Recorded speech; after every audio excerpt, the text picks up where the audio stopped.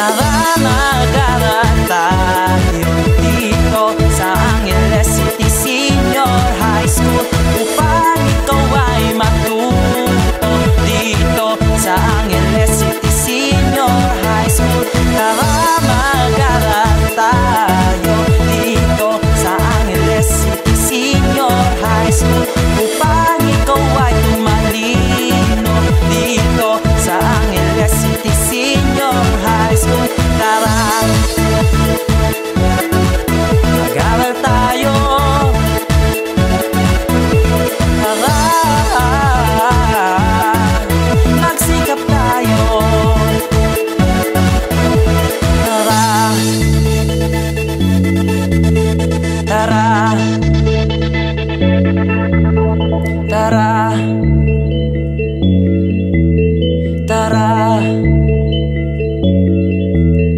tara. Thank you po for attending for all of our joiners for today's session. So, start po tayo sa second presenters, no? Since nagkaroon po ng problem yung ating first presenters to join dun sa kanilang prescribed time. So, may I introduce po? Of course, I'm your host, Ms. Jinky Navalia po. And may I introduce the following panelists po for this morning session.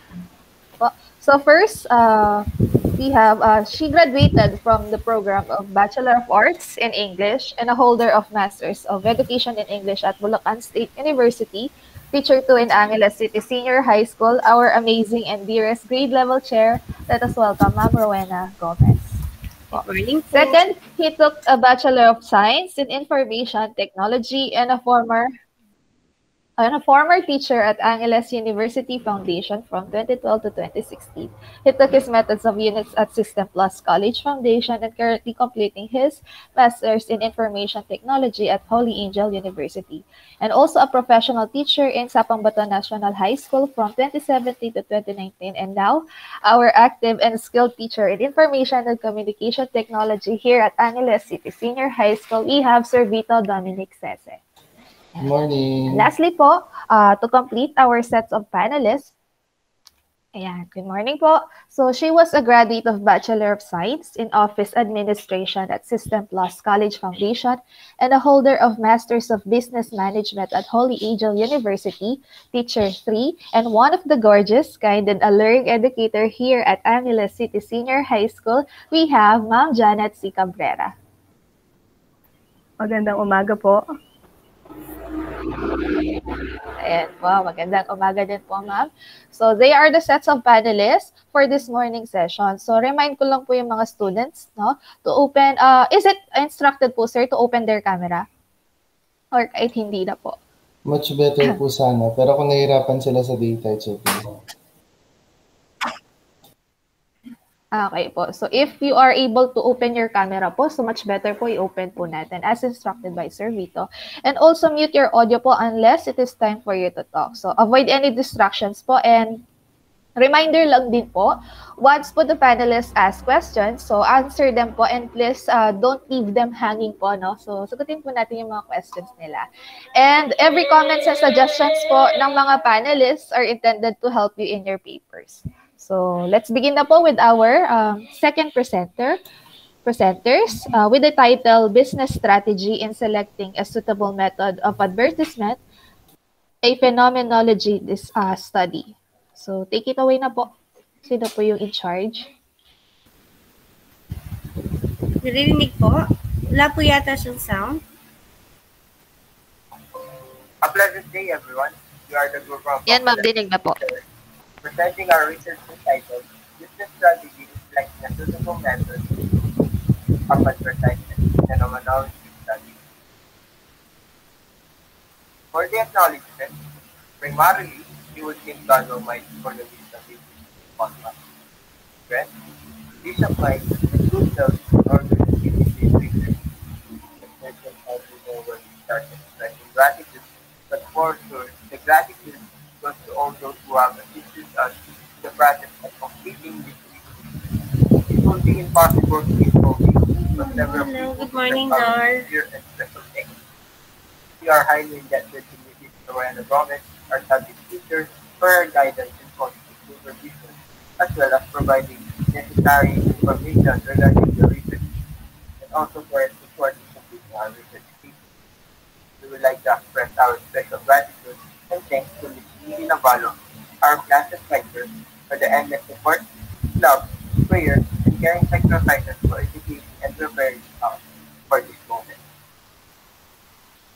For the introduction, a business strategy is the sum of all the decisions and activities done by a company in order to achieve and maintain a competitive position in the market. Its backbone actually is the roadmap that leads to the intended outcome, and so it so much would cost the company to become dominant in the current competition. Advertising methodology has more details than any topic we have. Can be bought and influenced to both perspectives, consumer and the business owner himself. Assets on the advertising such as item quality, media examination, showcase of the product, and budgetary choices are likely constraints. Advertisements can make a huge impact on the business strategy. Advertisement has many possibilities and it also shows activity. For the review of related literature, according to Vasquez for Business Studies, one of top management will prioritize business strategy, which is critical for a company's survival and loss creation in today's highly competitive global market. This strategy has been the subject of extensive studies since it is regarded as one of the most crucial aspects of management. Market strategies, theoretical underpinnings that focus on expertise from a variety of other disciplines. According to the March 2019, the efforts of media technical in the industry are not only to analyze genuine buyer behavior or make recognition, but give a social intuitive point of view as a communication act. It helps them to promote their products way more easily because they have related. In the statement of the problem,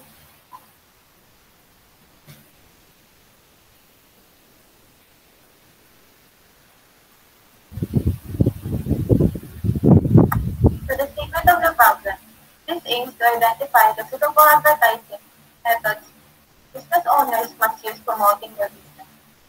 Specifically, it gives the answer of the following questions. Number one, how may the profile of the participants describe in terms of age, gender, and status? Number two, how may the advertising change the decision making of the consumer? Number three, what is the most used and effective advertising method in the industry? Number four, what is the importance of advertisement to the consumer and business owner? Next, open to invitation. This study entitled Business Strategy in Selecting a Suitable Method of Advertisement, a Phenomenology Study, will only circle in Angeles City Senior High School. The target of the study are the students of the Angeles City Senior High School. The scope of the research will only circle on business advertisement, consumers, business owners, and business management students.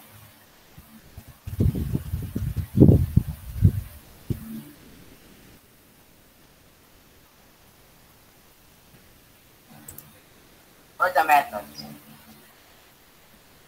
research design. The phenomenology research design was used in this study. According to Marpio and 2015, phenomenology can be defined as an approach to research that seeks to describe the essence of phenomenon by exploring it from the perspective of those who have experienced it. The study will use phenomenological methods that include gathering of data, information from survey results, from real-time experience comparison from one person to another of each different perspective, and practices about such specific details were participants. The researchers conducted survey questionnaires through the use of Google Forms. The researchers selected five participants from the grade 11 students of Angeles City Senior High School at school year 2020-2021. Five were selected because two of them have a small business despite the fact that they are still studying. The other three are consumers. This study indicates to the participants the importance of advertising.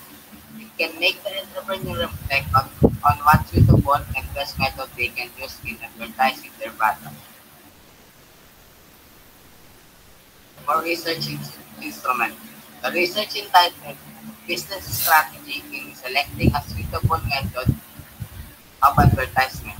A phenomenal study is qualitative research. The research instrument of this study is based on the research statement of the problem.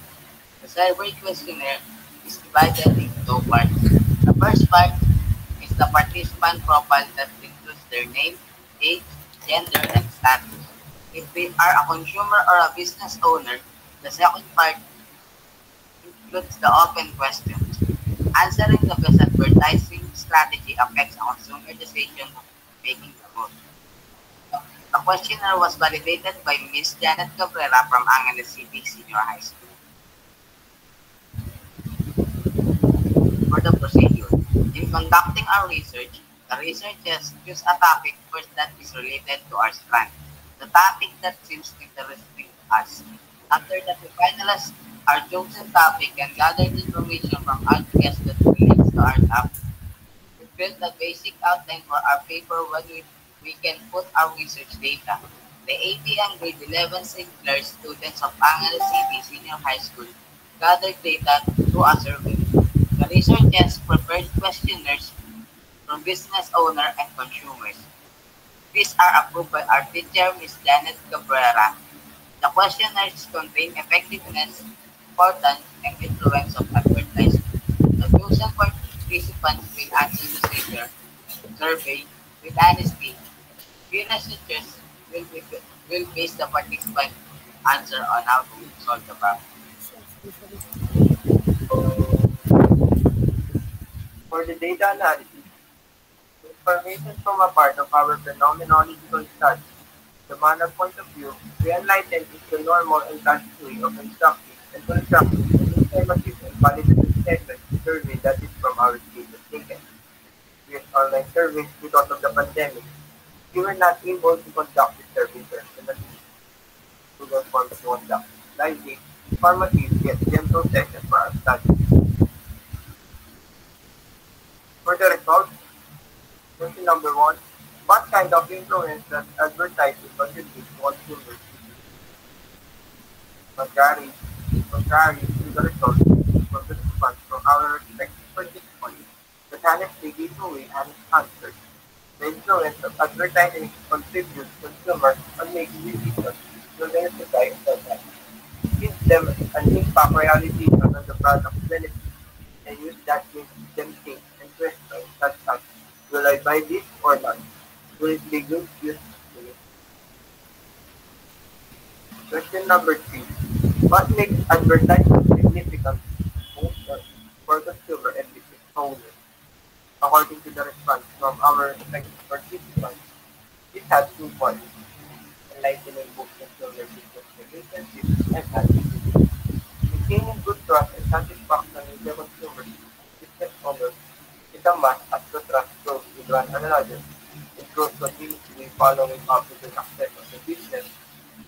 On the other hand, consumer business attitude towards one another is very important to always let the consumer decide so that the product always proceeds successfully. And always having a good relationship with consumers business will always keep it in the loop of success as long as you maintain each other's needs.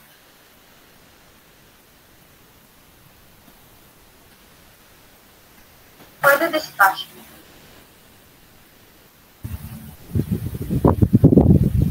the conclusion. The researchers have concluded that advertisement is essential and beneficial to both consumers and business owners. The importance of knowing the best method in advertising is to avoid consumers having a dilemma whether to buy a product or not, whether they need it or not. A good advertisement will save them from that kind of fight.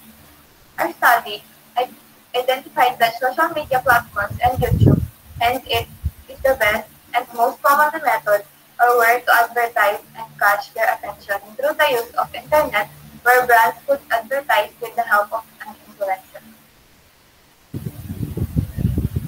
Next, the recommendation.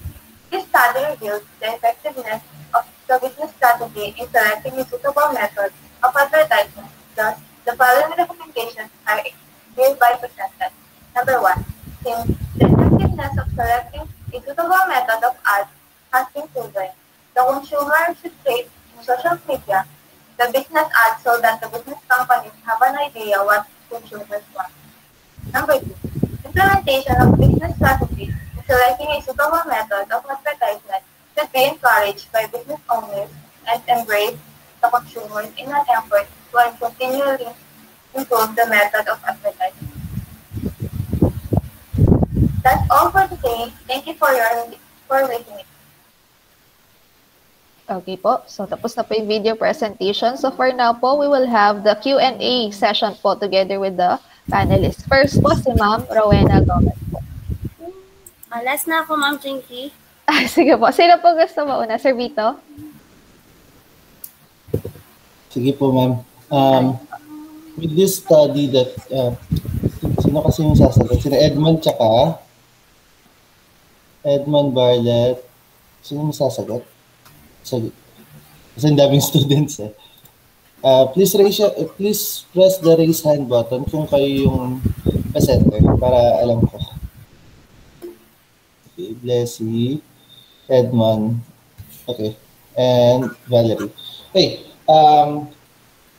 first question is basically, what have you learned from your study? Not necessarily yung process, the process of writing the research paper, but your study mismo. Ano yung pinaka natutunan nyo sa study nyo? Anyone may answer? Pwede kayo magtagalog, no problem. Kung saan kayo mas nakakapag-express ng idea. Again, my question is, ano yung natutunan nyo sa topic nyo? Yan. Ano yung topic nyo? Can I answer? Yes, Edmond. As a researcher, we learn more about advertising in the study and gain insight into the perspective of both business owners and customers when it comes to ad select. Okay. That's good. Okay. May dagdag pa sa ibang members? Yes, Jessie.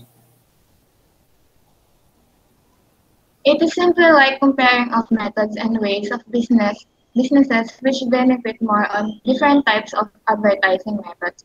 That is depending on the traits like trends and the environment of where the business takes place or what it suits the environment, for example, in urban city.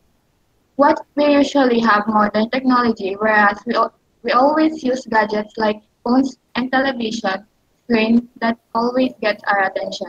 Advertising in via those types of methods will be more effective for the status of the business.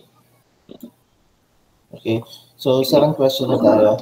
So, for my second question, based on your findings and based on your conclusion, actually, we cannot say it's a conclusion kasi qualitative. Di ba, Ma'am Weng? Tama po ba? Kung tama po yung pagkakarecall ko, we cannot call it as conclusion but rather findings. Based on your findings, ABM kayo, tama? Am I right? You're ABM students? Yes po. Okay. Based on your findings, how could you apply your knowledge for your study? Actually, this would be my last question. Okay. So, sige.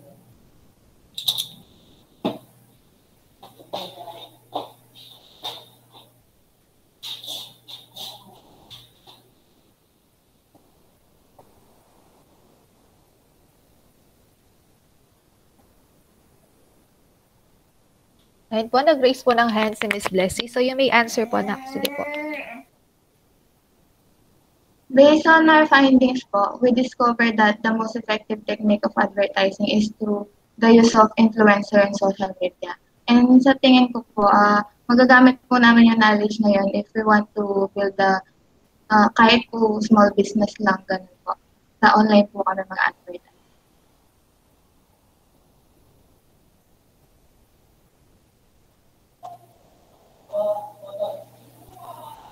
Okay,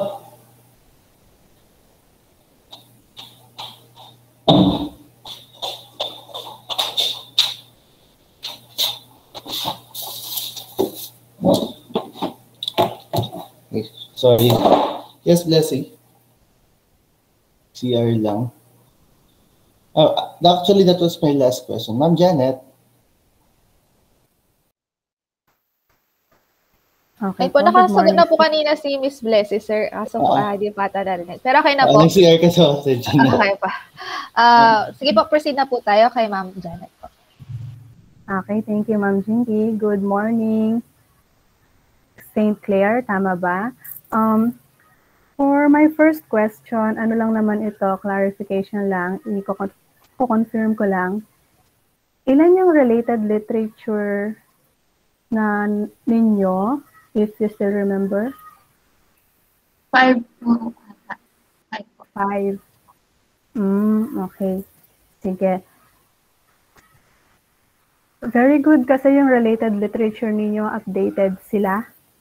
If I'm not mistaken, within 5 years. From the related literature, I have seen 3. Pero dun sa reference po ninyo, parang meron atang more than 5. So kindly check, baka may na-omit. Okay? Now, paki-double check na lang po yun. Pero for my question, since ang title ng study ninyo is Business Strategy in Selecting a Suitable Method of Advertisement. Okay, and since your statement of the problem is also connected to the title, were you able to find out what is the most suitable method of advertisement based on your study?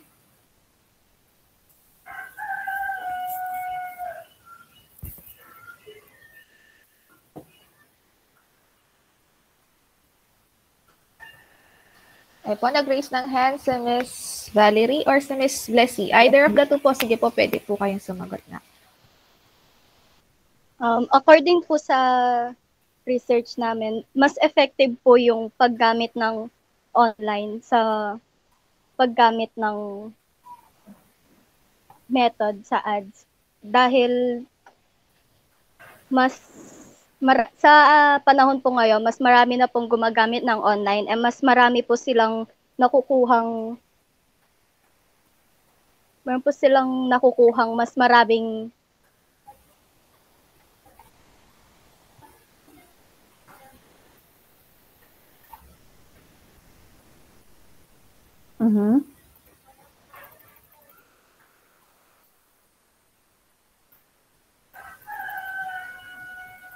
Naputol po ata. Nandiyan pa ba si Miss Valerie?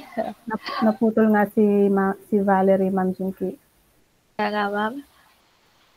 Okay, While waiting po sa continuation, si Miss Blessy po ata kanina, ma'am, nagre-raise Sige, din na. ako na lang po magana. Yung pong based on our findings po, we discovered na the most suitable method of advertising is through social media nga po kasi po, madalas kong nakatutok sa mga cellphones ngayon yung mga tao. Yun po yung madalas nila pinagkakalibangan.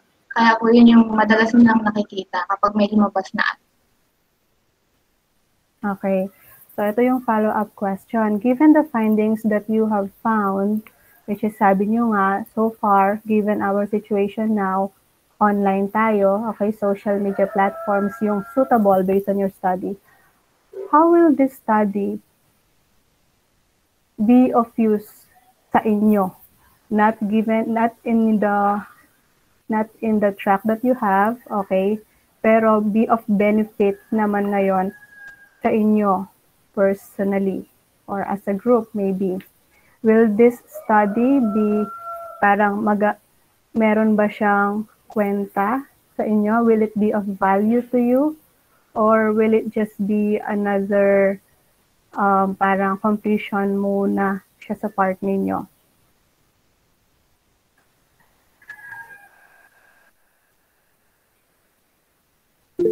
Yes, Edmond? Makakatulong po siya sa amin dahil for business student, ma'am, makakatulong po rin siya sa mga small businesses na gustong promote ng kanilang product using online and using social media influencer, ma'am? Okay, ito last na po ito. Doon sa mga student na nandito sa group na ito, Edmond, Jana, John Michael, Kate, Leslie, and Valerie, is any of you into online, either online business, online selling, or personal selling? Okay, I will take that as ano siguro. Opo, wala. Tahimik po, ma'am. Walang nagre-raise na hand. Anyone po, wag po nating i-leave yung questions ni ma'am, no? If anyone wants to answer po, pwede naman. Pero may may makakakilala po kami na nagtatayo po ng kahit small business lang po. So may idea naman po kami if you want to ask question po. Okay, sige. That's good to hear, Blessy. Bago tayo pumunta kay Ma'am Weng, your study is very good. Okay? And given that you are ABM students, nakakatuwang tignan na you are already pinag-aaralan yun na siya. Hopefully, you are accomplishing everything, not just for the sake of accomplishing your paper, but simply because it will definitely be of good use to you as an ABM student and as a future business entrepreneurs. Okay? Kaya natanong ko lang yung kanina kung meron mga onliners sa inyo or business na kahit maliliit pa lang. Kasi through those, no matter how small they might be or no matter how simple they might be, definitely what you are going to study or you are currently doing sa research ninyo will definitely be of use. Okay? Yun lang naman siya doon sa part ko. And done na po yun sa akin. Thank you po. Congratulations. Thank you, Ma'am Janet. Proceed na po tayo with our next panelist, Ma'am Rowena Gomez po. Good morning po. I think yung kay Ma'am Janet, kabuuan na din siya na Ma'am Janet. Tama po ba? Yes po, ma'am. Tama po. Okay, so ganun na din yun sa akin, kabuuan na para mabilis lang tayo. So, din sa study nyo, what are the problems encountered in conducting advertisement?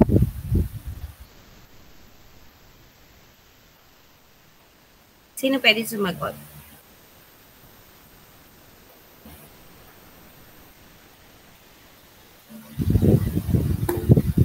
Okay po.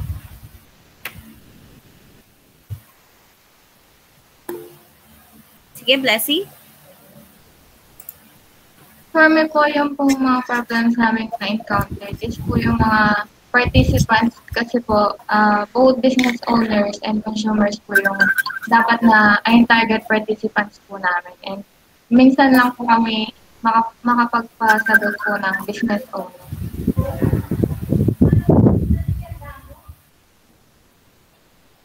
Okay. So, thank you for the answer. Ngayon, kabuuan na din yung sa akin para mabilis lang tayo kasi nag-ano tayo sa time.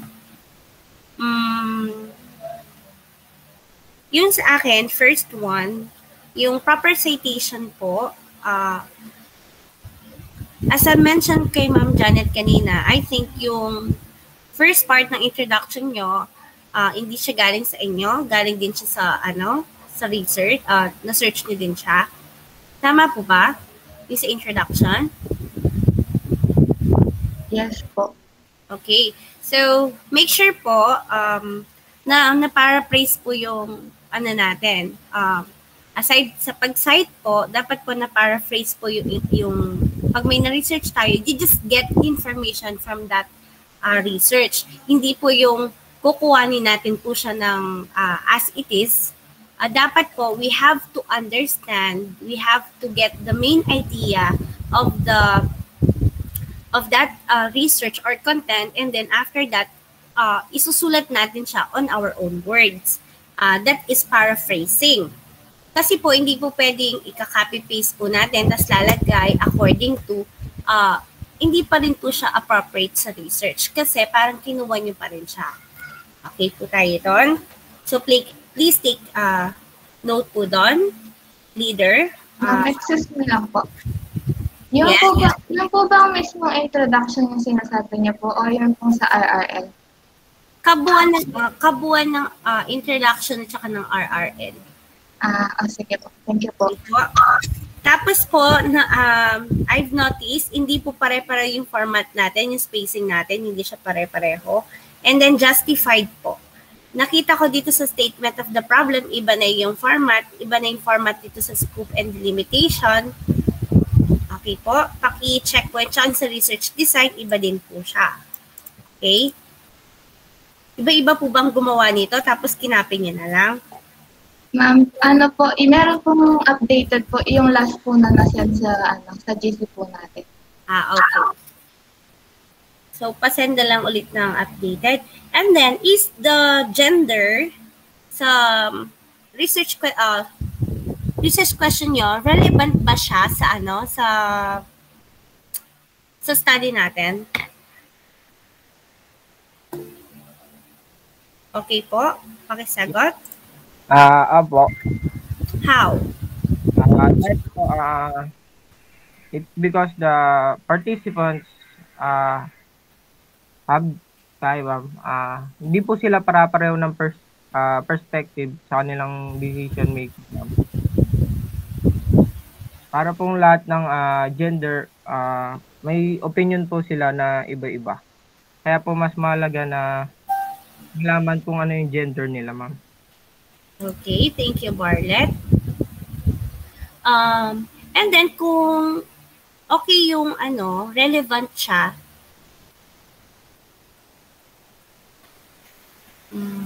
dapat yung question number 2 related din siya sa sa question number 1. And then yung what is the most used and effective advertisement? Kasi kapag effective siya na meron ng di ba sinabi ko before, bawal yung word na effective. Yes po. Effective, bawal po siya. Magiging quanti na. Kasi quanti siya nun hindi siya quali. Ma'am, salamat ko mo kitang first SOP na patang mo karera. Gusto ko ba? Ito yung pagka sinabi nyo kasi yung gender, ganyan, and it would connect to what is their decision making, magiging quanti rin siya in that way. Kasi you cannot say na, for example, 3 respondents yan, isang babae, 2 lalaki, for example. Okay? You cannot say, dahil qualitative yan, na generalize na yung babae, mas gusto yung bumili na online. So much better if you omit that part. Kasi hindi mo siya talaga masasagot. Yung first SOP mo, it would go on the quantitative side. Next sem yung magagamit yun, actually. Ay, tama, next sem. That's quantitative research. Anyway, good yung study nyo na. Pero yung sa research question lang, kasi yung minsan hindi nyo na-miss, nakakalimutan nyo na yung mga reminders ng teacher nyo, yung mga words na hindi appropriate, yung mga words na dapat tinitan, ganon. Anyway, I really like the study. However, tapos yung sa natin, si Sir Vito, marami pang i-check yan. Konti na lang i-check po. Yung sa natin, kahit wala na yung na lang, yung sa result, isama rin na lang natin yung result. Hindi na kailangang ganyan. Tapos yung sa conclusion natin, dapat kung ilan ang SOP natin, yun din ang conclusion. Same with the recommendation. Kung ilan ang natin, SOP, ganun din ang recommendation natin. Sir Vito? Actually, may napansin din ako. Please do not mention names on your paper. 2 beses yung minention si Ma'am Janet. You can put the name of Ma'am Janet dun sa acknowledgement. Kasi baka mamaya, for example, hindi kami yung panel. Di ba? Baka, kunyari, may nakita sila mali. Tapos si Ma'am Janet yung nila because ganito yung naging result niya. Di ba? It's not just applicable for your respondents, but also to those who are helping in your paper. Okay? You can mention na pinavalidate nyo on a grammarian or to an English teacher. Pero ilagay nyo kung sino yung taong yun, this acknowledgement. Yung acknowledgement kasi, ginagamit yun kung sino lahat ng tumulong sa paper nyo para mabuo. Tapos, napansin ko yung participants, hindi siya balanse kung tutusin. Meron kayong 3 sellers, tama? Online sellers. Tapos, 2 buyers. Tama ba? O nalito kanina? Am I on the same boat ba? Doon sa presentation niyo? 3 sellers, tapos 2 online na bumibili. Tama ba, mga students? Based on your presentation? Kasi dapat, for example, gusto nyo malaman ang perspective ng mga sellers kung anong magandang strategy kung 3 ang ginamit nyong seller, tapos tatanungin nyo si buyer kung ano yung sa tingin nila mas magandang strategy, dapat 3 rin. Okay, para balance tayo. There's always balance between the answers. Para may counter-checking kayo ng sagot. Hindi yung 3 yung isa, 2 naman yung kabila. Okay? Always a balance. And also yung criterion nyo. When say criterion, it's a criteria. Pinarami. Tama ba, Ma'am Weng? Pinarami mo lang yung criteria or criteria, something ganun. Plural yung singular term ng criteria, tama? Criterion, ganun ba? Tama ba? Criterion. Okay. Dapat parehas, no? Let's say, online seller sila ng damit. Dapat online seller ng damit. Okay? Online seller ng pagkain, parehas.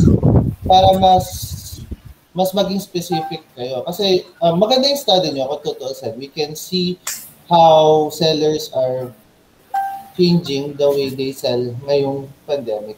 Pero mas maganda siguro if you could go deeper, like, for example, si Ma'am Weng, nagbebenta si Ma'am Weng ng mga ganitong products, specific products. Si Ma'am Janet, ganito.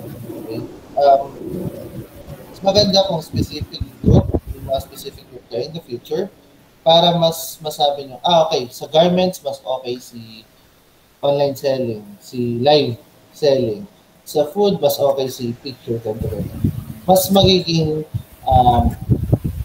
malalim yung conclusion nyo. Ayan.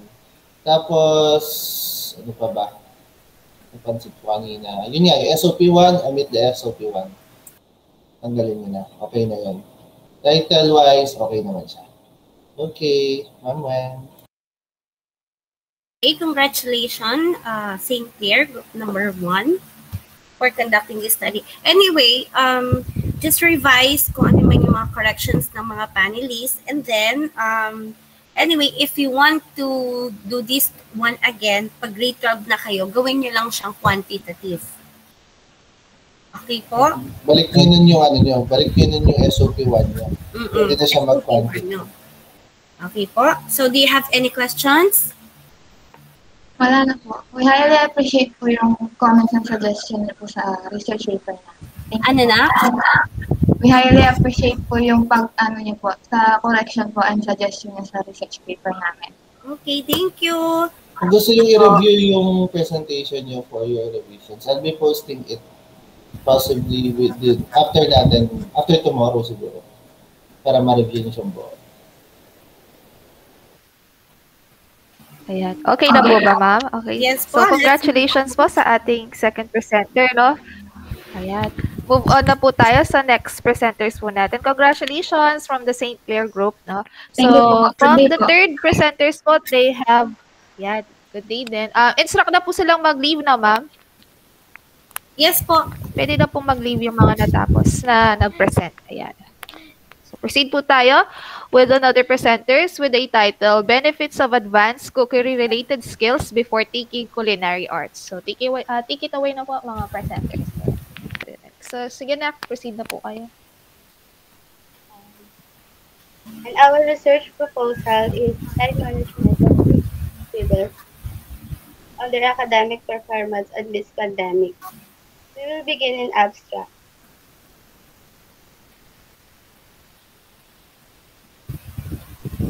Time management is very important to everyone, especially to the student, so that everyone can afford to balance their time. Sometimes it is really difficult to balance our time, especially when the tasks are at the same time. So it is more important to focus and to avoid the distraction, to finish immediately, and not be overwhelmed with things to do, and avoid stress and get a good rest. Introduction po.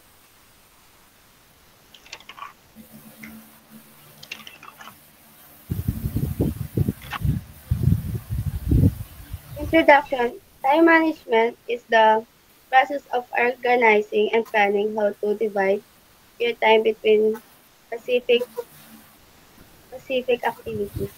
In making time management, it can help us to maintain our time and to focus on activity or tasks that needs to be done.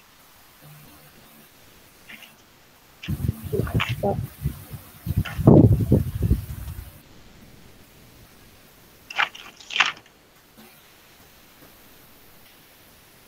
Statement of the problem. Number one is the distraction in other things. Number two, house chores. Number three, games online addiction. Next, significance of the study. Because for other people, some students also have difficulty managing their time because when we have distracted by something, example by online games, we lost our focus that should be done, like doing a doing a module. And I next moment. Scope of presentation. First, we collect data through the different articles, and then we conducted a questionnaire that will be answered by TVL students, Pangalan City Senior High School, in order to collect reliable and strong data. Other students said that they want to finish first their module and other schoolwork because they want to enjoy the other things that they want to do.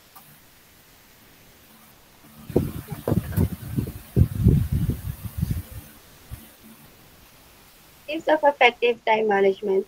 First, put forward an objective accurately, focus on study, put forth on timetable for completing the undertaking, enjoy reprieve between undertaking, sort out yourself, eliminate insignificant undertakings, exercise, and plan. Next. An implication of poor time management is helpless work progress, sat around idly, and loss of control, the quality of work, and helpless activity. Next. In conclusion, because good time managing skills is able to help the student to prioritize their time so that we no longer have difficult finishing that module. Okay na po. Okay, so thank you po sa live presentation ni Ms. Jomalyn Tura. So it's time po para po sa ating mga panelists for their questions and suggestions na rin po, no, ma'am? Mga ma'am and sir. So, sino po mauuna? Sir Vito again po. Jomeline, saan yung mga kasama mo? Ma'am, si Joshua po, ma'am,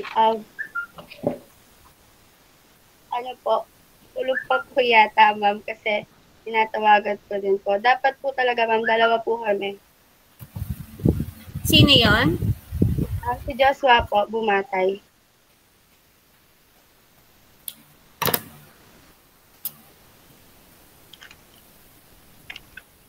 Siya lang bang mag-isa ngayon, ma'am? Siya lang daw mag-isa. Inaiwan siya ng mga members niya. So, proceed po tayo doon sa ating Q&A and comments and suggestions na rin po, no, para po mabilis. Una na ako, ma'am. Sige po, Sir Vito. Okay po. Kabuuan na, Sir Vito, para mabilis tayo. Okay po. Bali po, first question is, on your study, ano yung natutunan nyo as researchers? Not the process, but rather kung ano yung natutunan nyo sa topic nyo mismo. Um, kung paano po natin ma-maintain yung oras po natin sa paggawa po ng module. Kasi po, minsan po kasi nagsasabay-sabay din po yung mga gawain natin. Kaya minsan din po, hindi po natin natatapos. So, natutunan ko po is na maging focus po sa kung ano po dapat pong gawin. And para din po hindi matambakan ng mga gawain po. Okay. So, as a student or possible, as a student, syempre, I think you're planning to go to college and itong way of learning natin, which is online learning, sigurado magbabalik na yan sa face-to-face. Hindi na mawawala si online learning kung tutuusin. How will you apply this learning na nasabi mo kanina pag nag-face-to-face na tayo? Okay, not as a student. Sir, pwede pong, hindi ko po sorry. Bali ganito, yung nasabi mo kanina, nasagot sa first question ko, paano mo siya ma-apply bilang estudyante?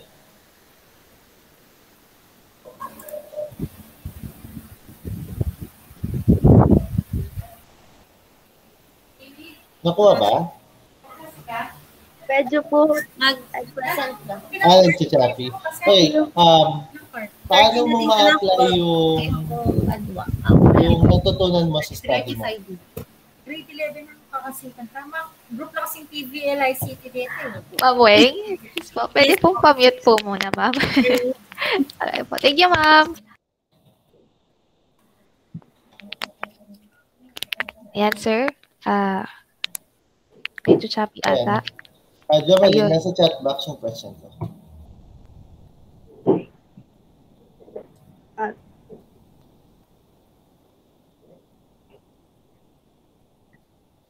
Nakita?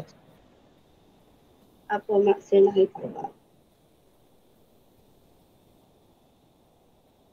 Kapag, kailangan po mag-focus sa dapat na gawin, sa dapat na gagawin. And, kailangan din po na iwasan po ang distraction para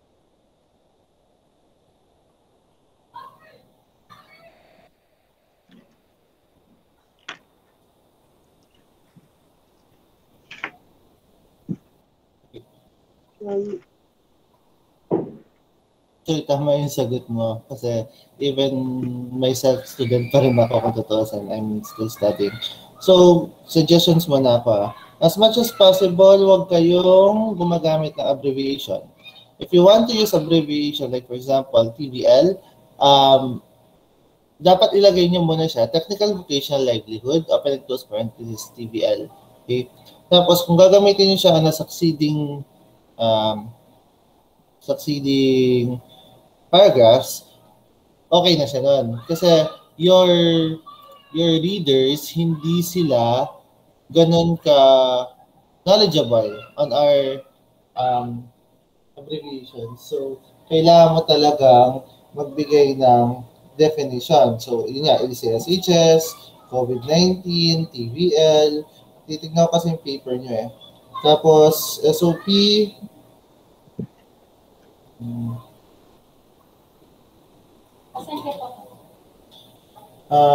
SOP 1, what kind of mindset you always put in your mind? So, how do you manage your time?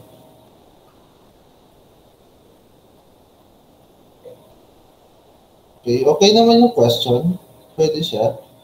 But I would like to see your conclusion, which is, conclusion. Gawin nyo siyang, ang conclusion nyo, gawin nyo siyang paragraph format. Okay? Your first paragraph will answer your SOP number 1. Your second paragraph, SOP 2. Third paragraph, SOP 3. Ganun dapat siya. Hindi siya single paragraph.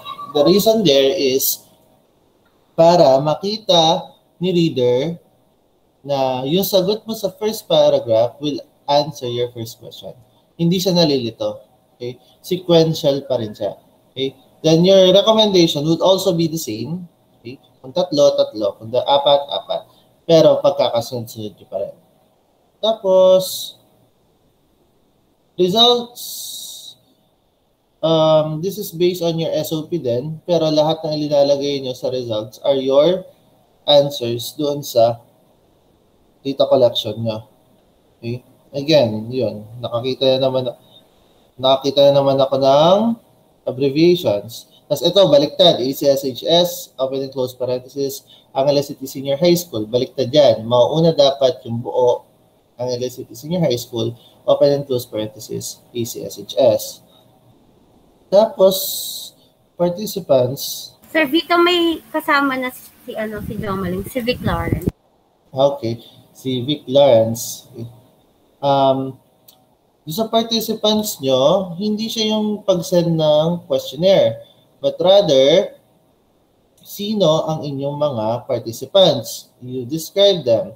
Are they students? Ilang students? Bakit nyo sila pinili? Okay? Kasama doon. Then, instrument.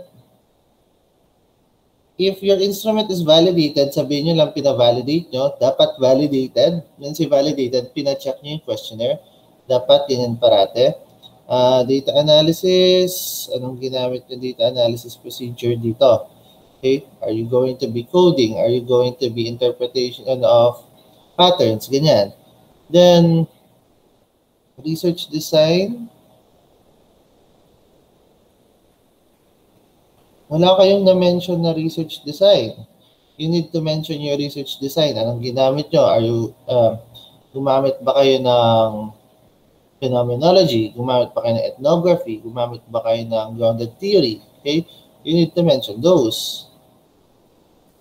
Good thing you put definition of terms. Actually, kahit wala na to kung tutuusin. Pero okay siya. Open limitation. Okay. Significance. Medyo nagkulangan ako sa significance of the study niya. Okay? Kasi as a whole, it's not just for the TVL students. Make it general. Okay? Students, paano? Okay? Then, sino pa ba yung pwedeng mag-benefit sa study niyo? Ilagay niyo. Kasi hindi lang kayo limited naman sa mga students with regards to your study. Tapos, yun. Yun lang. Sorry, masyado marami. Ma'am Janet?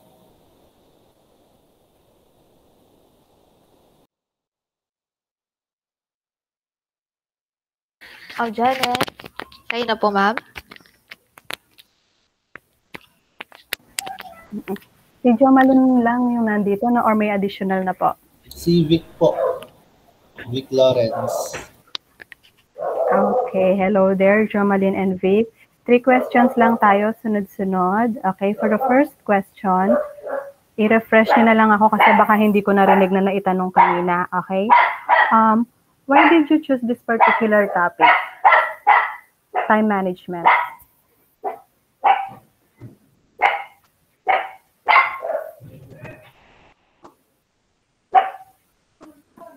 Vic and Jomalyn. Ma'am, we choose this topic to know the different strategies and mindset of the students to able to finish their modules, ma'am, and pass it on time. Okay. So given that, what do you think is the importance of your study, and do you think it will be able to add up to the existing body of knowledge? The importance of our study, ma'am, is to know how to manage our time, and it is important to the students, ma'am, so that they can manage their time. Okay, how can this study be of an addition to the current body of knowledge we have? Kasi did you were you able to find out anything additional knowledge ba na sa tingin ninyong will be of contributory to the current body of knowledge that we have? May mga commercial ako sa side.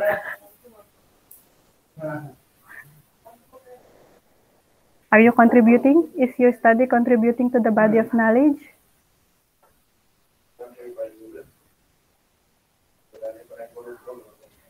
Anyone from the group po na presenters? Ms. Jomalyn?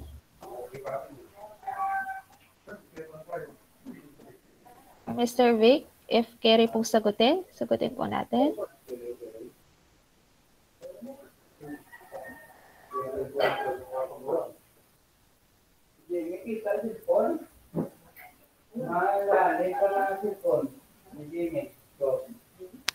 Wala ata, ma'am. Wait lang Okay. ata. Wait. Ay, Hintayin nandiyan pa muna sila, natin. ma'am. Hintayin lang po natin, ma'am. Siguro iniisip muna nila. Sige. Ano lang naman siya, di ba sabi nyo nga, you have chosen this um, study because you see importance, meron siyang halaga. Okay, tapos gumawa kayo ng research, may findings kayo, may recommendation kayo.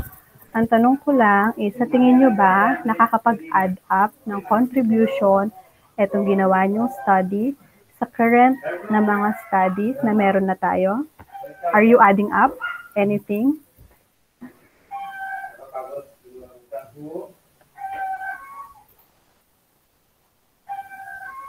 Ayan, na-explain po ni Ma'am Janet yung kanyang question, no? So, it's time po to answer po yung kanyang specific question. So, any po sa presenters natin, Mr. Vic and Jomalyn, nakapag-isip na po ba ng inyong answer or response po sa question ni Ma'am Janet? Yes, ma'am. We add up different strategies and mindset on how to manage time. Okay, eto last na to, anak. If you will be changing something about your study, are there anything that you will change in particular? And then why? Pwede pong Taglish. Sige na, okay lang.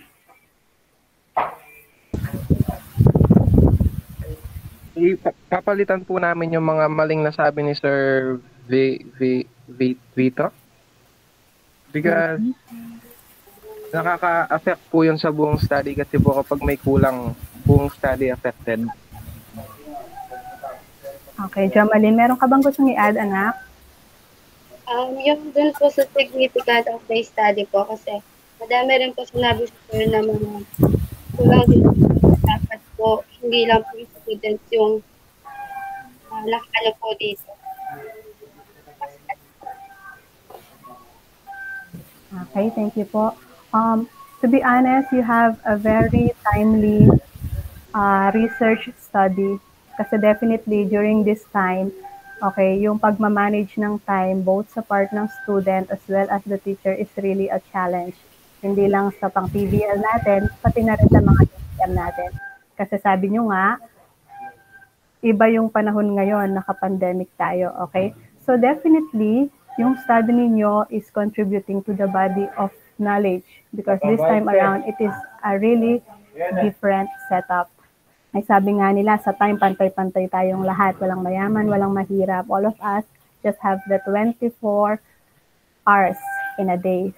So it's a matter of how are you going to manage your time properly, whether it is a face-to-face or online. Okay?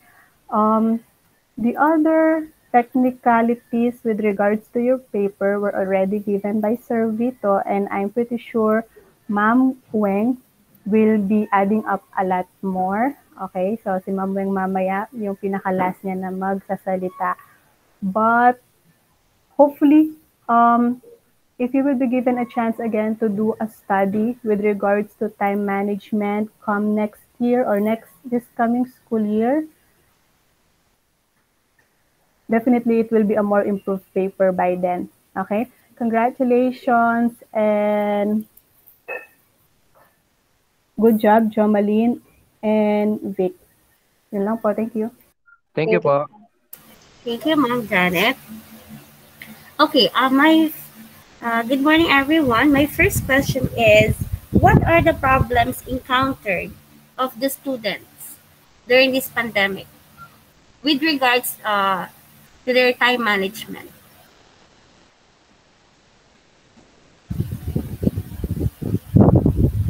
Vic? Ma'am, the problems that the students encountered, ma'am, is lack of time to do their uh, schoolworks because they want to do other things like that, ma'am, Such as? such as playing ML, basketball, like that. Okay. So, with that, do you have any recommendation? Yeah, ma'am. I recommend to finish their modules or schoolworks first before they do anything. Okay. Siguro much better if you give them timeline, di ba? Kung paano nila gagawin yung task nila within the day. Kasi, siguro mas maganda kung meron tayong journal or notebook kung saan ilalagay yung mga uh, things to do within the day para ma-remind tayo. And you have your phones, di ba? Siguro magandang recommendation yon para sa mga ano natin. Anyway, this statement of the problem natin, yung question number 3 is not applicable for qualitative research because it's reason. So that's why I asked what are the problems encountered of students.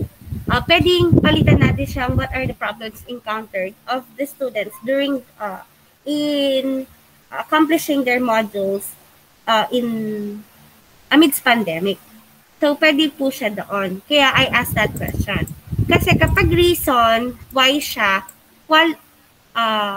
quantitative po siya. Okay po? Please take down notes, Jomalyn or Vic. Tapos, paano po kayo kuha ng mga participants po? How did you choose your participants? Vic.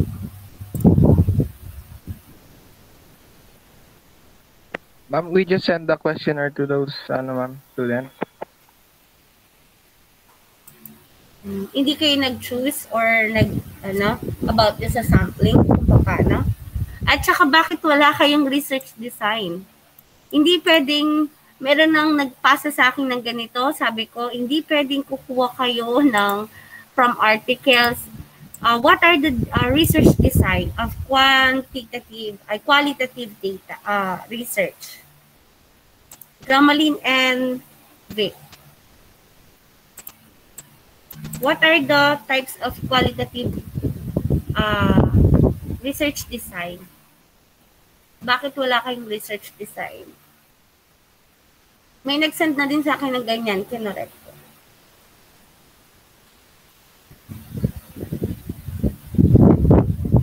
Jomalyn, Vic, what are the research design?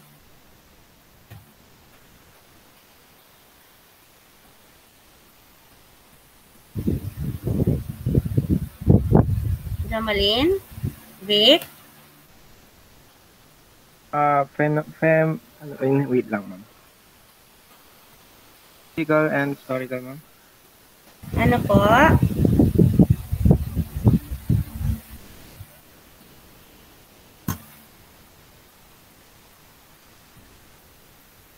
Ma'am, grounded theory, ethnographic, narrative research.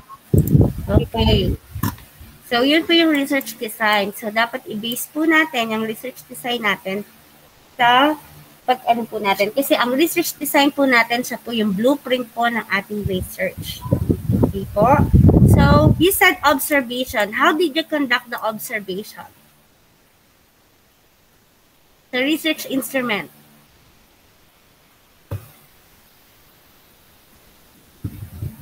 And how did you conduct the interview?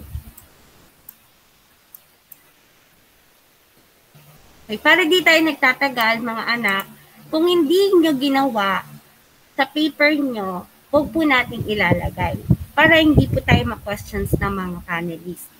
Okay po, Vic? Okay po. Please take everything in a positive way. Sinasabi ng mga panelists yung mga corrections para hindi maulit.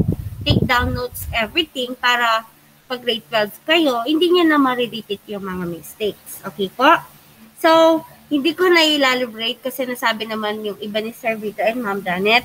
Now, yung ano ko lang, yung references, mali po yung format at mali din po yung pagkaka-arrange. Okay po? Check po natin yung modules natin about sa referencing kung paano. Mali po siya. Dapat po yung tab po niya and then may retrieve po kapag URL po siya. And then upon checking, ilan lang po yung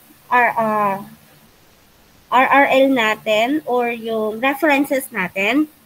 And then iba-iba po yung format. Iba-iba po yung, anong tawag dito? Merong California FB, merong book style.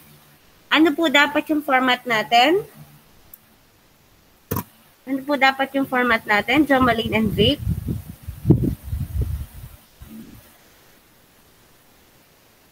Nag-meeting po tayo about dito. Ano po yung format po dapat natin? Vic, ano yung dapat yung format natin? Okay, sagutin ko na lang yung sarili kong tanong para mabilis tayo, no? Kasi nagkukonsume ng time pag matagal yung sumagot. It's Times Roman number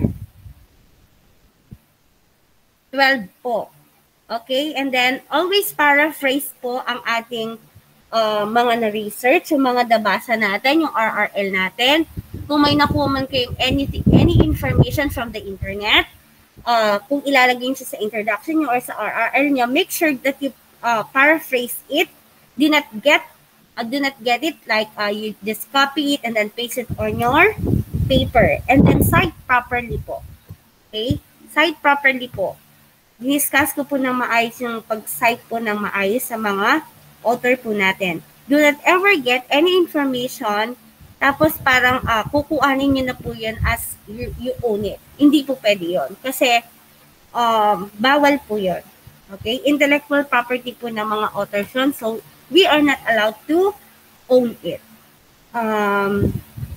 Pakiayos na lang po yung paper, yung pong format po natin. Always justified po. Okay po? Any questions, Jomalyn and Vic? Okay, ma'am. Vic, may tanong po? Wala po. Okay.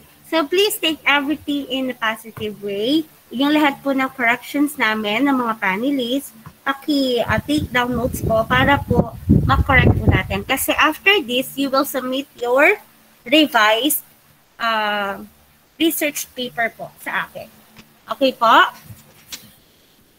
Okay po, ma'am. Okay, with that, thank you and congratulations, Jomalyn and Vic Lawrence. Thank you po. Ayan, thank you po sa group ni na Jomalyn and Mr. Vic. So we will proceed po sa next presenters po, yung kina Mr. Mark Pagado, no ma'am? Nakapag-send po kasi siya ng link dito, ng Google Drive. Nandyan pa po ba si Mr. Mark Pagado? Yes. Andito Ayan pa po, ma'am. Yan po. Sige po, proceed nyo na po yung inyong presentation. Ayan. Wala pong sound. Ma'am, nag-mute po kayo ulit. We will be presenting our research paper titled Benefits of Advanced Nuclear Research Skills for Taking Culinary Arts. Together with my groupmates, Ms. Lynette Layuk and Mr. Mark Pagado. Abstract. Having advanced knowledge prior to enrolling in culinary arts possesses advantages, benefits, and the necessary skills to be a culinary arts student. This study can be applied to students enrolled in the TBL cookery strand. Some students may wonder what advantages they can gain from having advanced knowledge.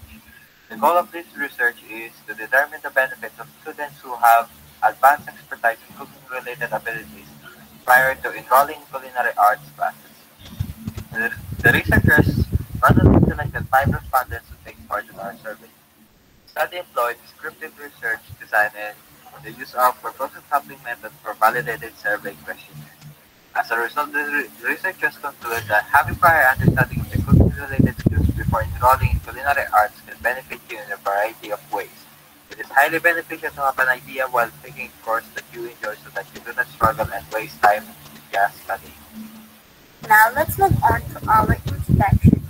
Technical Vocational Livelihood or TVL track is one of the most tracks offered under senior high school programs in the Philippines.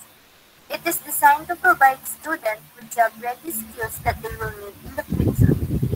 This study can be applied to students enrolled in PBL cookery study.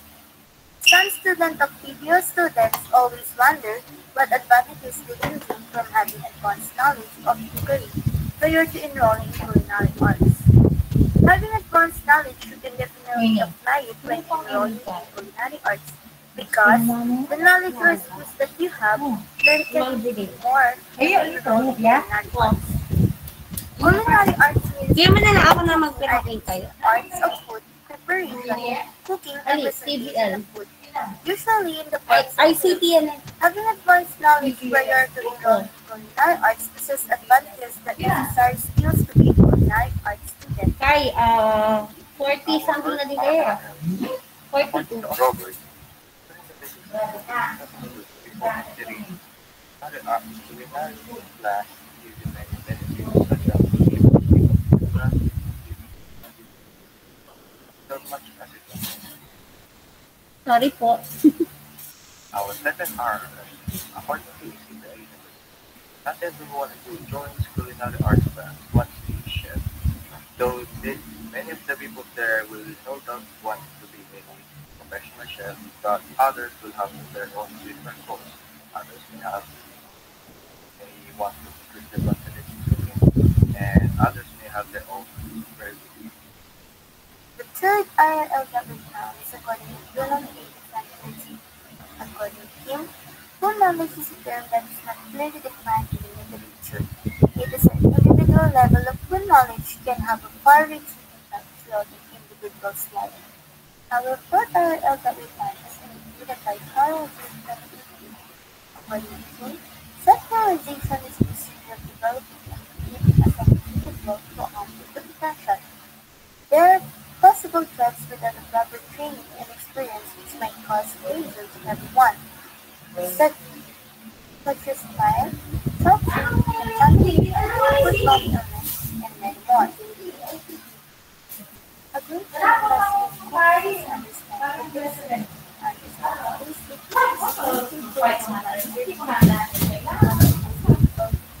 Kasi bawal, manda, techniques according to the Balanced Career Platform, and parents might have advanced knowledge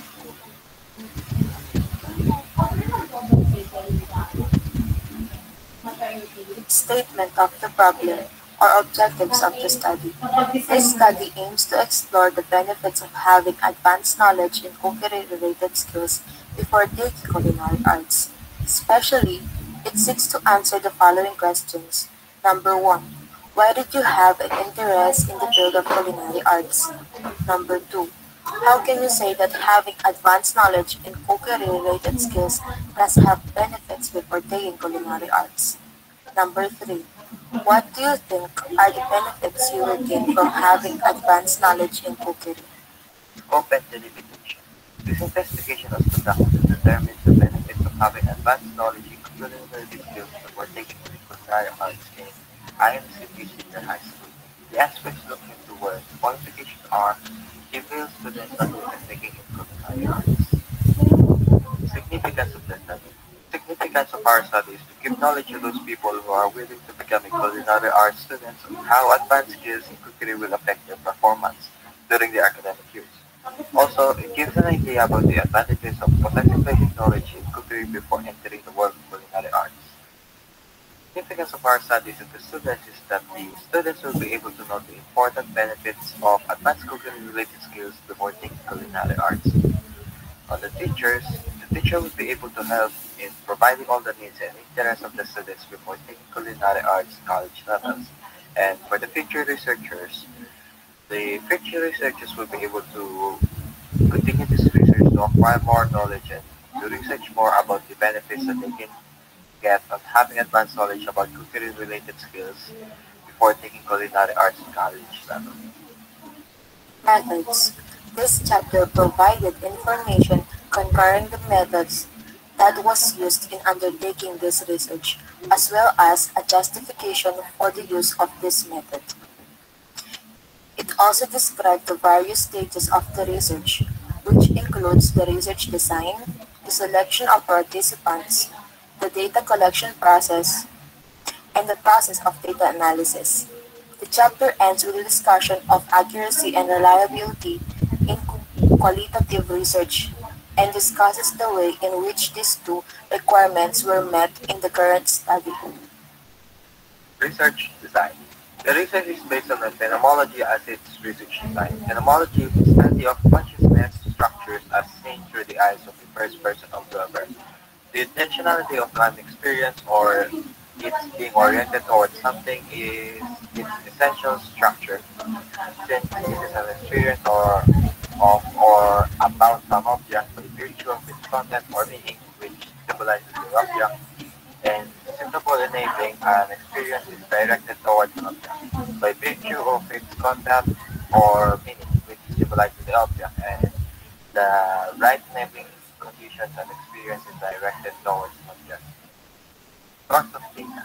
The researchers gathered data through conducting a survey via Google Forms and articles on the internet and searching similar reviews and research from various websites. Research instruments. The researchers used the following research instrument to capture necessary data for this study. The research instrument we used for our research is survey questionnaires using Google Forms, because it is important to be open-minded about the title, benefits of advanced related skills before taking culinary arts. Also, with us experiences about the questions shall be flexible to the interviewee to answer the question on point, compatible about their own opinion, and sharing their information for the purpose of the research. Participants. The researchers conducted an interview using the proposed sampling through the use of surveys via Google Forms. The participants are grade 11 students from the INC Senior High School who chose the given strand. We chose the given students of INC Senior High School to narrow down our scope of study and because they choose the career or strand related to our research. We selected them randomly by asking our fellow research members to select their own participants. Also, we asked them beforehand if the respondents can take part in our survey before sending them our survey via Google Forms. Procedure. In beginning of the research procedure, the first step is we make a title that is related about our strand, which is TPL. We made 5 titles to submit to the instructor to know if one of the titles will fit in the theme mentioned. Then, one title was approved by our instructor that we can use to conduct the research. The research instrument we used for our research is survey questionnaires using Google Forms, because it is important to be open-minded about the title, benefits of advanced cookery-related skills before taking culinary arts, also with experience about. The question shall be flexible to the interviewee to answer the question on point, compatible about their own opinion, and sharing their information for the purpose of research. The research method is selected and optional to choose participants from the public to participate in their studies because it is based on individual decision. The purpose is something we will use for conducting the research to reach the certain set of people because the individual included is selected as they go up to particular description. And conducting the survey is starting to asking someone who likely to participate to answer our questionnaire and express their thoughts and opinion in every question. Results. The researchers conducted the survey via Google Form to gather the necessary data needed in the research. And here are the following results. Question 1. 4 of the respondents shared the same idea, goal of following their passion by choosing the career they expertise and said, because it's my passion. For the question Why did you choose a career in the field of culinary arts? Four of the participants followed their passion while the other respondents choose a career in the field of culinary arts with the reason in mind of having necessary skill for the future career he/she desires. Question 2. Almost all of the respondents thought that having advanced knowledge in cooking-related skills does have benefits of them before taking culinary arts because they already have knowledge of it and it will be easier for them to manage the task. And also, they will be aware of what they are doing and can prevent bad or wrong outputs and to also be productive when it comes to designing the plate and to always think ahead of time. Both the respondents had the same answer of obtaining necessary skills and knowledge for future events and to have an easy way throughout their career. Question number 3. Two of the respondents shared the same idea and said, the outcome of your work will be better than the others, while the other respondents' answers are unique to each other. One of the respondents said, the benefits of having advanced knowledge in cookery is you can easily find a job that fits to the career you want, and you can also work even though you're not a college graduate.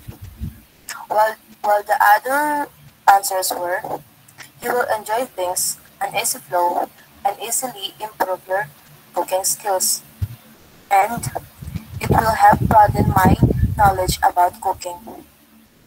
Discussions. Culinary arts in which culinary means related to the cuisine arts of food preparation, cooking, and presentation of food, usually in the form of meals. Having advanced knowledge prior to enrolling in a culinary arts possesses advantages and the necessary skills to make culinary arts student. Having advanced culinary knowledge prior to enrolling in culinary arts is advantageous since you will reap the benefits and will already possess the necessary skills to be a culinary arts student. It won't take up a lot of your time to study because you already know what you are doing. Paul Sala, a 17-year-old from St. Martha, opted to enroll in field strands because he did it to the family. Culinary arts is one of the easiest strands to use familiarly. He believes that having advanced knowledge will give you a bigger chance and will not take that much time to learn from it, and it will be easy for you to know what you're going to do. According to him, having advanced cooking knowledge has several advantages, like knowing what is good and wrong, producing better results than others, and making it simple to follow the teaching. Javelin Dia Bellamanga, a student from 11th St. Clair, participated in the CPL strand because she enjoys cooking and is an adept teacher. According to her, knowing what you're doing means having excellent knowledge in cooking-related skills. The advantages of having advanced knowledge, according to her, include the ability to study new things and improve your cooking skills. Vic Lawrence Patin, a student from 11th St. Martha, is enrolled in CPL strand since cooking is his passion and he enjoys it. He also asserted that he has excellent cooking skills because he can on his own. According to him, the advantages of having advanced cooking expertise include the ability to quickly find a job that fits your desired position and the ability to work in things you are not a college graduate. Ricky Custodio, a student from St. Narcissus, enrolled into the CPL strand because of his love and aptitude in the kitchen. Where he cooks every day is not simply about having prior information for him. Even if you do not pursue culinary arts, having a basic understanding of cooking will assist you for the rest of your life. For him, the benefits you will gain are everything will be simple for you to process, you will enjoy things more and have a good flow, and be able to enhance your cooking talents more readily if you have advanced knowledge. Ross Generoso, a student from 11th St. Martha, enrolled in the secret shop because he wants to get the skills he needs for his future vocation. He can get the intentional abilities as well as the necessary goals to future events if he has extensive expertise in cooking. He'll acquire the advantages of offering customers with unusual pastries they've never tried before, as well as strong drive to be professional. The most important part of our research paper is our conclusion. The researchers have found that having advanced knowledge about cookery-related skills can benefit you. After the tally, the researchers have found that having advanced knowledge about cookery-related skills can benefit you. The benefits are, you will be aware of what is right and wrong. The outcome of your work will be better than the others. It will be easy for you to follow the lessons. You will be able to easily keep up with the lessons and not having hard times solving or learning difficult cooking techniques. And lastly, you will find cooking fun and you will be able to improve your skills faster than the others. Therefore, the researchers concluded that having advanced knowledge about cookery-related skills before taking culinary arts can benefit you in many ways. You can imagine. Recommendations. Not everyone in culinary arts class wants to be a chef. You and your classmates are going to be a diverse bunch. Many of the people there will no doubt want to be a professional chef, but others will have different goals. According to Robert 2018, mastering the basics of cooking and cutting foods before entering culinary arts can give you many benefits, such as being able to keep up with your class and completing your studies and activities without much assistance from your teacher or professor. Having basic knowledge and skills in a certain course is very crucial and essential before taking it.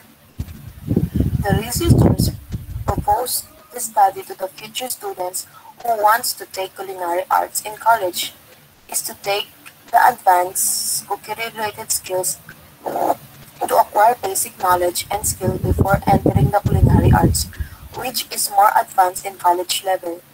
As for the future researchers, the researchers propose for them to continue this research in a deeper manner and to provide more evidence why this research is essential for all senior high school students who will take culinary arts in college level. The recommendation is to acquire more knowledge and to research more about the benefits that the respondents get on having advanced knowledge about cookery-related skills before taking culinary arts. Lastly, the researchers also recommend to take more considerations and think carefully if this track is what you truly want to pursue and if it is your truly passion before deciding to take it. Uy ko, tambala. Gawa kami ng serviso. Nalalo po.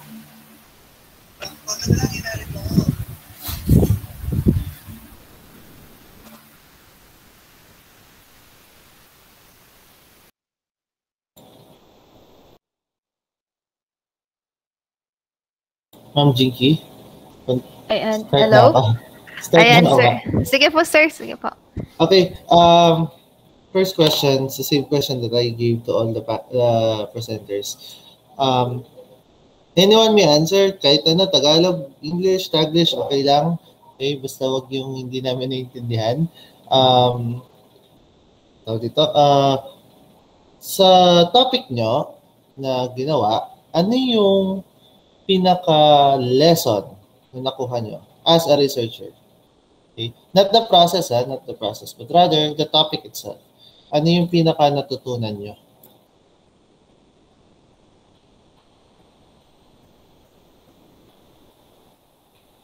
Anyone may answer from the group? Yes, Mark. Hello po. So, yung pinaka natutunan po namin sa research namin is yung even though na may advantages nga yung pagkakaroon nyo po ng advanced knowledge about sa cookery skills bago ka pumasok ng culinary arts, okay lang na pumasok ka sa field na yon, sa field ng culinary arts na wala kang alam kasi may magtuturo naman po. Ayun. Okay. Pero yun nga po, kapag may advanced knowledge ka sa cookery-related skills, may benefits at advantage po yun. Actually, your answer is very good kasi napapansin nyo rin, especially if you started with a different specialization in grade 10. For example, ikaw ay let's say ICT, tas lumipat ka ng cookery, it would be very difficult for you unless you are really good in cooking. Okay? So, very good answer, Mr. Mark. Next is grade 11 na kayo. So, tama, TVL HE, Home Economics? Tama ba? Cookery sila, sir. Cookery, okay, very good. Cookery. So, Paano nyo yan ma-apply ang knowledge na nakuha nyo dito sa study na to once you finish your studies? Let's say your senior high school. Paano nyo magagamit yung nalaman nyo sa study nyo? Not the research process, but rather the topic itself. In what way can you use it? Yes, Gwyneth. Ito po yung parang magsisilbing motivation po sa amin na maging advanced learner para po kapag po dumating po kami sa college level, hindi na po kami masyadong mahirapan at saka po makapag-come up po kami kaagad sa mga lessons na tinitake namin. Okay, follow-up question regarding that. You may answer it with that. Affected ba ang decision mo kung anong course ang gusto mong kunin? Gwyneth. So, you mentioned preparation. Ano ba yung plano mo before ka pumasok ng cookery ng senior high school? What course do you plan to take? At naka-apekto ba yon ngayon after ng research mo? Yung topic niya, naka-apekto ba siya? Sa tingin ko, sir, hindi naman po siya naka-apekto kasi po parang Ni-ready naman po ako ng strand na to sa course ko na kukunin ko po talaga. Okay, very good. Actually, that is good reflection on your study. Kasi, kung tutuusin, kaya nagkaroon ng senior high school, I don't know if it was mentioned to you or sa pinapahaba lang na high school. This is real. Even Ma'am Janet and Ma'am Weng and Ma'am Jiki knows this one. First year, second year college, hindi pa sure yung estudyante kung ano talaga ang gusto niya. Unless na yun talaga yung gusto niya talaga ever since. Okay? Maraming nag-shift ng first year, second year college. Majority dyan ang gagaling ng mga shifting courses. Kaya ginawa ang senior high school for preparation. Tama ka. Piniprepare kayo ng senior high school para sure kayo na ang college degree nyo would be aligned to your specialization, or your work would be aligned to your specialization, or your business would be aligned to your specialization. Okay. Comment ko lang, okay? Your research is really good. Okay? It's very timely, lalo na nag-give justice kayo kung bakit kailangan natin ng prior knowledge kung tutuusin. Okay? Comment ko lang, may mga paulit-ulit kayong sentences. Okay. Pag nagamit niyo na siya doon sa una, huwag niyo na siya ulitin doon sa next part of your research. It would be redundant. Another thing is, doon sa results, do not mention names. You always cover the name of your respondents. Okay? Do not give their names. It's an ethical standard natin. Ethical standards natin. We don't give names of our respondents. Another thing is, doon sa procedure, mag-start na kayo doon sa data gathering. No need to mention na nag-pass kayo na 5 titles, so on and so forth. Doon na kayo agad sa procedure on how you conducted your data gathering, data analysis, hanggang makamap nyo yung conclusion. Okay? Nakuha? And with that, I'll give the virtual floor to Ma'am Janet. Thank you, Sir Vito. Okay po. Yung unang tanong ko, okay, since earlier natanong na kayo ni Sir Vito with regards to your reason on why, or yung parang naging lesson ninyo in taking up this kind of research, okay, parang significance of the study na rin kasi yun, okay. For my first question, do you think you were able to bridge any gap from your study? I-rephrase natin ha. Sa tingin nyo ba itong research study ninyo was able to solve a problem or an existing problem na na-encounter ng mga nandyan or cover ng inyong study? Yes, Mark? I think po, ma'am, yes, na bridge naman po. Yung Sometimes po kasi yung mga estudyante po, bago po sila mag-take ng field or ng strad, nagwo-worry po sila kung kailangan po ba nilang mag-aral or magkaroon ng prior knowledge about sa field na yon or kung hindi naman. So sa tingin ko po yung study namin, at least na-cover po yun na magkakaroon nga lang po sila ng advantages, pero pwede naman po sila pumasok sa isang field o strad kahit na wala po silang prior knowledge doon. Okay, thank you, Mark. Next question natin. Could you summarize yung findings ninyo muna before ko ibato yung susunod na questions? Could you summarize with me yung findings ninyo in your own word or yung simplest summary na lang? Jenny Lynn? Madami po yung mga benefits na magiging nyo sa sa pagkakaroon po ng advanced knowledge bago kayo mag-take ng TVL. Pero nagkuha lang po kami ng 5 po na benefits. Okay, what are the findings? Hindi po kayo alam niyo po yung ginagawa niyo sa tama at saka mali. Mas malaki po yung chance na mas maganda yung magagawa niyong produkto kaysa sa kasamaan niyo pong katulad yung estudyante ng field na iyon. Tapos mas magi-enjoy po kayo sa kukunin yung course or yung TVL po na kukunin nyo kung mayroon na po kayong advanced na knowledge doon kasi hindi na po kayo mahihirapan sa mga gagawin. Okay, so those are the findings. Thank you, Jenny Lynn. So ito yung next question natin. So based on your findings, ano kaya yung mga maisasuggest nyo na future research na pwedeng gawin either ninyo or na mga susunod sa study na ginawa ninyo?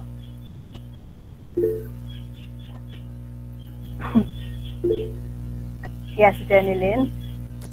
Mas maaari po silang mag-focus sa manners at saka effects po nung pagkakaroon ng advanced na knowledge and skills po bago mag-take ng TVL, or maaari naman po silang mag-research din po about dun sa pagkakaroon ng advanced pero sa ibang strand naman po. Okay, good, very good. Sige.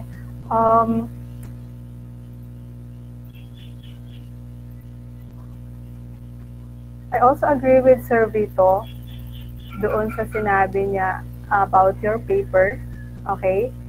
Since actually, tama si Sir Vito kanina, parang ang pinag-uusapan natin dito, senior high school.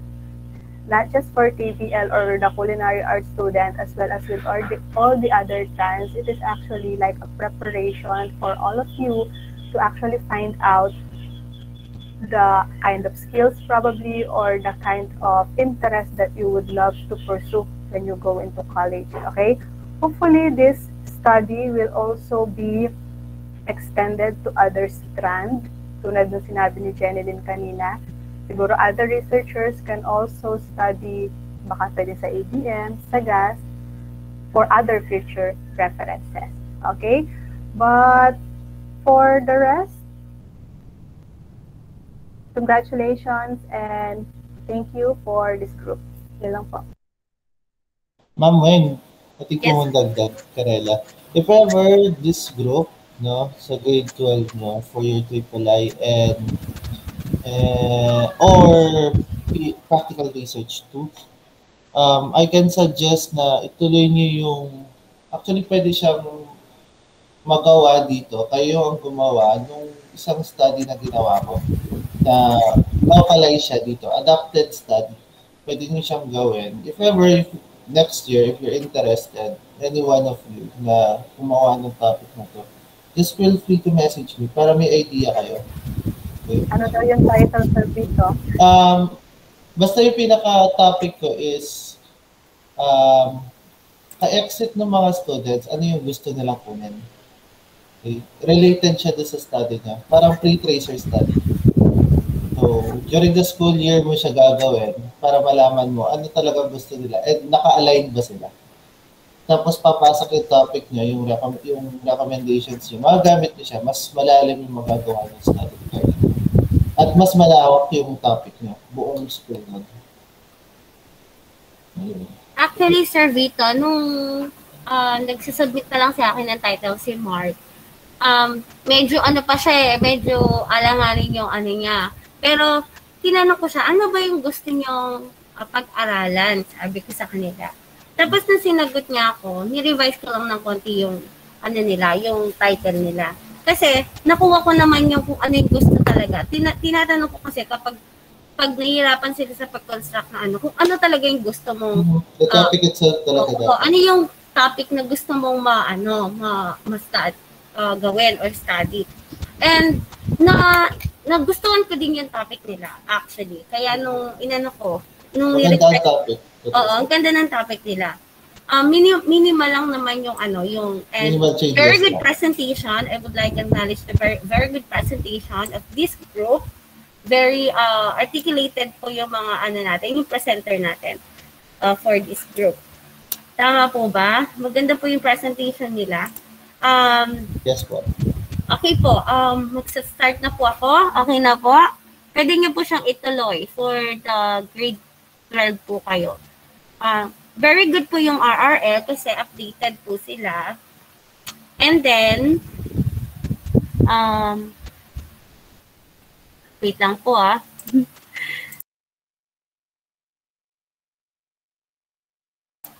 Okay po, pasensya na po, may tumawag. Okay. Proper citation lang din po, comment ko. Dapat po, kahit na yung sa introduction, kung nakuha niyo po siya from the internet, you paraphrase it how you understand it. Hindi po pwedeng kinuha niyo lang siya sa internet tapos ilalagay na po natin siya sa paper natin. Okay po? And then, sa research question po sa SOP po natin, kasi kapag factors that can affect quantity po yung natin. And then, what are benefits that advanced learner will get? Ano po yung magiget nila? So, you have to be specific po dun sa question natin sa number 1. And then, what are the factors that can affect? Ito po number 2, gawin po natin siyang pang-quali po na question. Kasi kapag po affect, ibig sabihin po, quantity po siya. Okay po? Very okay good po, ma'am. Question number 3. And then yung pong format po natin, Times Roman, tas ito para siyang na-copy-paste. Tama po ba? Yung alignment lang po, justified po yung natin, alignment.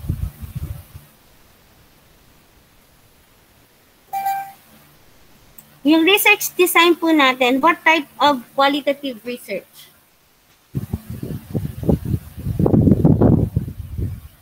Take note po dun sa research design natin. You have to be specific what type of research design po ng qualitative.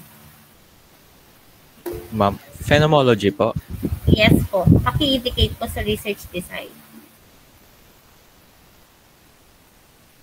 Naka-indicate naman po sa research design, ma'am, na phenomenology po yung ginamit namin. Benefits of advancement. Wala siya dito na. Qualitative research lang. I'm reading your paper. Ma'am, baka po yung isa po yung nire-read nyo. Nag-send po ako sa inyo ng updated, ma'am, last week. Oo, yung latest yung inopen ko na.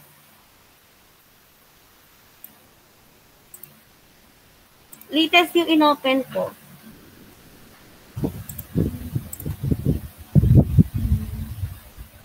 Wait lang Okay, anyway, yun lang yung i-correct na lang kung na-correct na. Anyway, isasubmit nyo ulit sa akin to for your final output. Okay po? Father primary data.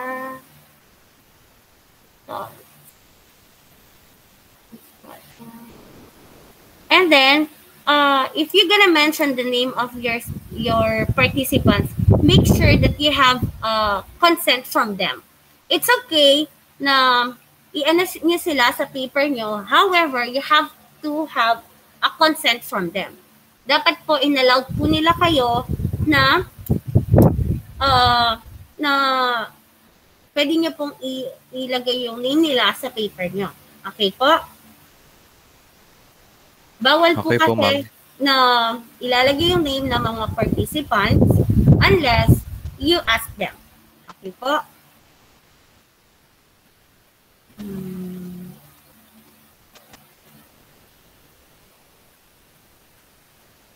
Tapos siguro dagdagan pa yung references. Kasi masyado siyang co-content. Opo, ma'am. Yung inaayos ko na po ngayon, dinadagdagan ko na po yung references. May mga hindi pa po ako nalagay. Oh, sige. Sige, para mabilis na lang tayo. Congratulations. Saint Okay po. Martha. Ayan po. Ayan. Congratulations po. Thank you po. Thank you po. Thank you po, ma'am. Thank So you. we will proceed po sa next presenters with a title of MDF. Tama po, ma'am? MDF Meat Supply. Yes, Carmela, please present.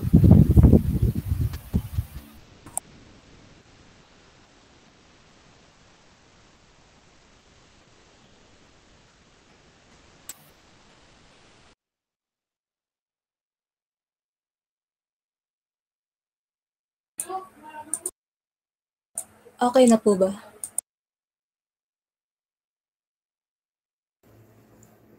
Good day to our research advisor and panel chair, Ms. Rowena Gomez, and to the panelists, Mr. Vito Dominic Sese and Ms. Janet Cabrera. I'm Maria Carmela Pilumbang, and I would like to greet you all a pleasant day. We will be presenting our study entitled MDF Meat Supply Online Marketing Strategy Amidst Pandemic.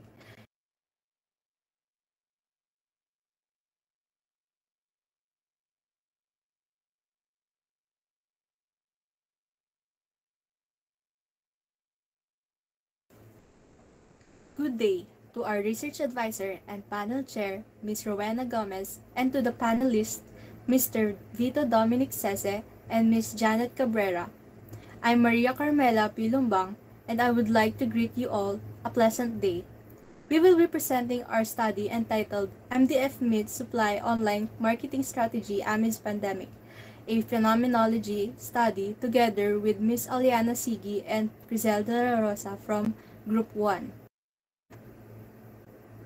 Online marketing strategy is the most used at this time. That's why the MDF Meat Supply uses a digital marketing strategy to keep their business operating during a pandemic. Digital marketing is also about the type of methodology under which uses those tools to inbound marketing. The researchers were able to identify the marketing strategy for MDF meat suitable in this time of pandemic. Established in 2015, MDF Meat Supply is a fresh and frozen food company. Its business activities include production and distribution to wholesalers and retailers. MDF Meat Supply primarily supplies hotels and restaurants in Koreatown at Angeles City, Pampanga, with premium quality meats for the process such as samgyeopsal, kimchi, samjang, paste, pork, beef, and chicken. The potential value of this study is that it will help several businesses, namely meat suppliers, on how to overcome the common challenges imposed, such as how crucial digital and online channels are today in acquiring new customers and retaining old ones, including also how to create an integrated plan to support the transformation of a business into digital and its company's growth, as well as it engages the potential new customer online. In accordance with Simply Learn 2020, in the midst of the pandemic, marketing techniques are seeking for and creating new ways to persuade people, generate money online, and help people buy necessities. As more companies enter the online marketing arena, competition for traffic, such as customers and advertisers, becomes fiercer. As a result of the pandemic, technology is currently being used to fight the disease. According to a research done by Hubs 2021, the food supply networks, especially meat, experienced a sudden shock such as a result of the mandatory lockdown. Most businesses must return to the internet and digital marketing to prevent other cases from spreading and balance individual customers and supply and demand. It is a web-based channel to distribute a message about company's brand, products, or services. As stated by Nikki Hall 2020, while no one knows what a post-coronavirus world would look like for marketers, online channels will become more convenient as more individuals are forced to isolate themselves at home. Everything has been facing various kinds of uncertainty and dissatisfaction as a result of the coronavirus pandemic. Marketers, on the other hand, are now reacting with empathy and innovation. The relevance of this literature is it brings information about the crisis or experiences a business strategy nowadays. The purpose is to play a role in looking out for marketing technology suitable in this time of pandemic. Statement of the problem or objectives of the study. This study aims to determine what techniques a researcher can use and what strategies they should apply to successfully sell and convert prospective clients into customers of their products and or services during a pandemic. Research questions. How important is marketing strategy in a business? What are the benefits of online marketing strategy in the midst of pandemic? This research was conducted to determine the current state of online marketing methods in the face of pandemic in bringing out target consumers for businesses to be known. As a result, the status of the study's informants will be mainly focused on local enterprises in San Fernando City, particularly food services. The problem of rapid change, the problem of trust and accuracy, and the problem of time gap make research irrelevant. Limited resources for in-house research can limit accuracy. These are potential study flaws that beyond author's control. Significance of the study. Generally, this research is a great significance in the field of marketing because it helps in discovering the areas and thereby helps in creating an organizational plan to serve the customer's needs. To business owners, many business owners haven't discovered the importance of a marketing strategy. It will guide them in just about every business decision that they will make. To students, marketing teaches valuable skills in data interpretation, can lend to foundational knowledge in data interpretation and analytics. To researchers, this study can serve as related literature for future researchers who plan to explore the same subject. Research design. The researchers use a phenomenology study. Research instruments. The instrument used was a researcher-made questionnaire through the use of an online platform, specifically Google Forms. Participants.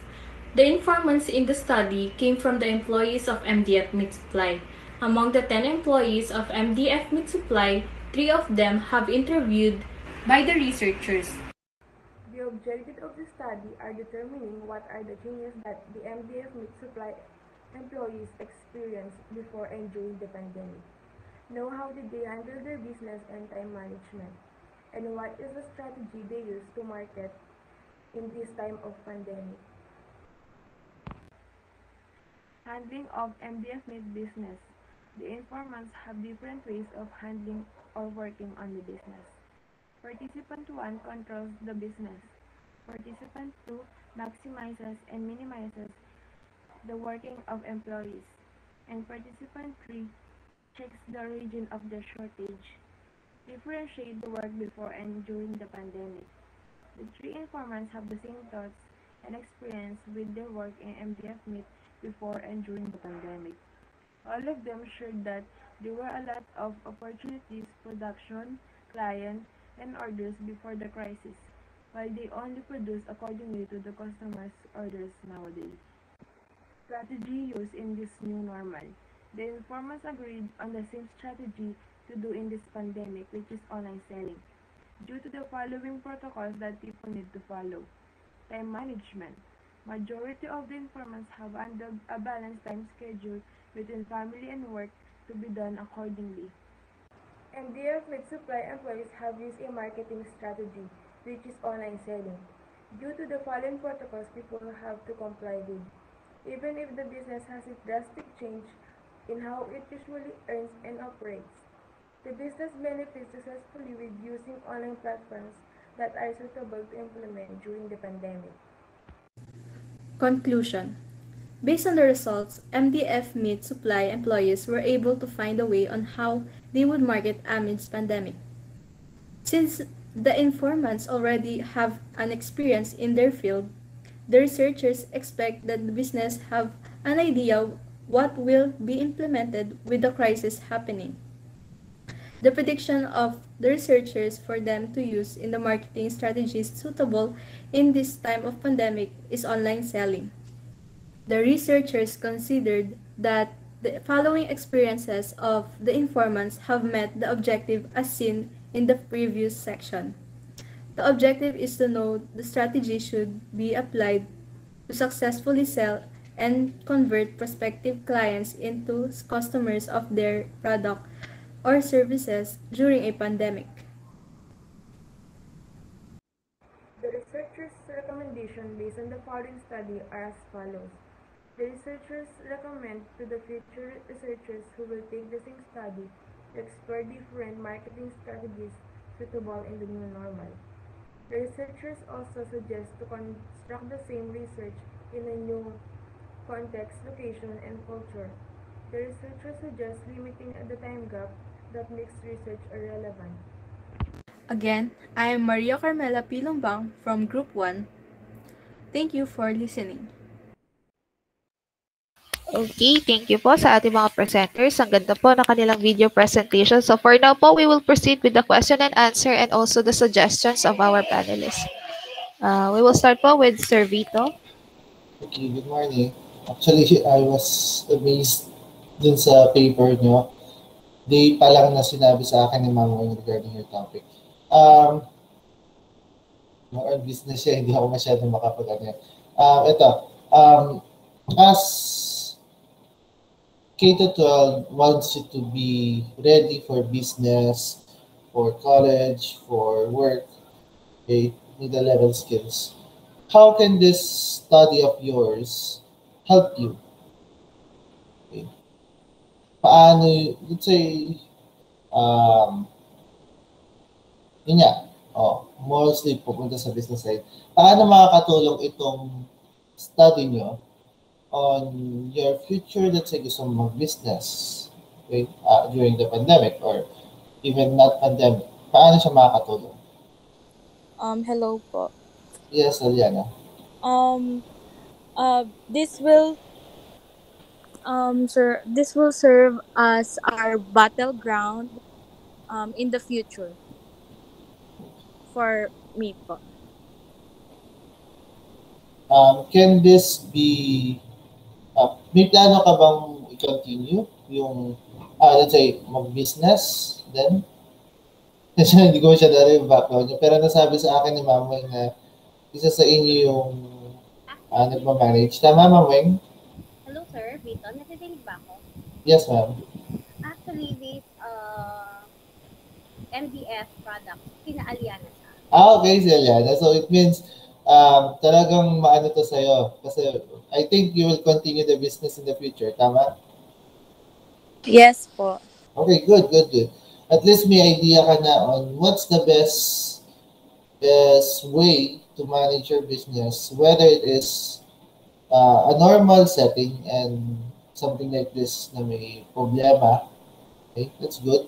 And for the others, I guess it can also be a help to them in a way na nakita nyo naman kung paano naging successful yung business nila even though we're in a pandemic.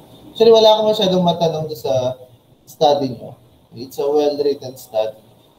Suggestion ko na lang, actually pinag-usapan namin ni Ma'am Weng possible siya maging case study, phenomenological case study because you use a single business. Okay? possible idagdag nyo na lang yun, phenomenological case study on your title and on your research design. Kasi pag phenomenology, it's a whole. Okay, matagal ko na iniisip yan eh. Kabuuan, let's say, pag business, regardless of what kind of business, pwede mo siyang sabihin phenomenology. Okay? But if you use, let's say, in your case, the MDF, okay, it's a single business among different kinds of, maraming business na kamukha niya, pero pinili mo siya, it's a case study already. Possible siya. So, yun lang yung magiging suggestion ko. Kasi inupuan namin ng isang araw yan dati ni Ma'am Weng. Kaya mga changes na pinagawa niya sa inyo. Nagkaroon kami ng collaboration nun. Kaya no problem sa akin yung paper na. Yun lang, yung title lang and the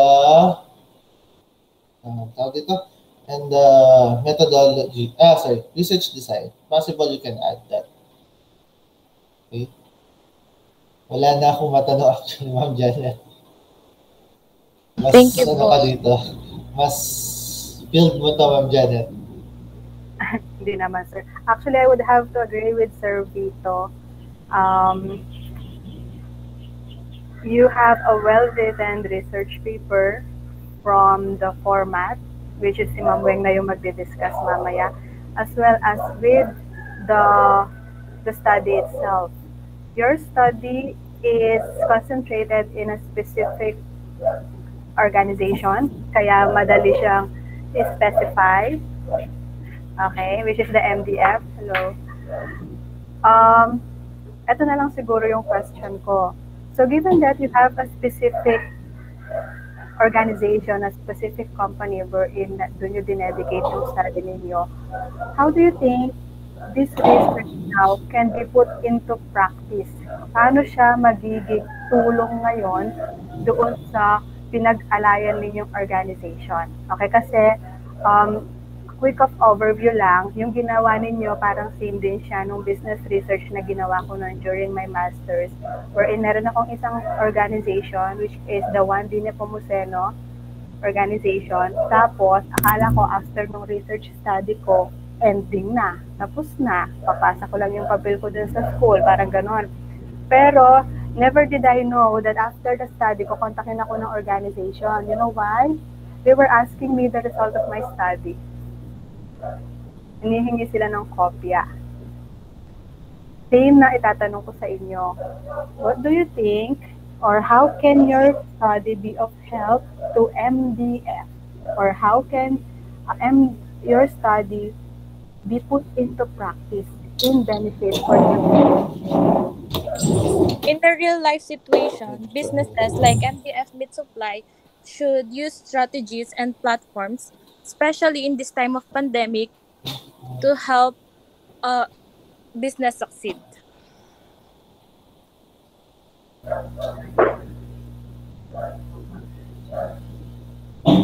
Okay. Based on your findings, what are the practical recommendations that could actually uphold yung sinasabi niyo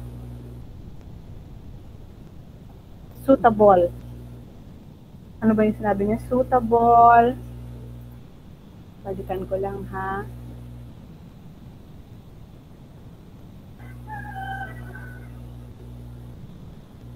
Ayun yung online marketing strategy. How can this be of any help, yung findings ninyo, with regards or KMDF? Tama ba yun? Or kung hindi nyo naintindihan, you ask me again. Nag-gets po ba siya? Pakiulit po, ma'am. Paulit po. Sige, Medyo mag-choppy yung ma'am dyan. Okay, sige, i-rephrase po natin. Yung tanong ko kasi kanina, definitely dito sa study niyo meron kayong findings. Tama ba?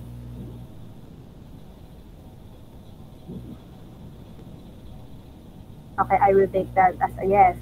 Now, given your findings, okay, paano siya ngayon magiging beneficial in a practical way kay MDF na magagamit niya yung findings na nakuha ninyo sa research na ito?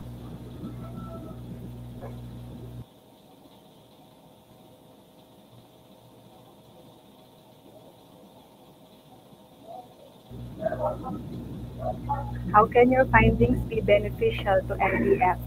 Yun yung simplest natin. Okay. Ang sabi ni Ma'am Ja, ano daw yung magiging benefit ng MDF nung company mismo sa study nyo?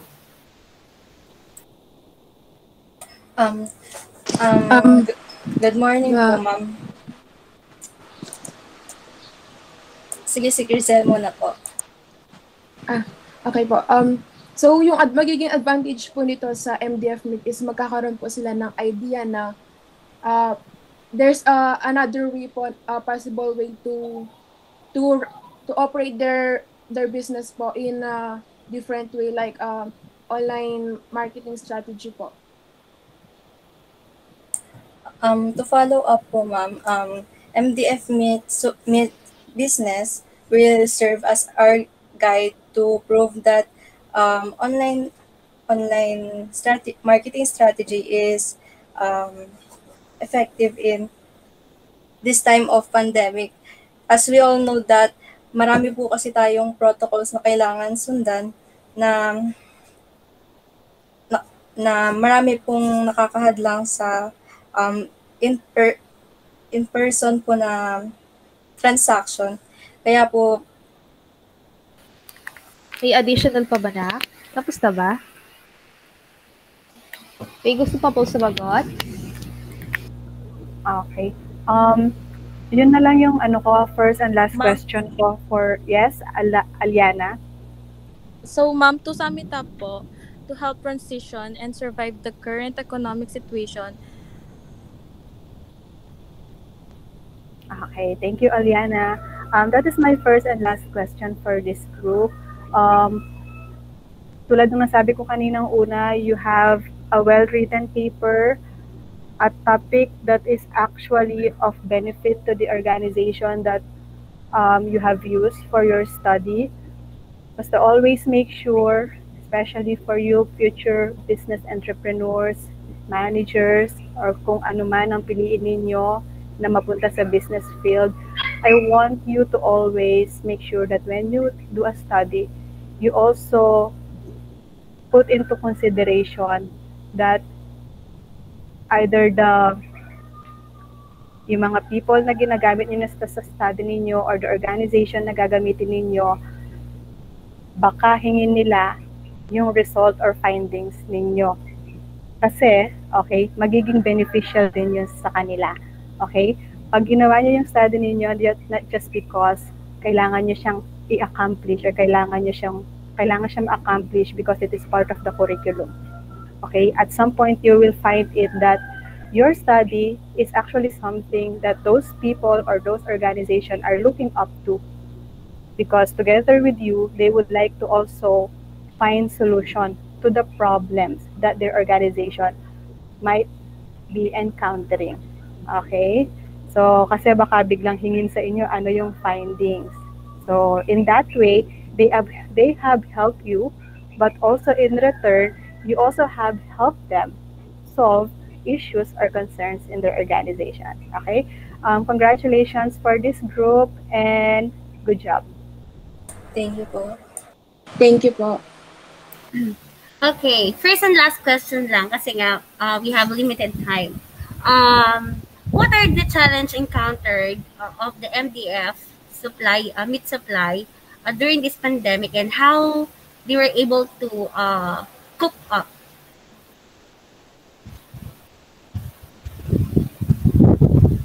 Narinig po ba ako? Ma'am Jinky, narinig ba ako? Paulit po, ma'am. Yes po, ma'am. Pakiulit daw po yung question. Okay, what are the challenges encountered by the MDF meat supply amidst pandemic, and how they were able to cope up with this problem?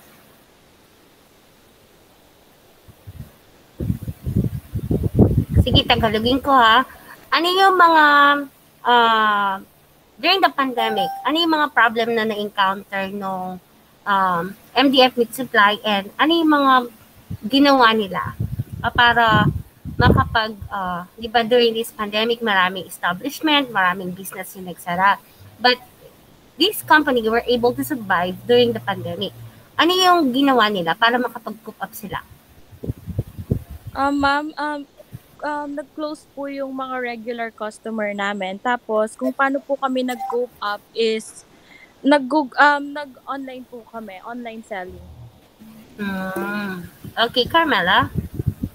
Ma'am, to add po, yung MDF po kasi ma'am, nung nagkaroon po ng pandemic, bumaba po talaga, hindi po maiiwasan yung pagbaba ng orders. Pero nung ginamit po, to cope up po, ano ba yan? To cope up po with the ano po, parang nilimit na lang po nila yung pagbenta po, tapos direct na lang po yung order, hindi na po yung maramihan para hindi po nasasayang yung mga sobra-sobra po at malugi pa. Okay. And sabi din po nila, ano daw po, nag-reduce po daw sila ng working days and hours para po sa mga employees. Okay. So, at least nakikita namin na everyone is answering with the group. So, it means talagang hands-on yung lahat sa pag-conduct ng survey with this study. And comment ko lang with your paper, wag po nating lagyan ng star. By number na lang yung research question, 1 and 2. And then, same with the recommendation, by number din po. And then yung format po natin, i-justified lang po. Yun lang po naman yung nakita kong medyo okay naman po yung sa referencing. Umatras lang po ng konti yung sa iba. I-check na lang po. Yung mga HTTP biglang bumaba. Okay po? So with that, congratulations po to this group. So una parang nakita ko na yung study niya, sabi ko, this is a good study. Same with the study before you. Sabi ko, maganda yung study na to. So anyway, last question na lang before we end up. Do you think whenever you build your own business, are you ready for any circumstances? Example, kayo as ABM student, in the near future, you might be a businesswoman or business man. Do you think, are you ready for any circumstances such this pandemic? Ma'am, I think po, kakayanin naman po with the proper planning po or proper pag-execute po ng marketing strategy for our business, ma-execute naman po ng maayos. Okay po. Thank you, Carmela. So with that, congratulations po. And have a great day po. Thank you. Thank you po, ma'am. Thank you po, Thank you po. Thank you po sa ating mga presenters. Congratulations din po. And now we are down with our last presenters po with a title, Perceptions on Rising Commodity Prices Amidst Pandemic of the Grade 11 ABM Students in ACSHS. Nandiyan na po ba sila?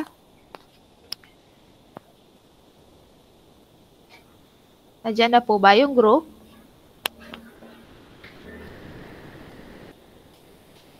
If nandiyan na po, paki-present na po yung inyong video. Wala pa, ma'am. Ano po yata yung magpipresent? Yung customer perception towards online shopping? Safe Clear po yata yun. Sila po ba, ma'am? Yun na dito kasi, ma'am, yung kaninang morning na 8:30 kaso hindi sila nakapag-present, no, ma'am. So, change po natin, ma'am. Hindi po sila yung... Sina Micaela, tama? Micaela, kayo na? Sige po. Proceed na po sa kanila. Nandiyan na po ba sila? Ayun, so... Ayan, si Miss Micaela Sikat, present nyo na po yung inyong video. Proceed po tayo sa inyong study. Good morning, everyone. Today, we're going to present a research study entitled Perspective of Grade 11 Senior High School Student at Annual City Senior High School in Online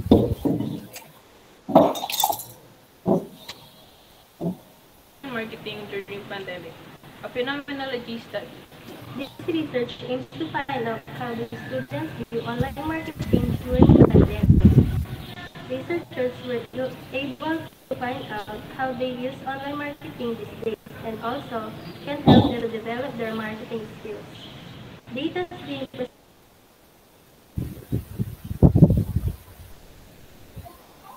presented in our results are gathered from our participants through Google Forms, while other infos are from various journals, articles, blogs, and websites. Therefore, students should share their thoughts if there are some effects from online marketing being brought from us, especially that there is a pandemic.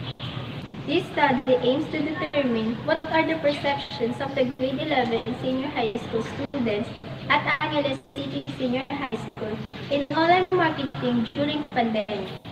Since then, there have been many different online businesses in various places here in the Philippines, whether it is small or big. Since the pandemic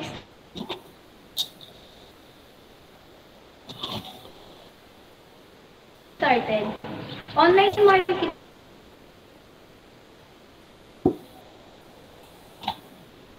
became more popular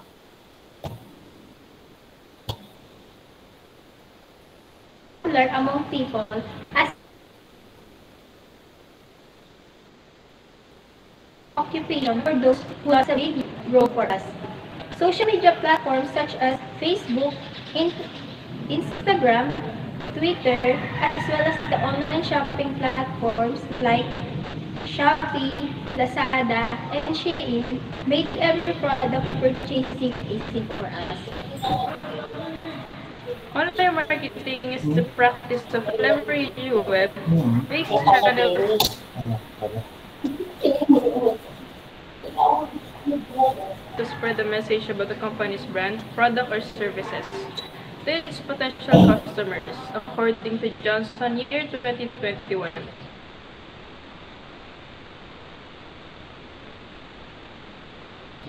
According to Junisi, year 2020, the COVID-19 pandemic caused significant changes, especially those relating to marketing that led to digital usage.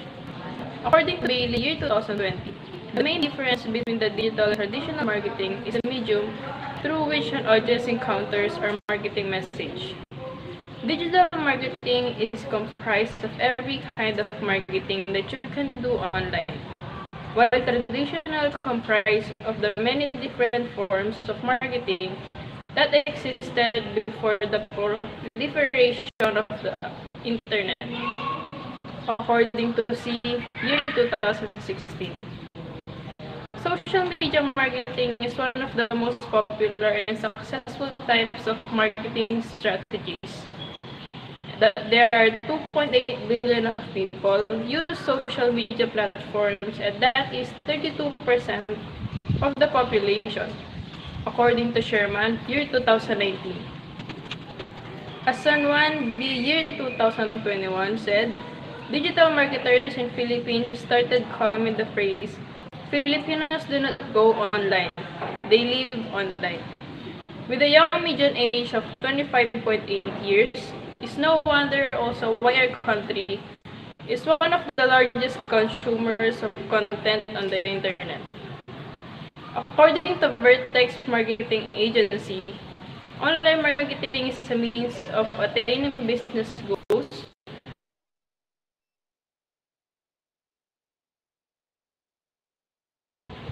through the aid of digital platforms by promoting the products of services year 2020.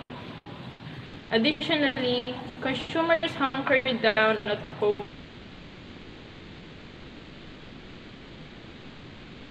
to avoid contracting coronavirus and turning to online shopping for products that they traditionally bought in store, according to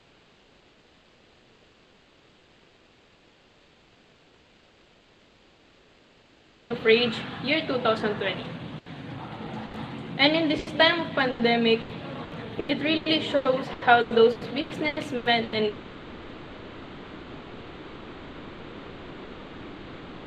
businesswomen turned into instant online marketers just to continue their businesses and to avoid bankruptcy. In this study, researchers aim to gather data and information that will support their claims as well in the terms of online selling, advertising, and services.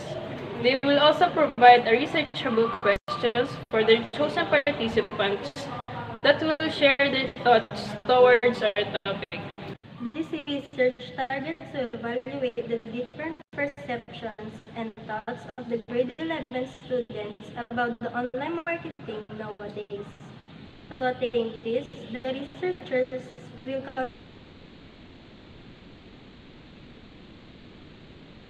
conduct this study entitled Perspective of Grade 11 Senior High School Students at Angeles City Senior High School in Online Marketing During Pandemic, a phenomenology study. Additionally, this study will answer the following questions.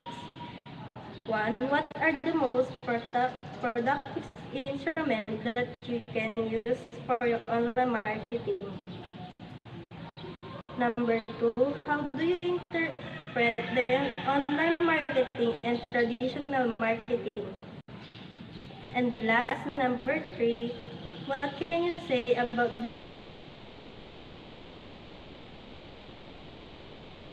the flow of the online marketing during the pandemic? This research study will focus on grade 11 students' perception, thoughts, sentiments about the online marketing during the pandemic. It is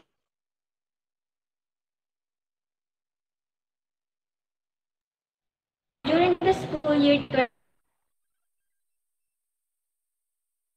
senior high school with the 5 chosen participants from different sections in grade 11. This study entitled Perspective of Grade 11 Senior High School Student at Angeles City Senior High School in Online Marketing During Pandemic, a phenomenology study, would give benefits to the following. For the grade 11 students, this study will give them enough knowledge about the flow of the online marketing and if they're planning to have a small online business. Tips that being presented can guide them. Other beneficiaries are the other audiences, such as the consumers and the producers by means of giving them ideas about the different online shopping platforms that they can use.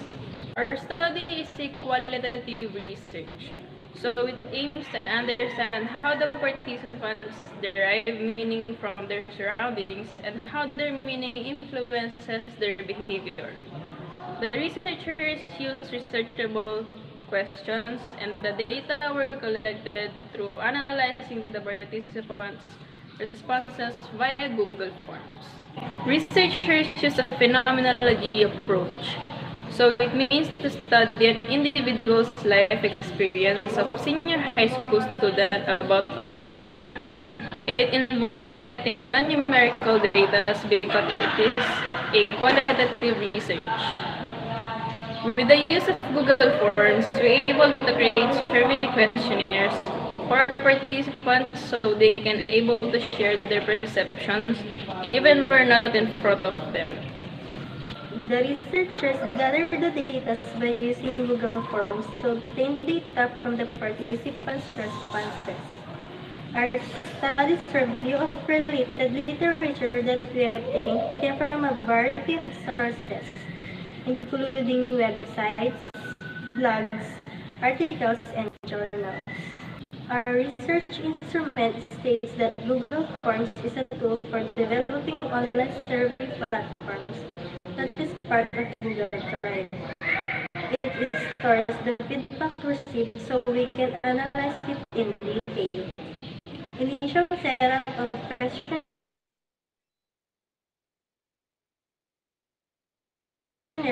into the Google format is simple and efficient, and it can be created to fit any type of response. Although other survey forms are is much more excellent and free alternative platform that can be used. This time, we're on the participants. It tells that the researchers chose students as the participants of the study. Participants from different sections were selected to answer the researchers' questions about their perceptions in online marketing. Grade 11 students have been chosen because the researchers believe they are qualified to provide a research with sufficient and opinions. And the sampling technique being used is purposive sampling technique.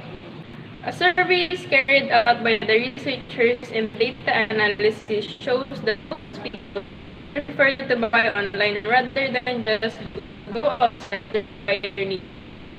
Most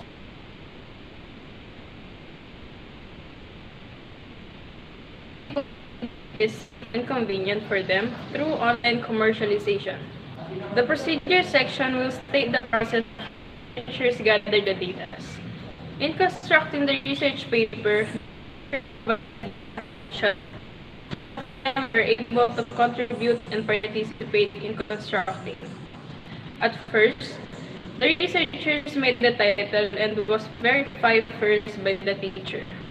It also stated the general and specific problems that go to be answered in this study.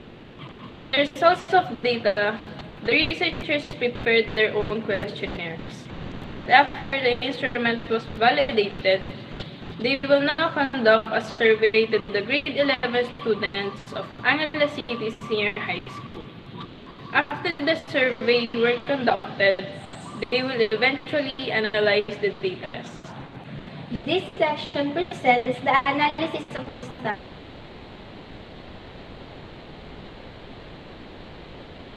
study.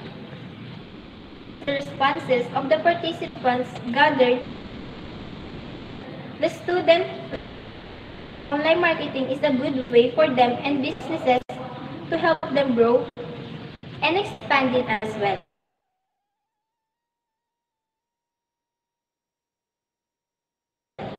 Based on the analysis results for the open question, in this time of pandemic, the online marketing became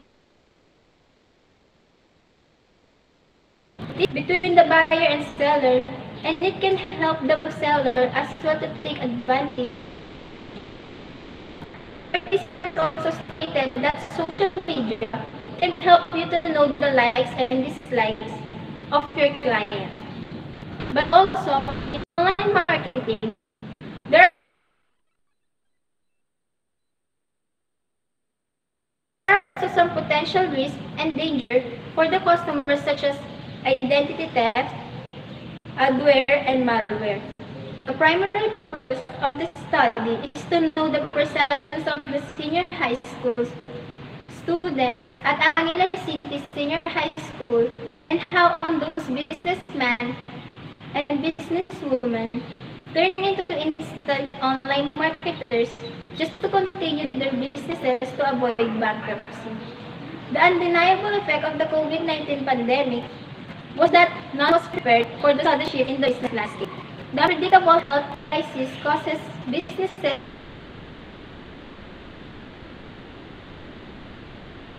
notwithstanding the threat of a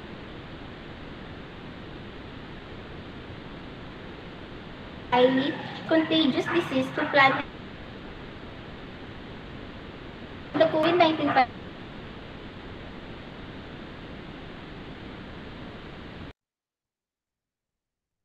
pandemic. Now, we become afraid buying products and give us what we want in just one click, and nowadays the presentation that talks about our study. Teachers also would like to thank all their relatives, family, friends, and of course, him for always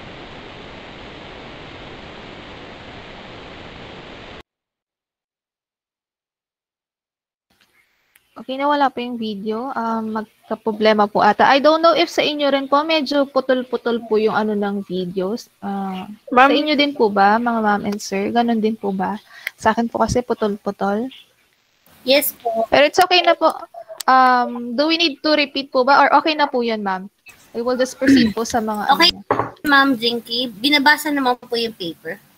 Okay po. So with that po, we will proceed na po sa question and answer po and also the suggestions of the panelists.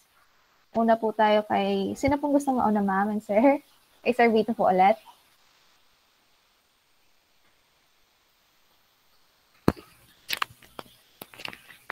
Sir Vito.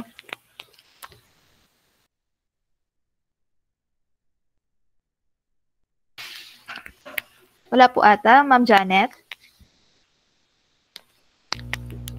Okay, sige ma'am, muna na ako. Ma'am Ja. Sige po. Sige po.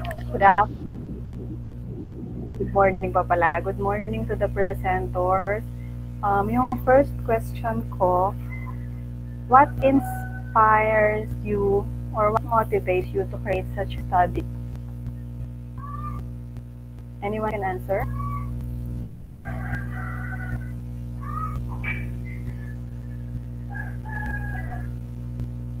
Okay, what motivate nyo daw po kung bakit po kayo nagka-amak sa study nyo po? So, sino po sa mga presenters na pwedeng sumagot?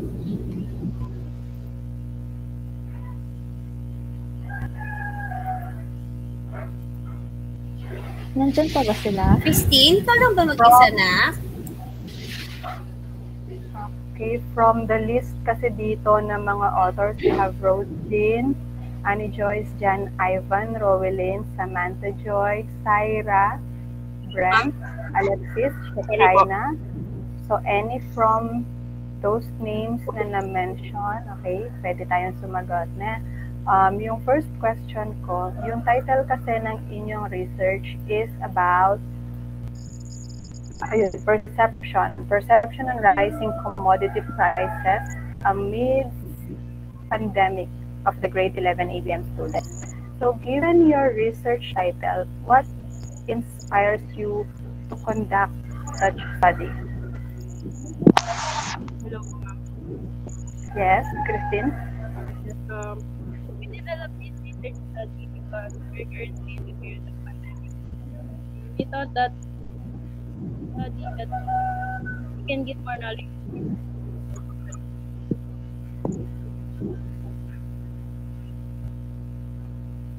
Medyo mahina ata yung ano ng Tintin. Wait lang. Mahina daw eh. Wait. Hello, ma'am. Yes. Okay na. Yes, ma'am. Ito po yung sagot. Hello, ma'am. We developed this research study po because we're currently in the period of pandemic. We thought that through the study that we have done, we can give more knowledge to our readers regarding the pandemic po. Okay. So given your study, what do you think is yung nagiging contribution ng study ninyo sa current body of knowledge na meron tayo?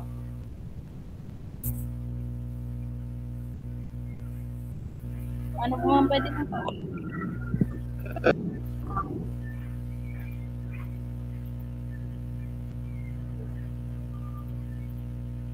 Pwede po pa ulit, ma'am?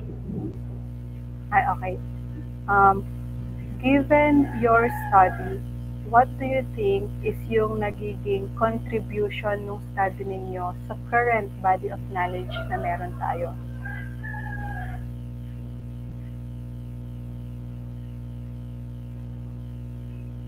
Our study will give benefits to our target audiences, which are the grade 11 students and the other audiences that has online businesses.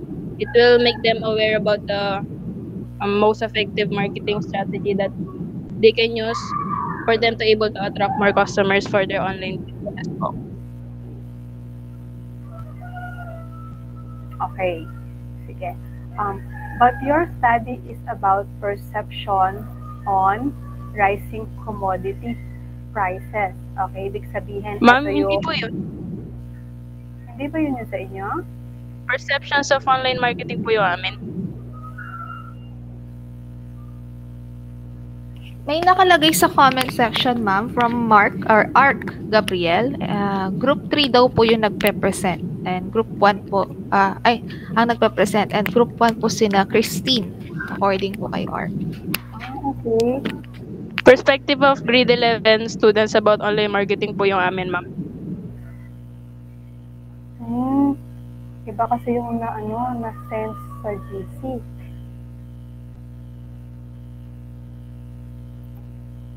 Okay, sige, i-ano natin yan na.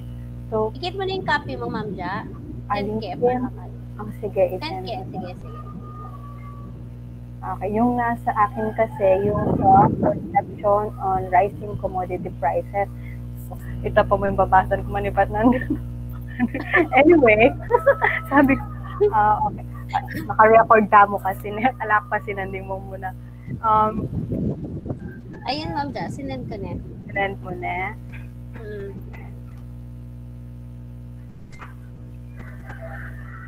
Sige, ako na pang muna.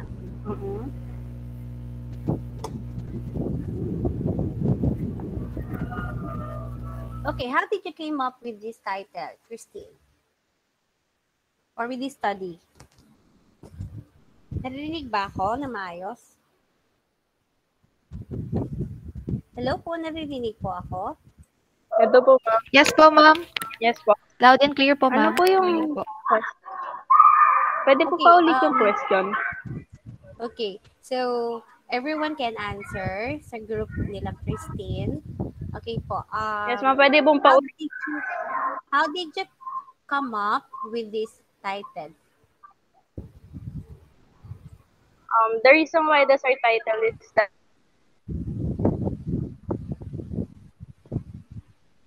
long, it's because in the moment that you have read our title po, it will automatically answers the questions what, when, where, the scope of our study po.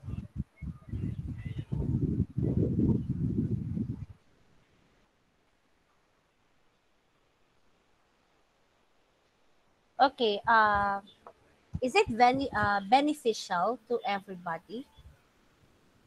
Or who will benefit to this study?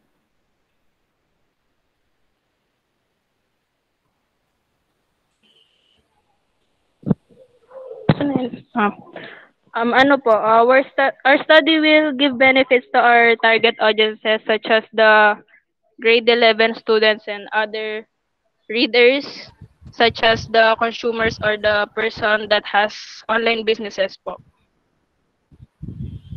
Okay. So with that, let's move on to your SOP. Okay, very good naman po yung yung RRL nyo, naka-timely naman po siya. Yung lang pong yung format, justified po tayo. Di ba din sa Word natin, merong align left, center, tapos align right, tapos yung pinaka-last, justified. Okay po? And then make sure po na you paraphrase your introduction as well as your review of related literature and study.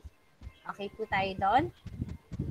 Do not just copy-paste. Yes po, ma'am. Make sure po that you read and understand whatever you read from your source, and then you write what you understand.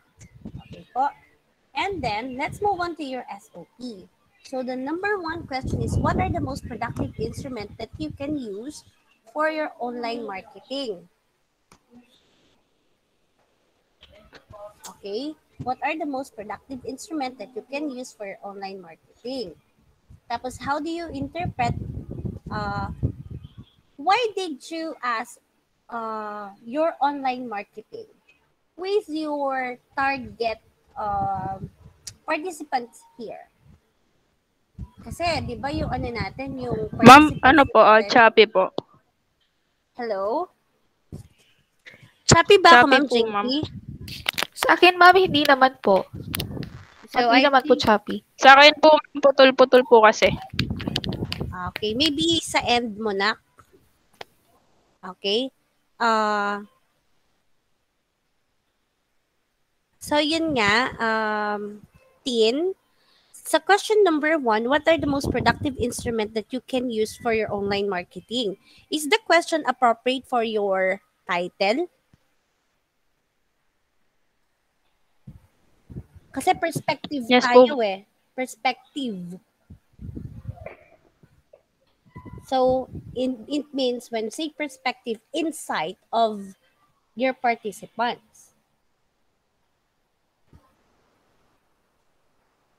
Tapos your online marketing.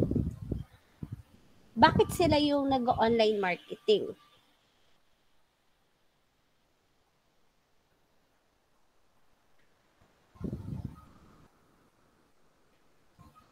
Naintindihan po yung question ko?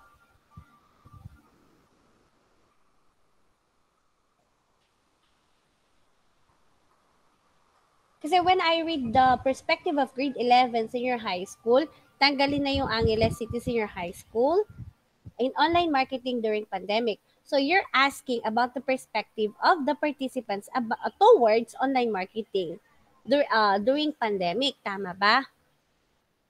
Yes So po, ma'am. why are you asking about the most productive instrument that you can use for your online marketing? Are you referring to the participants or to the owner of a business? Kasi medyo confusing siya. To our participants po, ma'am. Okay, are the participants businessman or businesswomen? Some of them po, meron po silang mga online businesses din po.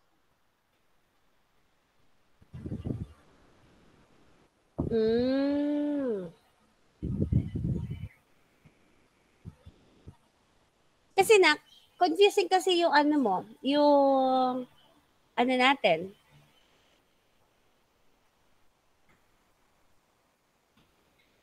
Tapos kapag evaluate, mali yung word na evaluate. Kasi pag evaluate, quantity na yon. The research targets to evaluate.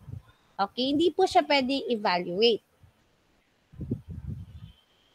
Siguro to understand the different perception and thoughts of the grade 11s about the online marketing nowadays. So kasi kapag sinabi mong online marketing nowadays, it means they are consumers of the online marketing. Hindi sila yung mismong nag-online market. Tama po ba? Ma'am Janet, tama po ba yung sinasabi ko? Kasi pagkabasa ko kasi, I think the title itself, it refers to the consumers ng online marketing. Tama po ba, Sir Vito? Ano yung po yung pagkakaintindi nyo? Dun sa title mismo?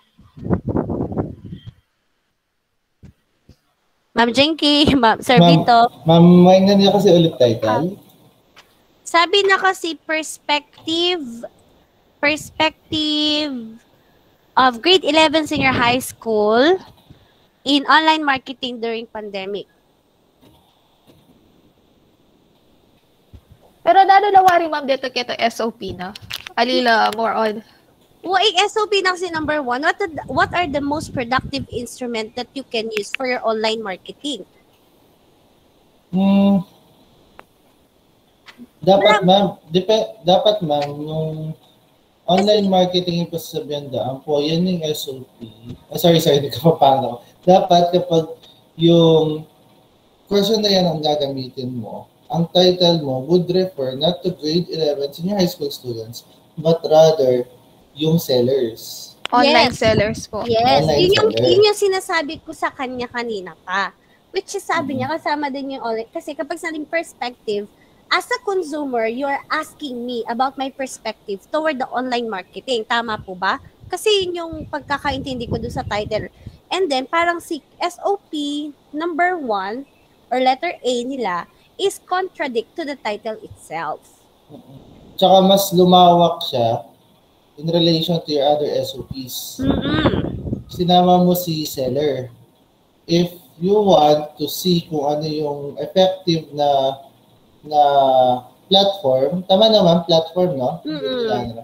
Would be para sa, ano na, yung question mo, mare-rephrase siya in terms of hindi siya seller yung tinatanong mo, but rather the user, which is the buyer. Might as well, ma'am, i-modify nila kung ano po talaga. Kung online sellers ba talaga. Kasi there are changes po niyan dun sa other parts. Kasi kapag dito sa number 1, siguro yung much appropriate yung what are your insight or your experience towards online marketing. Dapat ganun yung una mong questions. And then, how do you interpret online marketing and traditional marketing? Nagko-compare and contrast ka na. Kapag ganun kasi na, that is not quali. That's what It's quanti na. Kasi you are comparing contrasting. You'll be using Likert scale pag ganun kasi. So, Christine, please accept as our comments in a nice, in a positive way, no? Kasi, kapag inano mo kasi, dun sa palang sa unang SOP, nagko-contradict na siya dun perspective. Kasi kapag sinabing perspective of grade 11 towards online marketing, you are referring to the consumer, hindi yung seller. Unless, ma'am, natin lang identify na grade 11, seller. Kita. Pero, unless ngayon, pero kung majority ng mga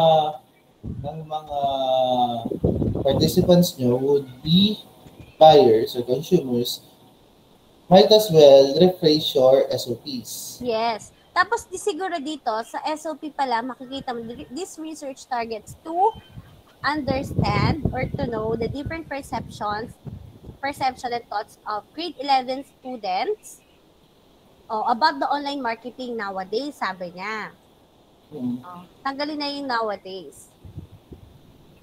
Tapos, so it means the study refers to the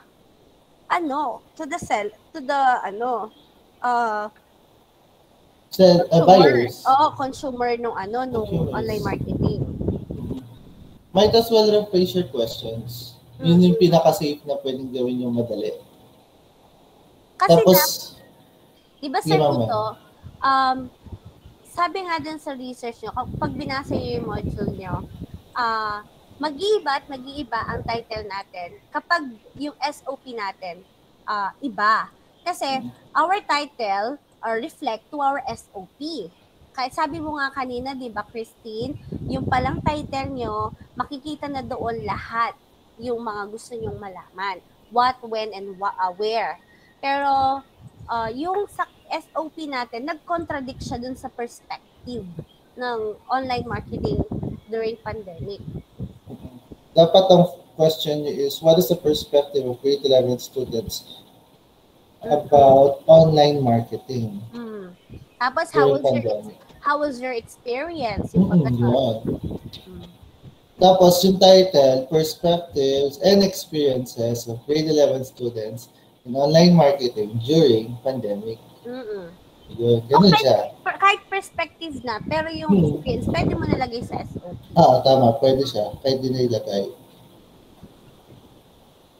Yung iba kasi, nilalagay nila, mas okay siya kung tutuusin dahil hindi na siya, be careful pag naglalagay kayo. Dapat, kung ano yung title nyo, nagre-reflect din sa SOP nyo or else it would be confusing. Yes, Nak. Yun na. Kasi doon pa lang, na tayo. Kasi yun yung unang-unang titignan ni panelists. Yung research questions po, at saka po yung, yung research design, SOP, research design, yung results, tapos yung discussion, and then conclusion and recommendation. Ang ganda yung mga topics nyo, pero konting alignment lang sa title. Kasi minsan, we think na yung mga questions tama siya, pero hindi natin nakikita yung title nyo is sumasalungat dun sa gusto nyo makuha. Okay. You always stick with your title. Christine, nagpa-validate ba kayo ng question na? Yes po, ma'am. Kanino ka nagpa-validate na?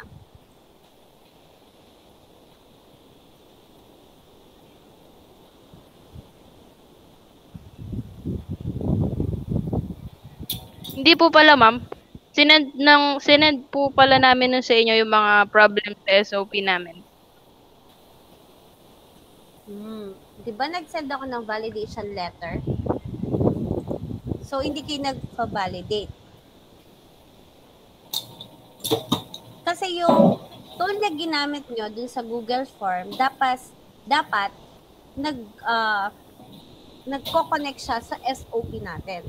Kaya kapag nagpa-validate kayo ng ng tool nyo, ng research questions nyo, or interview questions nyo, na gagamitin sa Google Form, dapat nandun si SOP. Tapos yung title. Kasi si validator, ang i-check niya, yung relation ng tatlo sa isa't isa. Tama po ba, Sir Vito?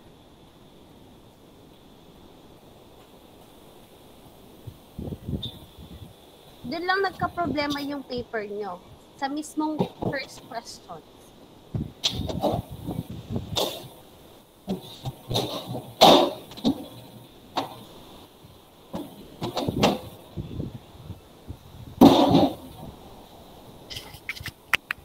Okay na po ba, ma'am?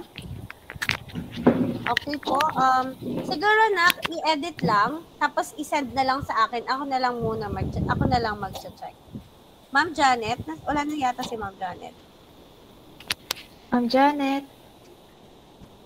Wala po si Ma'am Janet ata. Nag-leave. Siguro nawalan siya ng internet. Opo. Nawalan po siguro ng connection. Next presenter po, ma'am. Isa na lang po ba? Or ilan pa po? Hindi, tanungin muna natin sila Christine kung may questions pa sila para ma-enlighten. Christine and the other group, Tyra. Ano yung tanong na pwede naming matulong para matapos Wala na po natin? Ano? If you want to ask clarifications po regarding sa inyong papers and sa comments po ng inyong mga panelists, feel free to ask po. May allegation ba, Christine? Wala po, ma'am. Galit ka yata? Hindi po, ma'am. Nakatutok lang po talaga yung speaker sa ano. Okay. Ayan. So, okay na po na, ma'am. So, take it as positive side po, no? Huwag po natin gawing negative, no? Those comments will serve as your improvements po kasi ng inyong mga paper. Okay?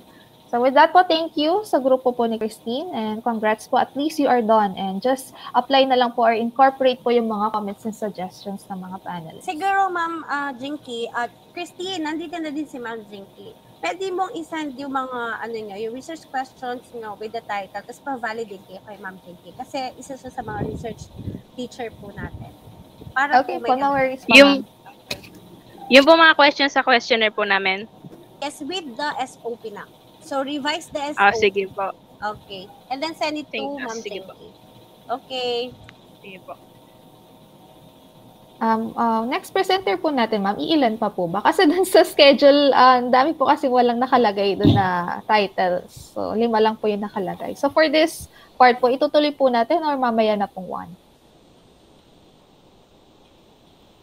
1? We'll proceed na po with the next presenter po. Possible, ma'am, dahil 12:08 na. Lunch na muna, ma'am Weng.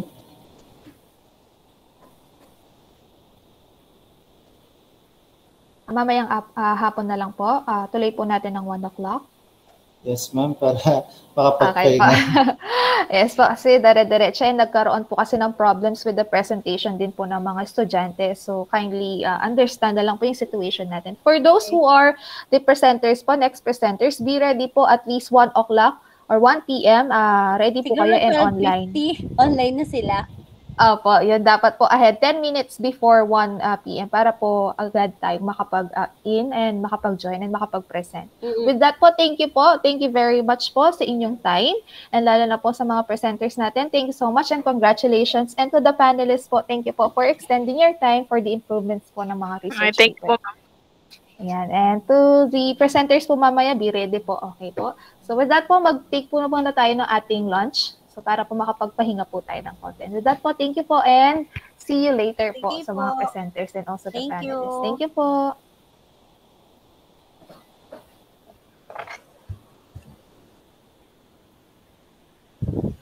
morning to our research advisor, Ma'am Rowena Gomez, and to the panelists, Sir Giselle Dizon and Ma'am Janet Cabrera. And I am J. Mark Yalong. I want to greet you all a pleasant day. We will be presenting a proposed studies entitled Strategies of Business Owner in Sustaining Their Business Amidst of Pandemic. Together with my group mates, John Christian Carino, Sandara Paras, Raysian Prangan, Nico Cordero, Rose Antineda, Mark Joseph Balmarte, Rochelle De Vero, Jasper Salta, Angelica Ann Cabrera.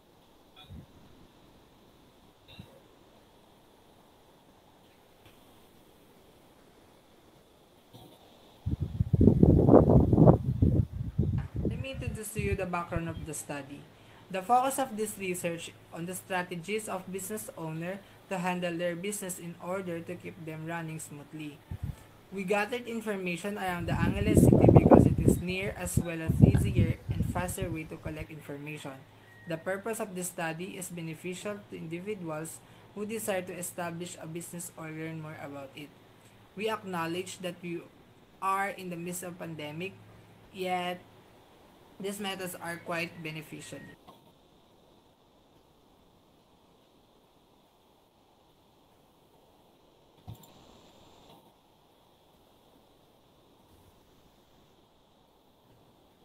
We've come up with this topic since we've witnessed a lot of businesses suffer as a result of unexpected forced shutdowns.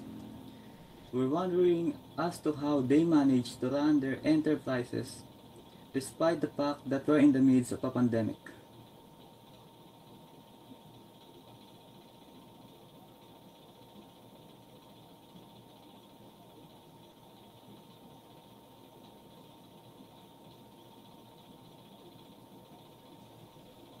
The study aims to find answers to the following research queries. First, how will business owners prevent this from happening again? Second, what will be their method to combat the risk of job disruption in their business? Lastly, how effective are these methods in helping them keep their business running?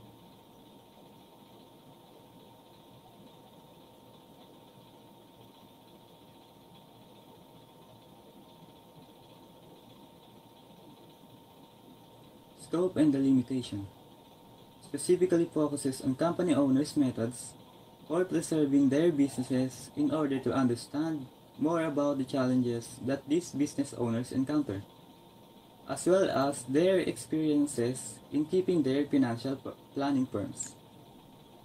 We will conduct this study on business owners in and around Angeles City, Pampanga.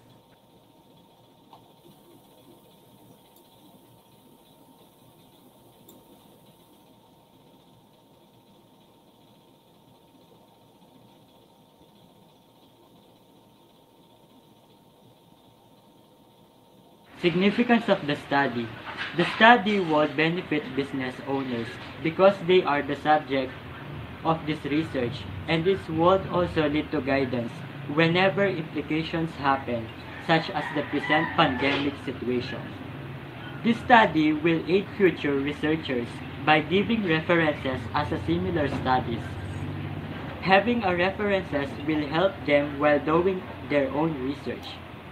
This research would assist ABM students by informing them about the difficulties that the company owners encounter in the maintaining their operations. Their strand is connected to the world of business. They may learn something useful in the future.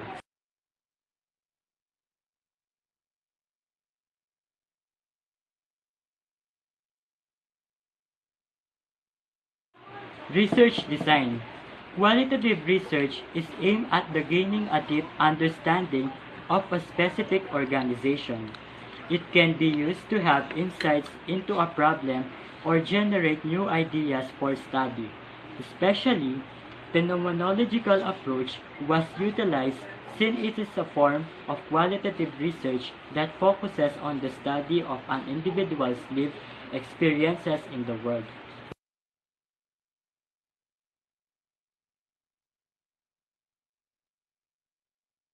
Research instruments. We will gather data using a Google form prior to the health protocols. and have supplied 3 questions for the paper to the address. We will ensure certain that the respondents we select have given their agreement and are not being forced to participate in our study, and we will guarantee them that the responses will maintain confidentiality.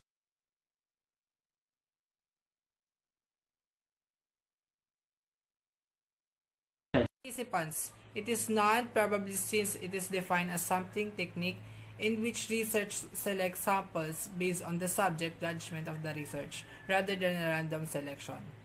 Purposive sampling. It is a form of non-probably sampling. Research intends to collect a systematic sample of 3 business owners around the Angeles City.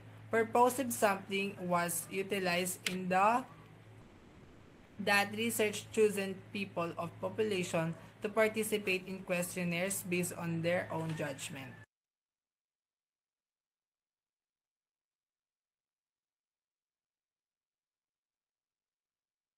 Procedures. In order to understand the business owner's struggle in sustaining their business amid the pandemic, the researcher will conduct a questionnaire. The research will conduct a questionnaire to learn more about the business owner's struggles to keep their business afloat. During the pandemic, participants in the research must be the owners of the operators in business in Angeles City. Research progress via the following strategies. An informed consent letter will be distributed to the study participants along the questionnaire. The letter will be distributed to the study participants. The questionnaires will be given the participants.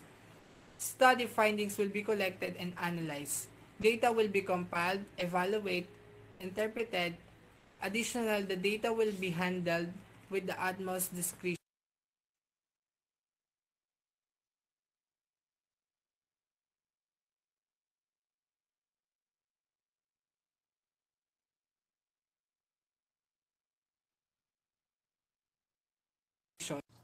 Based on the information gathered, the respondents stated that they have their own plan that enables them to run their own business in an effective way.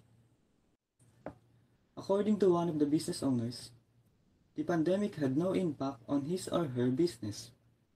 To acquire a successful business, it is possible that the respondents may have a strategy that can make the business more successful even though there's an economic crisis.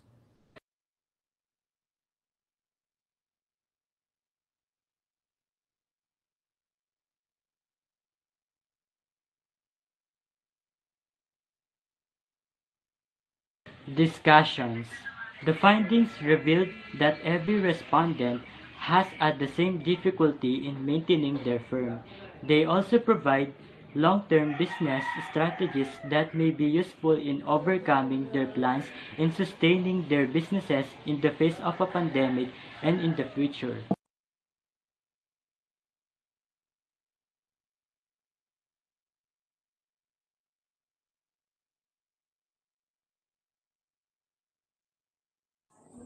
Finally, all of the obtained data was verified and evaluated. All of the research questions have been addressed. And the following are the results. Business owners must adjust to the new standard and formulate new strategies to keep their business afloat. Business owners have shifted into the virtual realm in order to maintain their business amidst pandemic. It is clear that their strategies are the best way to assist business owners in keeping their operations running. And according to the findings of the study, business owners have realized the importance of having a positive mindset and the ability to think, plan, and execute is the key to transformation.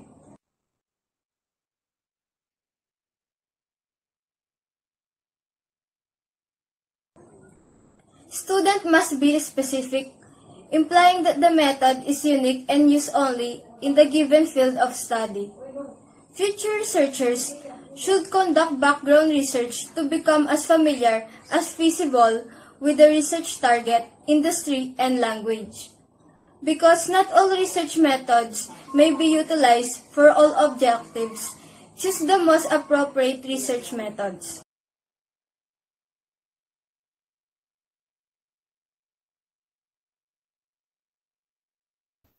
Okay, so tapos na po yung video. Okay, tapos na, no? So with that po, we will use this time for the question and answer po ng mga panelists and also the suggestions and comments po. Okay po, sino po mauuna? Mga ma'am and sir? Ako na siguro, ma'am. Sir Vito? Yes po. Sige po. Wait lang po, inaano ko lang yung, may gusto akong i-point out din sa mga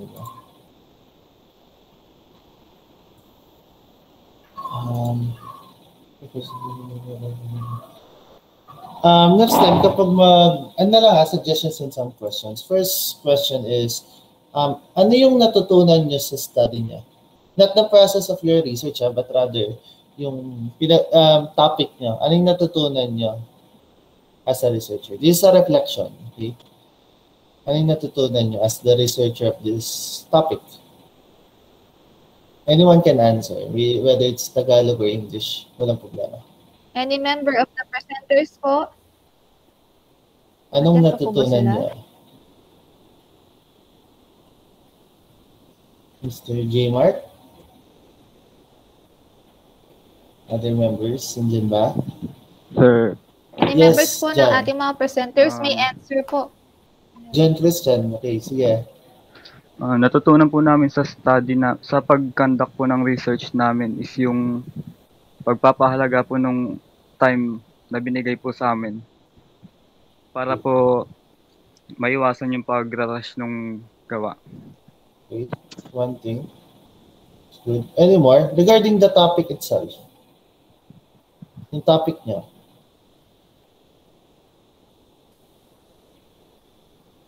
Any insights kung ano natutunan nyo as the researcher? Kasi, may bago ka bang natutunan regarding that topic? Hindi nasabi sa inyo during your classes. Ganun. Anyone can answer from the two.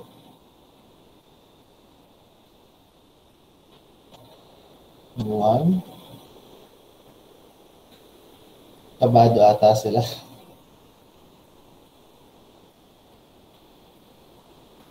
Actually kasi, maganda itong mga topics nyo with regards to strategies, especially if you're ABM students. Kasi, timely siya.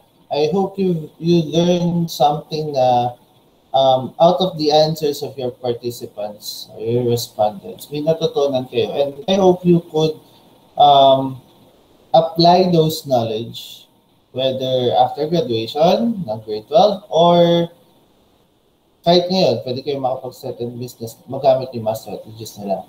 My first comment here is, medyo, base ako sa PowerPoint niya, sa video niya, masyadong broad ang inyong question. Tapos, next time, please be specific on them. Ilagay niyo yung mga research questions niyo, mga SOPs niyo, mismo sa PowerPoint. And or your video to make sure that your readers are in line with you. Let's say, nakita ko pala, specific question. How will business owners prevent this from happening again? This question pa lang, alin doon? Is it the pandemic? Is it the pag-adjust nila? Be specific on your question. Kasi if I will read this question, how will business owners prevent this from happening again? And base it on your title. Okay? Iisipin ko na, yung bang pandemic yung ayaw nila mangyari ulit? Walang magagawa si business owner dyan. Okay? But if you will rephrase this one, let's say, loss of sales, how will business owners prevent loss of sales when a new pandemic arises? Possible siya. Okay? Medyo maging clear tayo doon sa question natin. And what will be your methods to combat the risk of job disruption in your business? This is a good question. Pero i-rephrase nyo. Okay? Possible is parang what are the possible procedures to adjust? Do not use the word combat. Masyado siyang hindi ginagamit in research. Okay? to adjust the workflow of the business during, say, gusto nyo mag-focus sa pandemic, natural calamities, pwede. Okay? Then, how effective ito? Maka-question din kayo ni Sir Giselle at saka ni Ma'am Weng dito. You use the word effective. Okay? How effective are these methods in helping them keep their business running? Remember, I hope you still remember your classes with your PR1 teacher. The word effective should have a numerical equivalent, okay, to back it up. Tama ba ako, Sir Giselle? Sir Giselle? Am I right? Kailangan nila ng numerical data to prove that that strategy is effective, yet you are in practical research 1 pa lang. Ma'am Weng, Sir Giselle, tama po ba ako? With regards to that Yes question. po. So, ayun.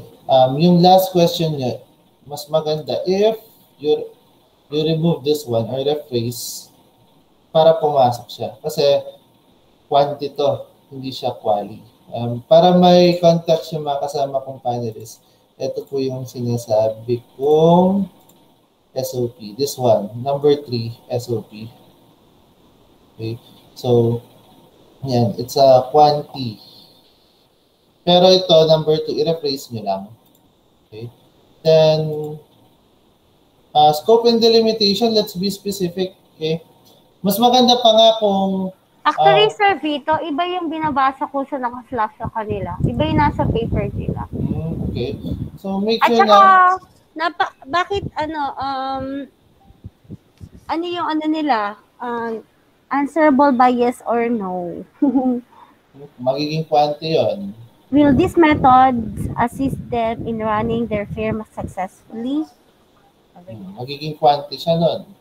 Okay? Remember, you're probing your participants or your respondents on their idea and their opinion. You don't need to give them close-ended questions or else it would be a quantitative research. Tapos ito, scope and delimitation. Let's be specific. Okay? Actually, ang lawak ng study nyo, business owners. Ang daming klase yan, di ba, Ma'am Weng? Daming klase ng business owners. If you want to focus on something, mas maganda. Okay, let's say, loading. Be specific. Okay? Mas mapapadali yung paper nyo. Then, significance of the study. Next time when you present this one, mas maganda be specific. Nga, business owners, paano siya maging specific? Bullet. Next slide. Future researchers, paano? Bullet. I-last niya si future researchers parate. Okay? Then, again, okay lang to. Pheno, tama siya. Experience. You don't need to write quali. Automatic, pheno siya. Na quali. Ay, automatic, quali siya kapag pheno. Phenomenology. Then, sige lang. Ito. Question din kayo dito ni Ma'am Weng and Sir Giselle. An instrument is the questionnaire itself, the composition of your questions. Okay, it's not the Google form. It's your medium where you put your questions or your instrument. Remember, medium lang siya.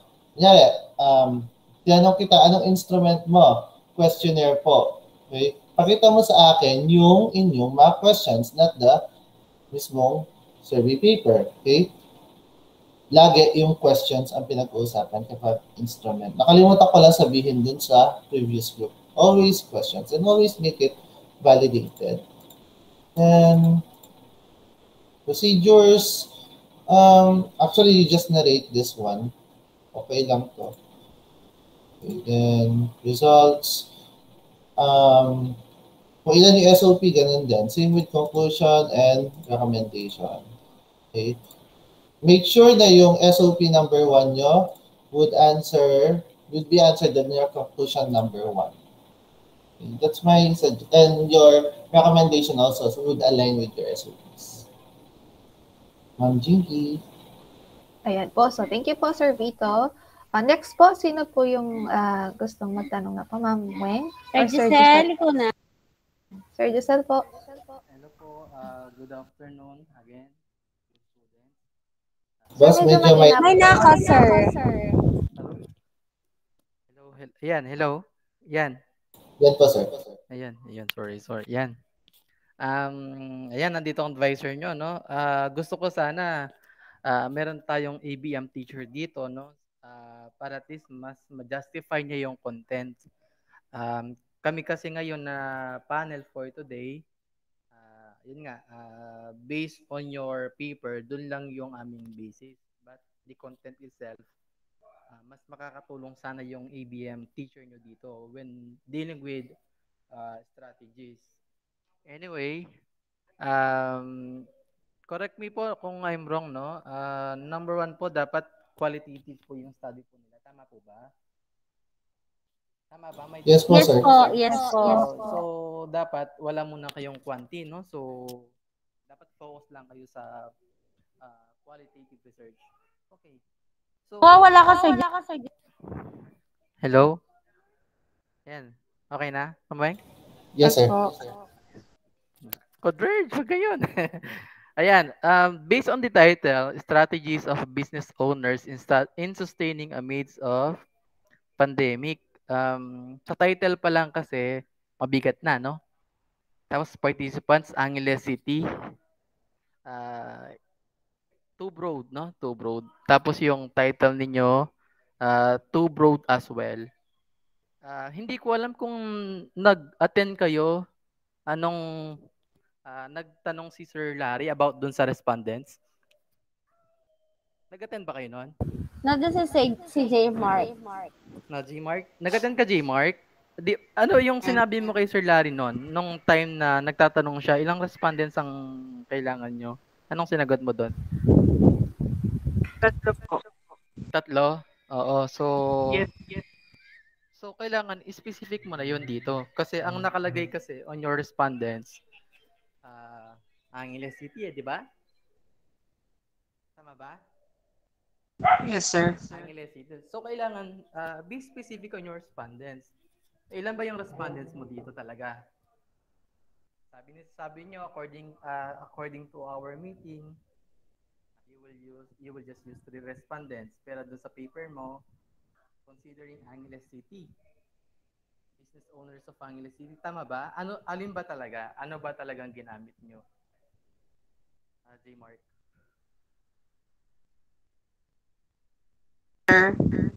Alin ba talagang ginamit nyo? Yung 3? Yung considering all business owners in Angeles City? Ano ba? Yung 3 po, sir. Yung 3. So, kailangan i-revise yung part na yun. Kasi, Nakalagay naman, sir, sa paper nila, 3. 3? Yes po. Ang basa ko dun sa ano niya, basic lang po kasi yung na-present kanina na. So, nakalagay kasi Angeles City, Pampanga. Participants, Angeles City, Pampanga. So, parang hinasin ko na. Kasi, sir, iba yung nakalagay dun sa ano nila, sa PowerPoint. Dito sa binabasa ko, hindi ko alam kung which is the accurate. Hindi kaya ano, ma'am, maayos mo natin yung presentation nila, ma'am. Para mas specific tayo kasi At saka yung presentation niya na parang video siya na kayo lang nakafocus. Ano yung ginamit niyo? Hindi ko po alam kay Rose Ann, ma'am, kasi po pinagawa po namin sa kanya yun. Tapos ganun po ginawa. Kasi dapat ano siya Canva yung Naka-present po ng in-text yung mga ano. Kasi hindi kasi siya, may nagsasalita, hindi namin nakikita kung ano yung sinasabi kung nasa ng part, ganon. Although alam namin, pero magiging accurate kasi yung data na nakalagay doon kung sa presentation naka-indicate din yung gist ng sinasabi nyo. Tapos, naka-indicate dito, gumamit din kayo ng third person na he, she, which is, it's a big no-no to use Anong tawag doon, Ma'am Jinky? Dapat hindi kayo personal pronouns. You cannot Third use person oo. point of view po, ma'am. Dapat Yung gamit third po person dapat. lagi. Hindi kayo pwedeng gumamit ng personal pronouns sa sa research natin. Kasi napag-aralan nyo na to dapat sa EAPP pa lang, tama, Ma'am Jinky, that you are not allowed Yes po.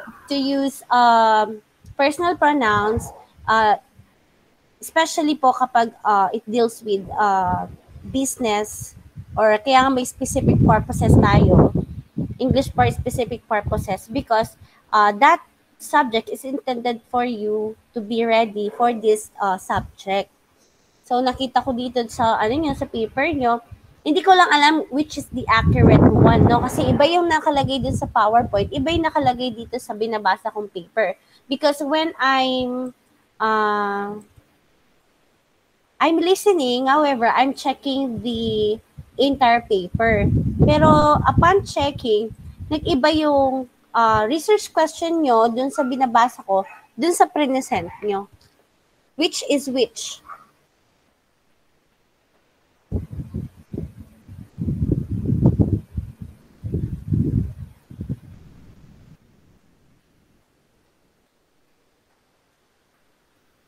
Siguro ma'am, mas updated yung na binigay nilang Word file sa inyo, no? Kasi yung siguro ni-rush nga yung sa video presentation, hindi na Actually, yung grupo na to, bigla sila nagbago na hindi ko na na-check kasi nga, yung unang yung unang binigay kong topic, hindi pinalitan nila.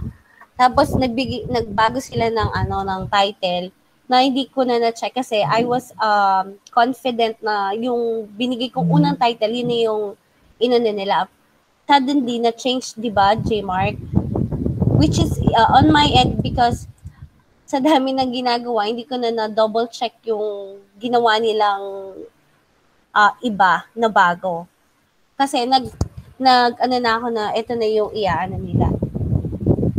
Kaya nagka-problem at the end kasi nga bigla sila nag-iba ng title.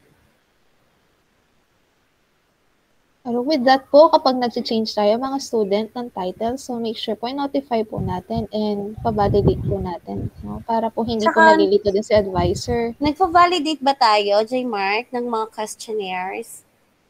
Hindi po, ma'am. Kaya ganon. Kaya nagka-problema tayo kasi example, pwede kayo mag-validate kay Sir Giselle, kay Sir Vito, kay Ma'am Jinky. Kasi kapag nagpa-validate tayo, sa validation letter, you have to ask the permission first na yung binigay kong sample sa inyo, and then you have to state the statement of the problem, first the title of your research, the statement of the problem, and then yung pong mga interview questions or questionnaires nyo na dapat related sila dun sa SOP po natin. Parang interconnected sila. Kasi dun pa lang sa kung sabi niyo dun sa presentation, Angeles City, pero dito sa paper nyo, 3 lang ang nakalagay. 3 business owners among all the business owners, ano yun? 3 business owners among all, redundancy, ulit-ulit yung mga words. Dapat dun sa title niyo pa lang, isasabihin niyo na lang, selected. Tama ba, Sir Giselle? Yes, ma'am. Pwede siya kasi ma'am na purposive sampling eh. Oo, actually, sir, purposive sampling yung nakalagay dito sa paper nila. Kaya sinabi kong selected. Kasi upon checking dito, nakalagay dito sa nila, is purposive sampling.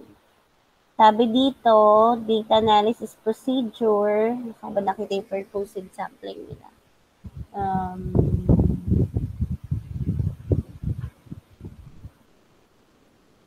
Ito, nakalagay dito sa participant. Purposive sampling was utilized in this study, which suggests that researcher chooses people of the population to participate in questionnaire based on their own judgment.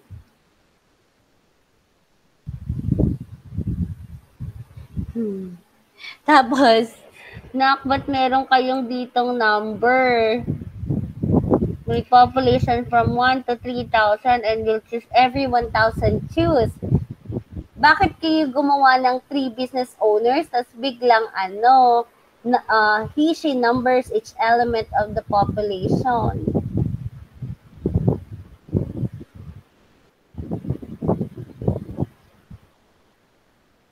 And then, everybody, as I've told you before, kapag po qualitative research ang ginagawa natin, we call them participants, not respondents po. Take note of that. We call them participants, not respondents. Sir Giselle, take it away. Mas stress na lang yung tingana. Jmar, kaya pa ba? Mukhang... Okay lang po magsalita, sir. Sige na. Nagkakaproblema po kasi kami sa mga members po. Yun lang po. Kaya po ganun yung nagawa namin na research. Tsaka po doon sa video presentation, nag-rush po doon. Super. Kasi di ko alam sa...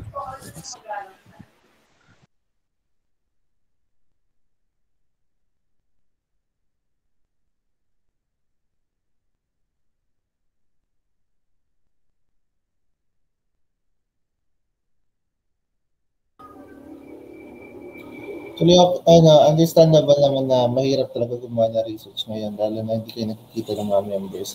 I hope this would be a lesson, lalo na kahit kami sa action research and masteral naman ng doctoral. Mahirap talaga siya. So, next time, lalo na may practical research too kayo, and most likely it would be the same scenario as this one. I hope makapag-ano kayo na magkaroon kayo ng strategy on how to handle this research, lalo na first semester yun. Okay. Na-encounter nyo na this semester. Then next semester, you can adjust on what you should be doing. And with that, Sir Vito, I always ask them naman, do you have any questions? You can, sabi ko nga sa kanila, they can create a Google classroom and then I will enter them by group at i-assist ko sila. But no one did that. At saka, I understand, hindi naman lang kayong na ganito, J-Mark, yung na question ng matindi kasi this morning meron din talagang paper na sa research question pa lang na talaga na question na. And pag dun pa lang sa title or sa research question, may question na yung panelist, as in talagang uulit talaga. And then I just accept all the corrections of all the panelists and then try to correct it. Anyway, we are here to help everybody. Tama si Ma'am Weng. Tsaka learning ground ito kasi if you plan to go to college, number one requirement before you graduate is una OJT syempre. Then second is research. Tsaka wala pong number sa quali. Yan, quali. Walang number. At least nalaman nyo na. It's a good learning curve to para sa inyo. Sir Vito, ano po si Sir Abel? Ayan, so no, this will serve as your training ground, no? At least you are well aware na kung ano yung mga gagawin kapag sinabing sa research and also sa oral defense. Ayan. So, Ma'am Weng, pwede po ba akong mag-add ng comment? Regarding po sa title, possible po ba na pwedeng mag-indicate ng possessive pronoun na there? Pwede naman possessive na S. Yung there. Pwede siya, ma'am. Sige po, ma'am. Okay po. So with that po, congratulations na. Ay, si Sir Giselle pala. Sorry, sir. Na-excite ako bigla. Kapag nakabukas yung mic mo, nag-ano kami, nag-e-echo. Oo, may feedback kami. Yes, sa amin. No, Ma'am Jinky, tama. Yes po, ma'am. Anyway, Sir Giselle. Alanggawan ko. Any comments po, sir, and Comment. suggestions? Okay lang, okay lang. Words of encouragement. My dear students, no, ito yung nakita kong gusto ko sana na makita on your paper. Sabi ko nga, mas maganda kung meron tayong ABM teacher dito na content yung focus. Although dito sa list ko, yun nga, number one kasi ang nakita ko, since ano na kayo, no? Nag-interview? Hindi, nag-Google form kasi kayo. Dapat nag-interview kayo or video call, parang ganun. Para meron tayong proof na nangyari nga yung uh, floating of questionnaires or interview na sinasabi. And then, yung questions, so usually dapat naka-angkla on your SOP. Dapat they are aligned on your SOP. No? Kasi yung mismong questionnaire nyo, yun yung sasagot sa inyong SOP. Okay? So, tapos yun nga, i-correct na natin yung participants kasi too broad. So, pag-specific na kung ilan talaga. And then, ito yung nakita kong possible na SOP ninyo. Based dito, no? Based on your presentation. Parang mas maganda na lang para mas ano siya, sabihin na natin more detailed. Number one, what are the problems encountered by the participants? Yun nga, yung mga business owners. And then number two, what are the solutions made, no? Based on their problems encountered. Tapos yung number three na nakita ko, parang gagawa kayo ng summary. So, parang the problems, and then kung ano yung ginawa nilang solution, and then as ABM student, what are the possible strategies that they can use to sustain their business. Parang mas maganda yon para at least nakaano kayo, mas madali lang yung flow niya. Nakuha nyo yun, G-Mark? Yes, sir. Parang mas maganda, ganun lang siya, para mas madali yung title, mas madali yung paper ninyo. Kasi kung titingnan kasi natin, yun nga, too broad yung study. Too broad, tapos may mga loopholes din. Yun nga, gaya ng yung pag-float yun ng questionnaire, mali na siya. Google form, dapat hindi siya Google form kasi ginagawa lang yun kapag quanti siya. So usually pag quali kasi more on interview. Tapos di ba tatlo lang naman sila? So hindi ganun kahirap. Actually, Sir Giselle, pwede naman yung questionnaires. Depende sa pag-questions lang. Kasi kung open-ended siya, quanti siya.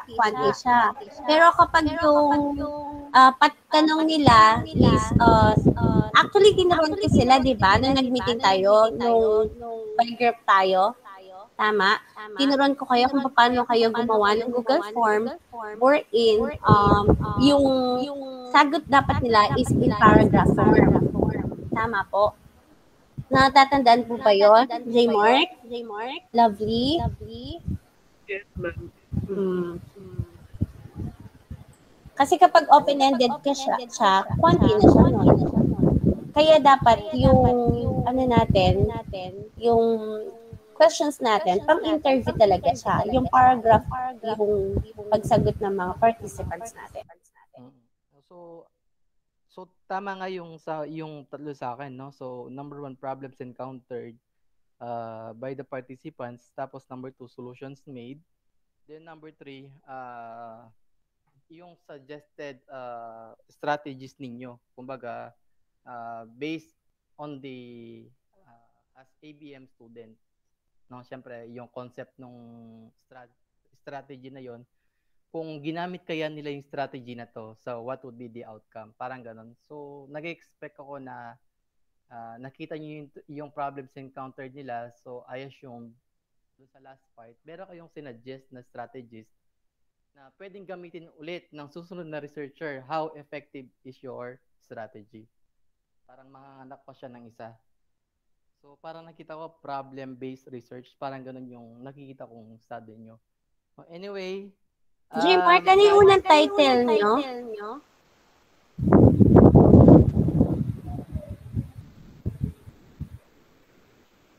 Sige, kami na lang tayo na lang mag-usap. Okay po, next na po. Okay, with that po, thank you po and congratulations. At least po, tapos na po yung oral defense ni na J-Mark, no? So, let's take it as positive po, no? Yung mga comments nila and suggestions. So, don't forget to incorporate po yung kanilang mga suggestions and comments po para po mas ma-improve natin yung content po ng inyong research. With that po, thank you so much, Nak. And proceed po tayo with the next presenter. Sir, dito pwede na po daw yung video, na-share na po na yung access. Ayun.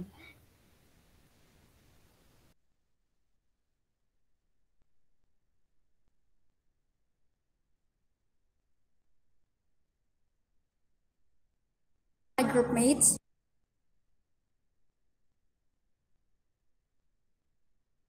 Good afternoon, our dear panelists. I am Lovely Rosalita, and with me are my group mates, Micaela Sicat and John Alex Gomez. We are the second group from 11 St. Clair. Today, we are going to propose our research, which is entitled The Phenomenology Study on the Perceptions of Students in Brand Purchase. Now, we will begin the presentation with a quick context of the problem. We will begin with consumer's perception. Consumer perception is defined as a process by which consumers sense a marketing stimulus and organize, interpret, and provide meaning to it. The marketing stimuli may be anything related to the product and or brand, and any of the elements of the marketing mix. What is brand purchase? Purchase brands focus on creating demand to buy a product, while usage brands create demand for the use of the product. The consumer's experience is more important than perception. Consumers exhibited more loyalty to brands that centered their marketing and messaging around a usage mindset. Our review of related literature were obtained by every member of the research. We chose these literatures to get insights from different authors related to our study to have a deeper understanding about young consumers and brand purchase. For our statement of the problem, the researchers intend to address one of the common problems when it comes to brand purchase of young consumers. As for the general problem, the researchers aim to explore and understand the perceptions of students as consumers. The study also aims to answer the following. Number 1, as a consumer, what do you think influences you in choosing and buying a product? Number 2, what do you think is the most important factor to consider when purchasing a product? Number 3, as a consumer, do you think demand plays a big role in your purchasing decisions? Why? The study will be conducted to identify the perceptions of the students in brand purchase. During the 2020-21 school year, the students from Angeles City Senior High School will conduct the research. The participants were specifically chosen from accountancy and business management students and business-related course students because they are more knowledgeable about the topic, and the researchers are confident that they can answer the following questionnaire independently. Unlike the other strands or courses, they might need the help of other students. The aim of qualitative research is to determine the perceptions of students as consumers in their brand purchase. The researchers used qualitative questions to support this research. The information was gathered by evaluating the responses of participants via Google survey form. For the research design, throughout the study, phenomenological study was performed. The researchers used the said research design to determine the perceptions and behavior of the students as consumers in brand purchase, and this design was perceived as most appropriate to use in this study.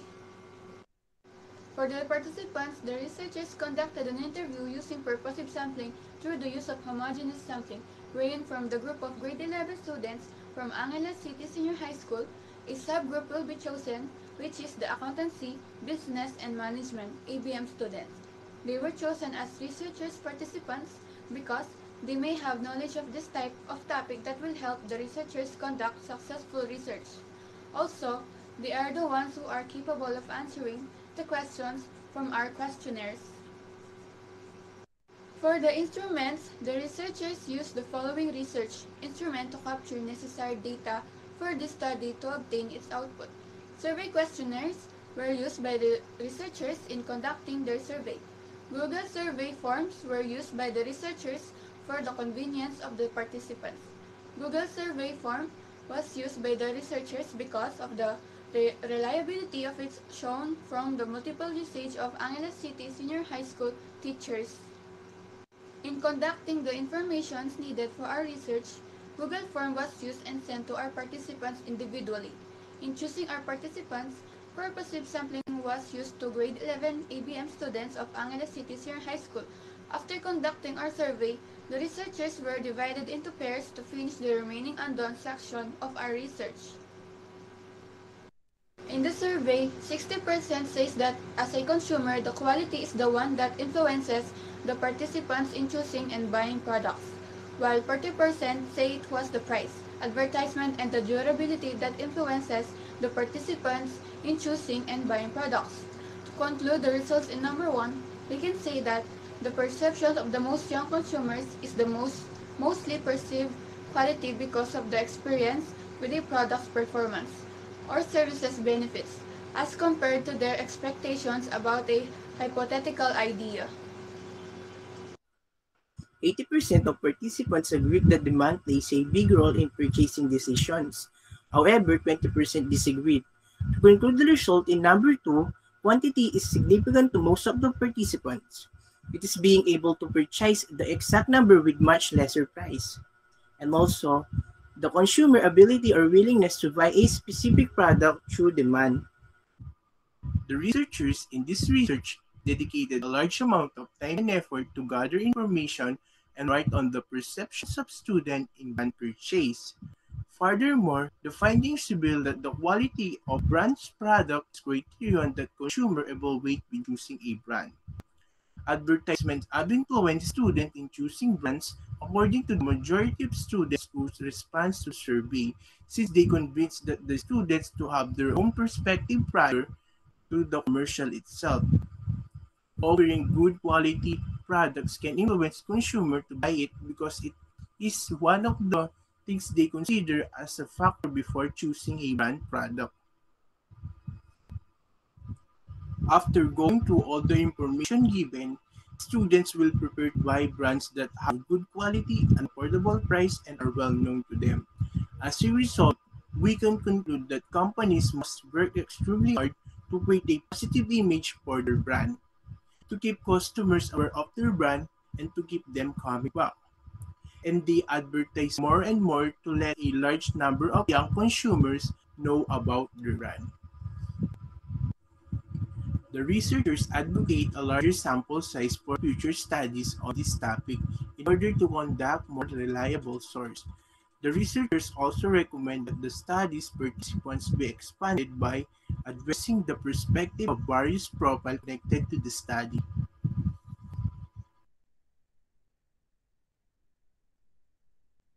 Ayan. Thank you for the video presentation, Nak. So, and this time po, magtatanong na po yung ating mga panelists.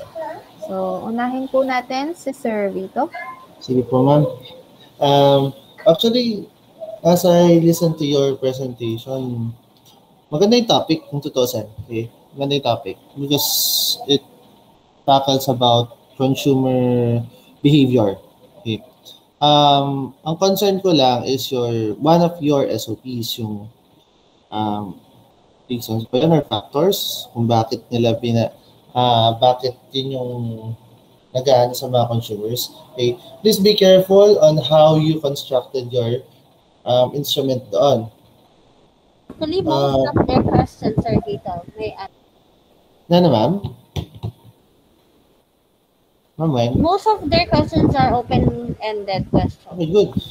Ayun, maganda yun. Open-ended yung mga questions. Kasi minsan, if you didn't ask ayun na pala si Sir Evan, sakto. Kung hindi ka nagtanong sa mga advisors mo, sa mga possible pwede mo matanungan within the field, most likely, pag factors, di ba laging sakit ng mga students yun, kapag factors yung gusto nilang malaman, instead of quali yung lalabas dahil dun sa questionnaire nila, nagiging quanti kasi binibigyan nila ng choice yung mga respondents. Pwede namang i-correct yung ano nila, Sir Vito. Yung questions lang nila. Kasi kung yung sa paper naman nila, nagawa naman nila yung yung process ng quality. Sa questions lang sila nagka-problema. Siguro yung instead of as a consumer, sabi niya, what do you think yung as a consumer, do you think yung siguro pwede na what are the demands of consumers? Yung parang gano'n. Possible i-rephrase na lang siya. What are the as a consumer, what is your parang yung pagpo-purchase nila? Yung WH questions lang naman yung gagawin nila dito. I-rephrase lang yan kasi in the future mapapansin yan, magkakamali kayo doon sa ganong klaseng question. Baka mamaya you're required to do quanti, tapos bigla yung instrument mo, quali pala, there would be a big problem.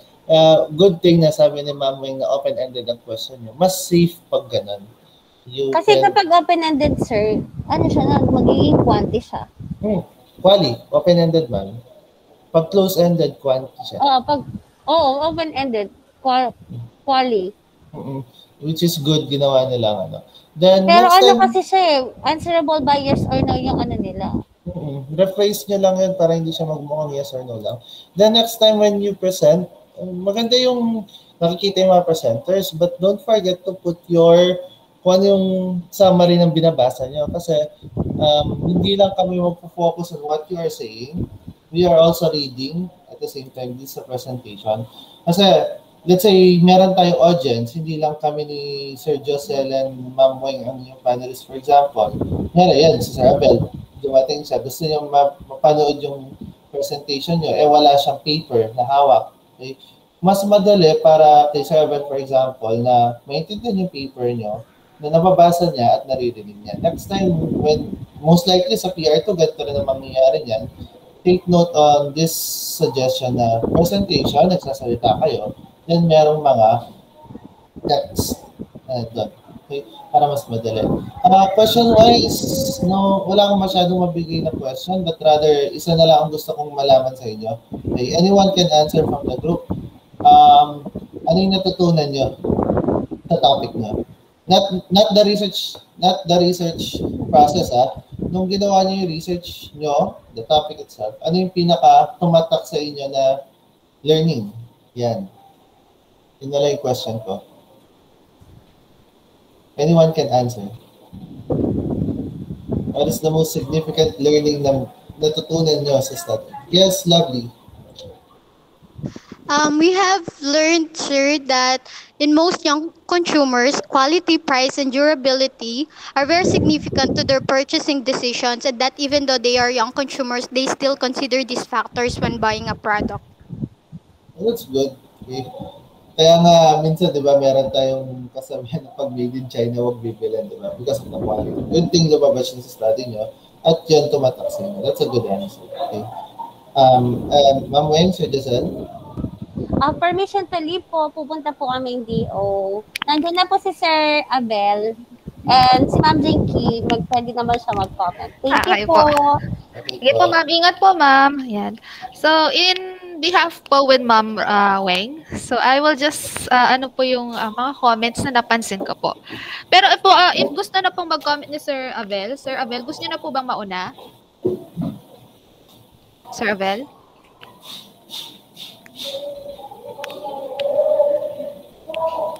Sir Abel, mauna na po siguro ako na, sir. While waiting po kay Sir Abel. So, in behalf po with Ma'am Weng, so, I was one of the validators po sa paper po ni na Lovely, no? I even change po kasi, napansin ko nga nung una, is different po yung question nila from the SOP, from the questionnaire that they use. And I also suggested to eliminate po yung mga close-ended questions, yung mga did, yung answerable by yes or no. So kapag po ganun kasi, you have a choice o yung mga answer sa mga participants natin. So, pag kailangan po kasi natin in every quali na research is open-ended po lagi yung question. So, that's why I revise po yung kanilang mga questions. And 4 po yun SOP, kung hindi ako nagkakamali.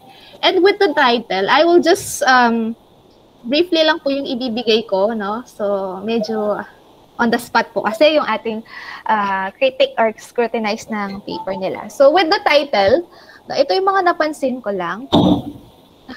Sa title kasi, as much as possible, sabi nga, we don't put articles, the. And also, it is very, nandyan pa po ba? Naririnig ba yung boses ko? Yes, ma'am.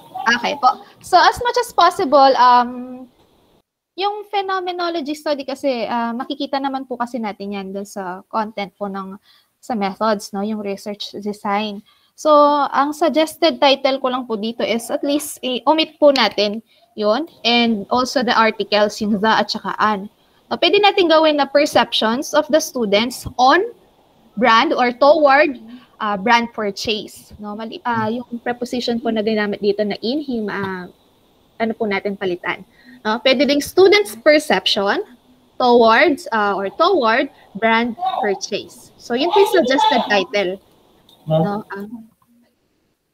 Ayan, yun yung suggested title ko. Nandiyan pa ba Miss Lovely? Yes, ma'am. Ayan, nagsasabi na ako ng mga suggestions. And when it comes to comments naman, are you aware what are the variables of your study? Yes, ma'am. So, can you tell me about the variables? Ayan. Our variables po is students' perceptions and brand purchase. So far naman po ba, did you meet or solve yung hinahanap nyo, discovery dun sa findings nyo? Kasi may nakita ako dun sa findings nyo, merong mga percentage. So as much as possible nga, we don't use statistical or numerical value when it comes to quali. No? Kapag naglagay tayo ng percentage, of course, it will affect po yung ating methods. No, if I am not mistaken, kasi even the percentage as well, kailangan naka-indicate dun sa ating methods, kung ano yung mga ginagamit natin na statistical tool. Tama po ba, Sir Vito? Tama po. Sir Giselle? Yes po, ma'am. Tama po. Ayun po, ayun po. So, even percentage lang po kasi yan, pinapakita po natin yan, even the solving po. So, importante po yun. And another question, dalawa lang yung question ko naman eh.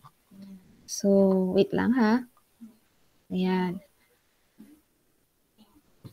So, what have you discovered in your findings na?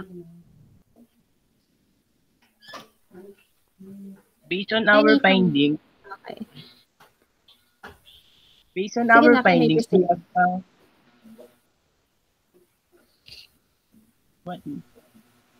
Based on our findings, we found out that for the most young consumer, quality, price, durability, and influence are very significant in their purchasing decision. And that even though they are young consumer, they still consider this factor when buying a product. Oh, okay. So when it comes to, thank you for answering na. When it comes to identifying our consumers, we cannot say kasi, ang mga consumers kasi, even sa we define them, meron tayong description na tinatawag. No, even yung young, yung mga adult consumers, if we are trying to indicate that as well in our research, kailangan po nandun siya sa ating study. No? If we are focused on the young consumers, adult consumers, yan po. So that is my also concern, no, dun sa inyong study. That is only my questions po. 2 questions lang naman. And more on, I will just focus dun sa another comments din. So 3 na lang ito, no. So sa acknowledgement, of course, sabi, mayroon akong nakitang hindi gumamit ng third person point of view. Meron akong nakitang your. So as much as possible, eliminate po natin yung third person point of view po yung ating gagamitin. And sa abstract, nakita ko ngayon percentage, no, omit po natin yun if hindi natin, basta't yung findings po natin, yung summary ng mga naging responses po ng inyong mga participants, we omit the percentage. No? Kasi under po yan sa quanti, yung mga numerical value. And of course, dun sa introduction, as I've read your introduction, meron kulang nakukulangan ako dun sa at introduction kasi your variables are not well explained kasi dalawang paragraphs lang ang nakita ko dito. It's good na nandito yung the study aim kung bakit kayo nag-come up with this study, but the variables itself are not introduced well. Okay po. So, as much as possible, we introduce po yung ating mga variables para naiintindihan din po yung content ng ating study. And you are missing out RRL and RRS, or Review of Related Literature and Studies. Walang nakalagay? No, pero aware po ba kayo na dapat may nakalagay na gano'n sa inyong study? Aware po ba yung group? No, ma'am. Oh, okay. So when it comes to study po, kailangan nagka-come up tayo o nag-i-include po tayo ng related literature and related studies to help ibaback up din kasi ng mga findings nun and also the information na content din nila yung ating study. No? So we have to apply na lang po yung mga yun. Indicate na lang natin. And with that po, yun yung mga comments ko and nakita. And yung sa reference pala, isa lang. Hindi po pwedeng isa lang yung ating reference when it comes to research. At least more than 5 references po yung kailangan natin. Okay?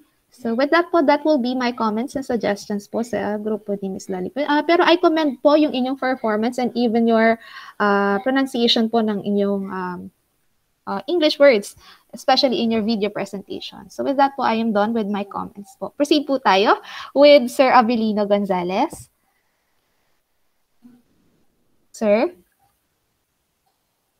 Yes, ma'am. May next presenter pa, ma'am. Meron pa, sir. Pero dito, sir, wala na po kayong comments, sir. Si Sir Avelino po pala, siya po yung master teacher po sa Angeles City Senior High School. Oh, yes, ma'am. Also, a grade 12 teacher po. Kakain ko pa kasi, ma'am. Ay, sige po. Proceed na lang po tayo. Tayo naman itong paper po. Sige po. Next presenter na mo na, sir. Yes, ma'am. Proceed po ako kay Sir Josel. Ayan. Sir? Yeah, hello po. Hello. Ayan, my dear students, no? Medyo naguluhan na ako dun sa purchase brand product. Naisip ko, ano kayang brand ito? Tapos considering the quality, durability, and the price, too broad yung brand product. Kasi inisip ko, paano kaya kung bigas ito? Paano yung kailangan ba matitigas, buo-buo, parang pang ganun yung sa bigas, parang ganun. So, yun lang yung medyo siguro be specific on the brand product. Kung ano yung tinutukoy nyo dito, considering nakita nyo na significant yung quality, durable, and price. And speaking of significant, ang alam ko kasi qualitative kayo, no? Ay, quantity and significant, diba? Well, significant kasi more on quantity eh. So, hindi siya nagmamatch, no? Hindi siya nagmamatch dun sa ginamit niyong research study, no? Kumbaga, quali kayo, pero because of the word significant, naging siyang quantity. So, quantifiable. Tapos, nag-conclude kayo na based on your findings, no? Yung quality, durability, and price, no? Are the factors to consider when buying a product, no?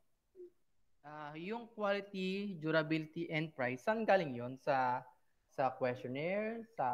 Kanino galing yon? My dear students, lovely. From the questionnaire po. So, galing siya dun sa questionnaire. Kasi kung galing siya sa questionnaire, so ibig sabihin, nagpo-focus kayo talaga dun sa quantity. Hindi siya quali. Expect ko kasi itong term na to na lumabas on your study ay nanggaling mismo sa inyong mga respondents or participants, no? So expect ko galing sa kanila to kasi pag nag-ano tayo kasi pag magka-quantify tayo, quanti nga 'yun. So kung nasa paper nyo to, well, hindi ko nasilip yung inyong questionnaire, no? Kasi usually, chine-check naman yan or pinapacheck nyo dapat yan sa inyong... Sir, excuse Sir, po, excuse po. Yes yung po. Yes, yung Ma'am ano po, Michaela. yung about sa durability is galing po sa participants po namin. Galing kasi ni Lovely, di ba? Galing sa questionnaire. Be careful kayo dapat doon kasi syempre, pag galing siya sa questionnaire, so ibig sabihin, yung instrument nyo, yun mismo yung mali. Ayun, so kay Micaela, galing daw siya on the respondent, which is better, no? Mas ano yun. And then, yun nga, nasabi na kasi lahat eh. Ni-screen ko na lang yung iba dito.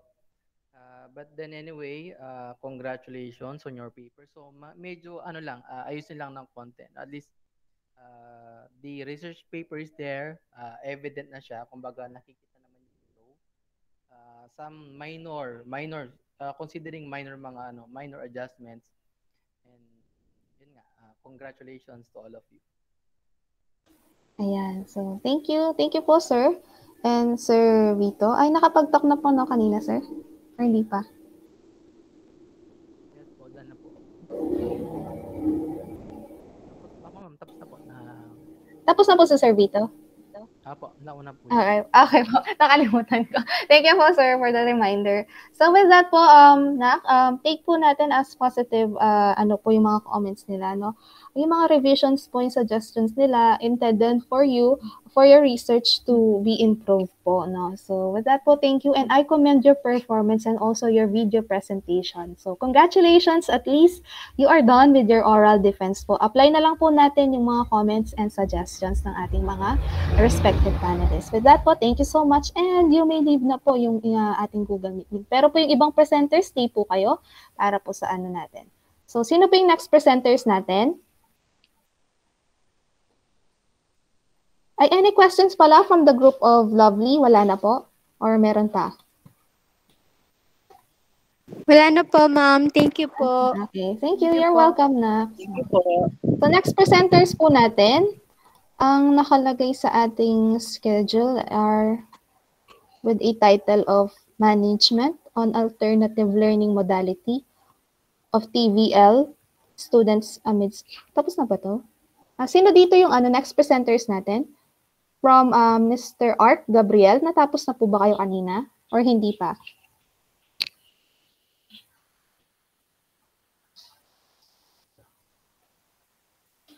Dinig po ba ako? Yes, ma'am. Sino na sir yung Kasi medyo nabubulahan ako dun sa schedule natin na Bale, ma'am, kaya tayo? Nag-adjust tayo eh. Tama po kayo si Management on Alternative Learning Modalities of TVL. Baliktad pa mo yung nila. Kaya sa abbreviation kaysa kay full Kaya sir.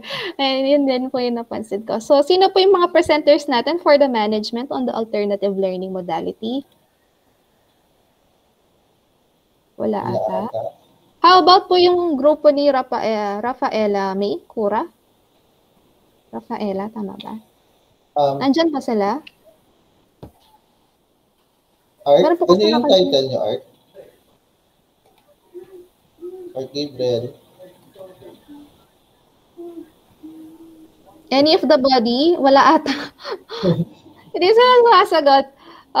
Please po, don't leave us hanging po while we are asking questions po, no? Pakisagot po yung aming questions. Kasi po sayang po yung time. Hanggang 3 p.m. lang po tayo. Yung mga hindi po natapos will be rescheduled po. Kayla, Sinaban. Ano yung title niya?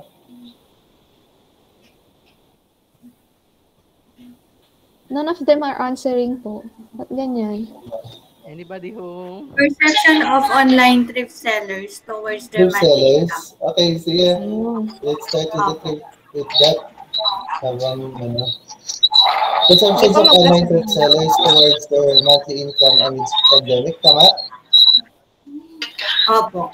Okay, sige. You may start. Hindi sumasagot yung iba eh.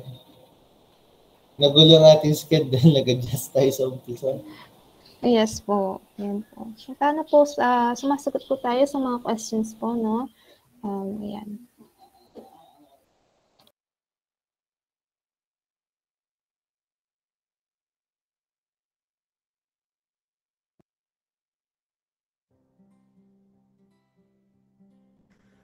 A pleasant morning to everyone, especially to our dear panelists.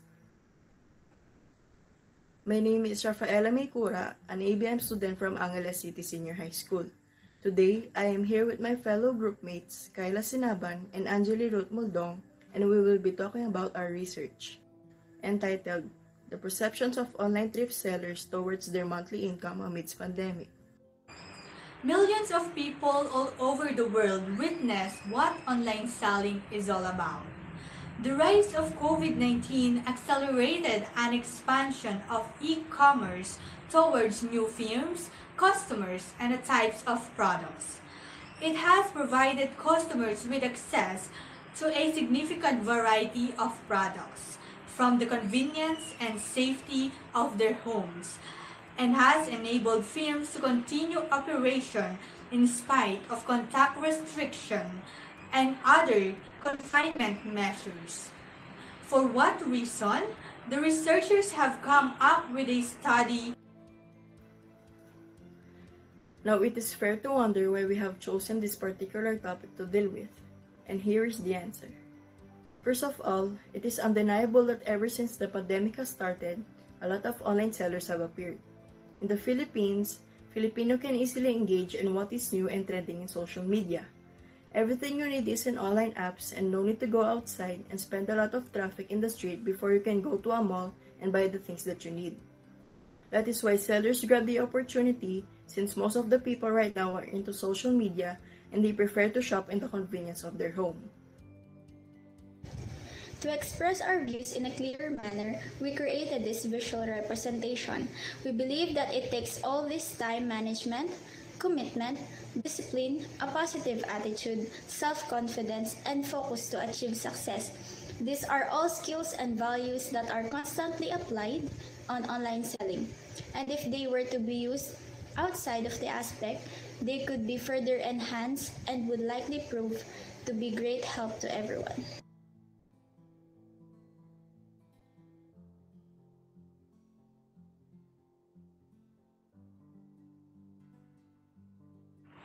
This study focused on the perceptions of online thrift sellers on their monthly income amidst pandemic.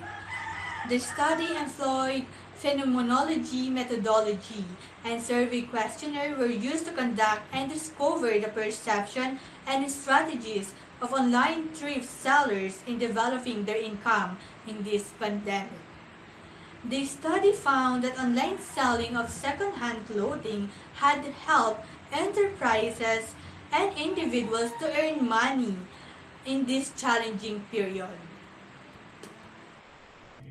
As a result, selling of this product became a huge help in meeting the needs of online sellers on a daily basis. On the other hand, selling second-hand clothing online provides an additional source of income while allowing online sellers to become more strategic and persistent.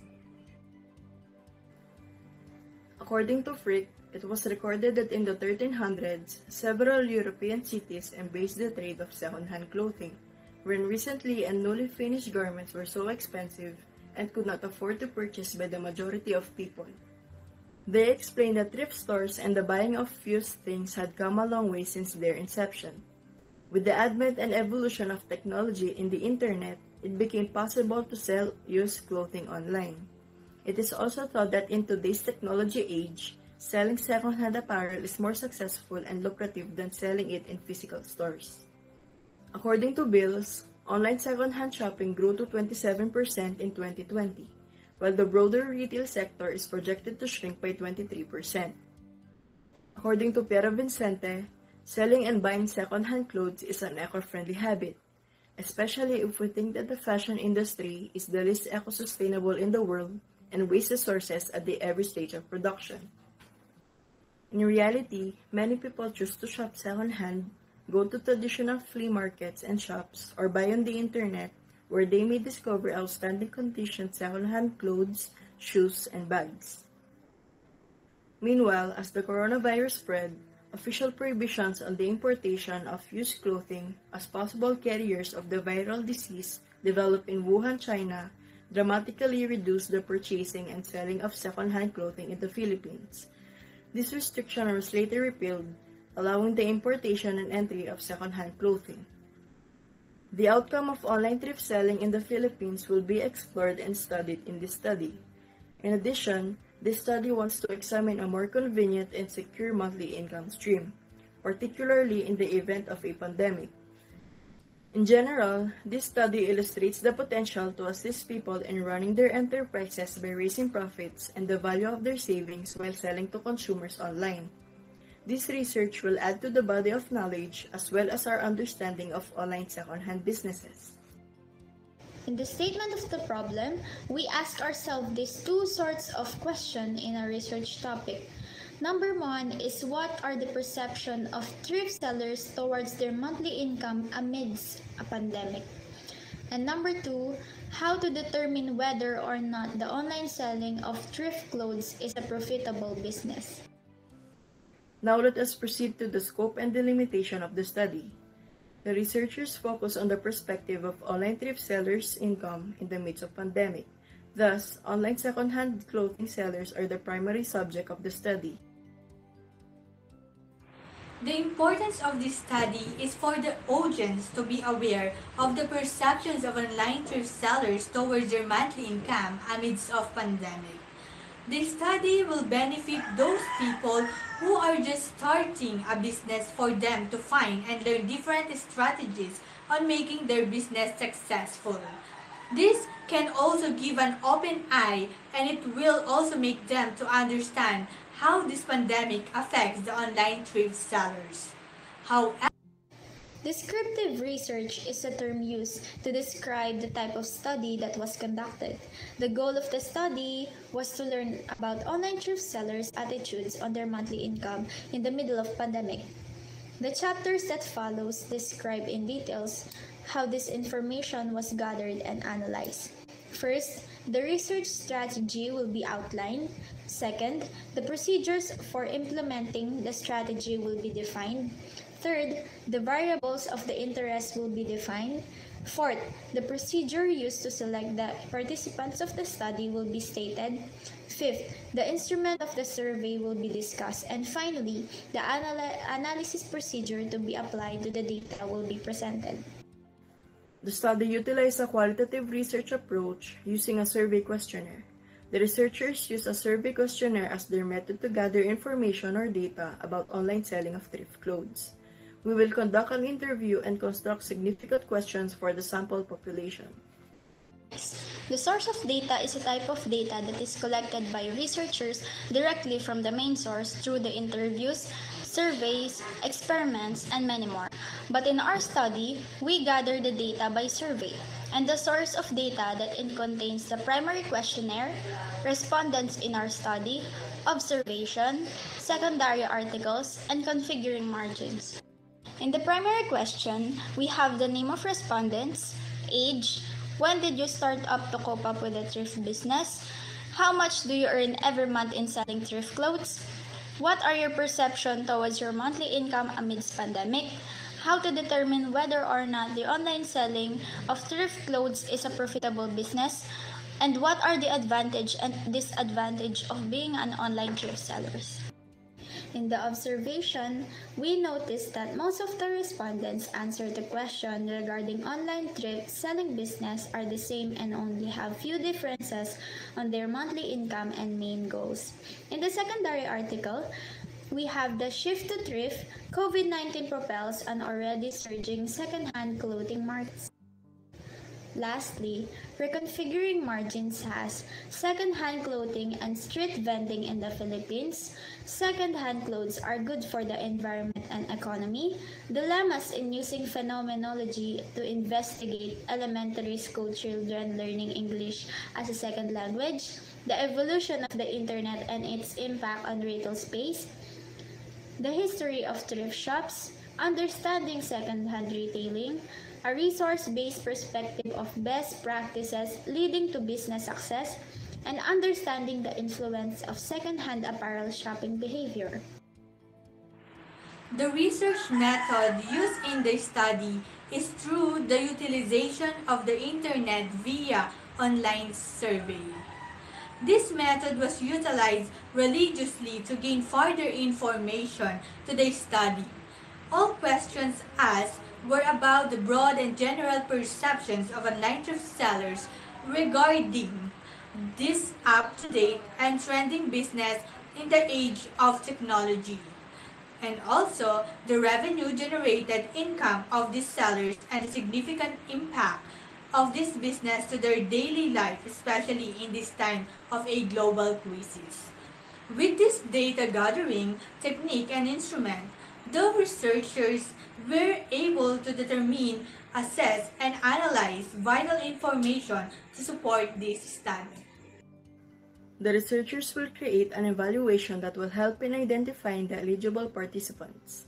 This study will focus on online thrift sellers around the locality of Angeles City and will represent as the population of the study. The study will enlist the participants of a total of 5 people. This chapter deals with a detailed analysis of the data gathered, the interpretation of findings based on research questions posted are hereby presented. The first one is the demographic of the respondents.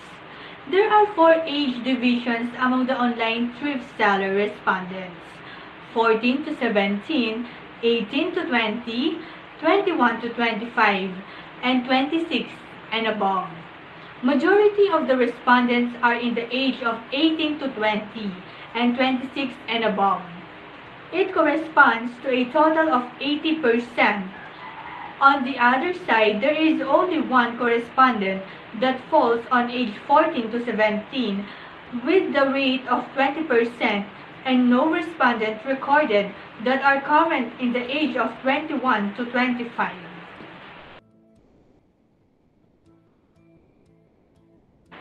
The first one is the demographic. Second, the time and date of the start of their business. Overall, out of 5 online thrift seller respondents, 3 of them started their business in the year 2020, and 1 respondent started last January to March 2021, and another one that started in the month of April to May 2021. And the third one focused on the monthly income of online thrift sellers. This reveals that majority of the respondents that started last year earns a lot now.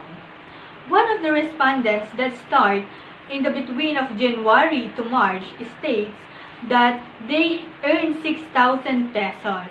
And lastly, another one that started last April and June 2021 earns 8,000 pesos. The next part will focus on online thrift sellers' perceptions of their business and monthly income in the midst of pandemic. The perceptions of our respondents towards their monthly income amidst pandemic. It is really hard to earn money and it takes a lot of work, especially this time of crisis, because you need to gain and put all your efforts to make things happen on your way. Furthermore, our respondent states that it suffices their needs monthly considering that sometimes they do not have enough customers to produce larger income, and it helps us a lot to overcome the difficulties amidst this pandemic. However, the perceptions of online thrift sellers about their business are profitable because as long as you want to take risks, capable, and you are really passionate about your business, you will succeed. And the last one is the advantage and disadvantage of online platform of thrift sellers. Our respondents are one in the idea that online thrift selling is a good thing for they can own their time safe. No need to go outside.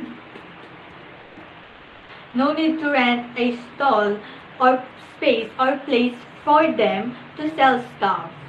Having no boss. And lastly, they can sell any stuff that they want. They are also one in the thought of this disadvantage are having a poor or slow internet connection, and it's risky for having many competitors. Moving on to the results of the study, the 60%, 20% from 14 to 17 years old, and 40% from 18 to 20 years old, on the results shows that teenagers are being way too practical to start a business on their own and using the advantages they get in the midst of this pandemic. The 40% on the results came from 26 years old and above. We got 0% coming from the age group of 21 to 25 years old, where people are confused on what they truly like, whether to start a business, continue to study, or to find a job. Majority of the respondents started their online thrift selling business in a year when COVID-19 cases are rapidly increasing. It is a time when many are starting to lose their job and savings. That is the reason why our respondents look for a way to earn money in the safe, practical, and low investment price business. Our respondents that started their online thrift selling business last year 2020 are earning a lot and continues to increase their sales more than the others. They got more experience and strategies as time goes by, and they continue to improve their business by using that. The result proved that the earlier you start, the better you will find ways and experience to make success. Our respondents have started their perception about their monthly income. All the respondents stated that it is really hard to earn money and it takes a lot of work, especially this time of crisis, because you need to gain and put all your efforts to make things happen in your way. The primary goal of this study was to learn about or investigate the perceptions of online thrift sellers concerning their monthly earnings. The researchers want to discover if their earnings from thrift store sales are sufficient to meet their daily necessities.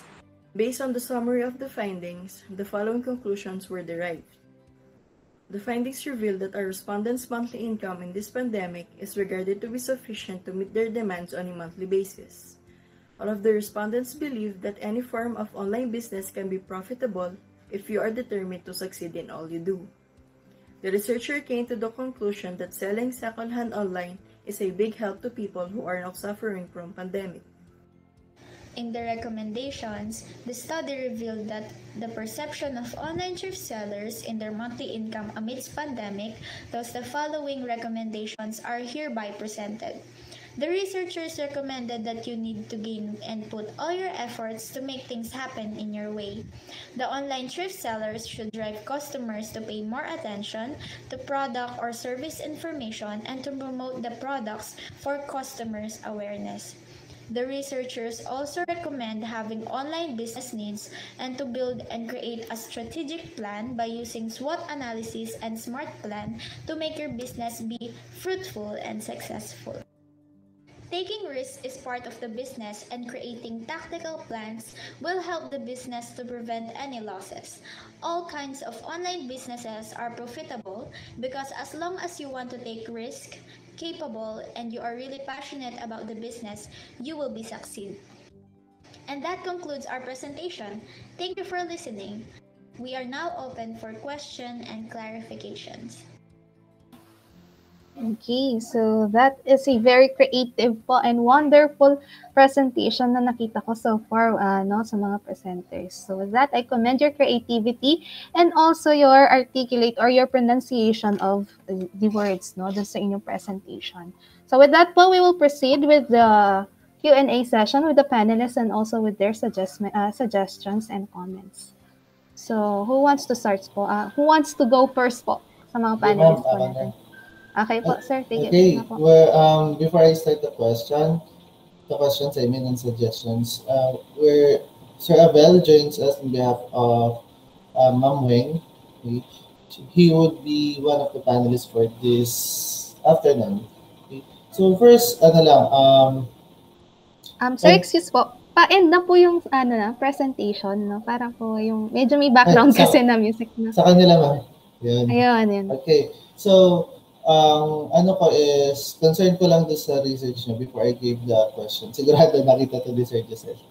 Naglagay kayo ng quanti data sa inyong research. Remember, PR1 is qualitative research. So, wala kayong numerical data dyan. Ang kailangan nyo lang is qualitative data wherein perceptions lang. Tama itong inyong title, Perceptions of Online Thrift Sellers Towards Their Monthly Income Amidst Pandemic.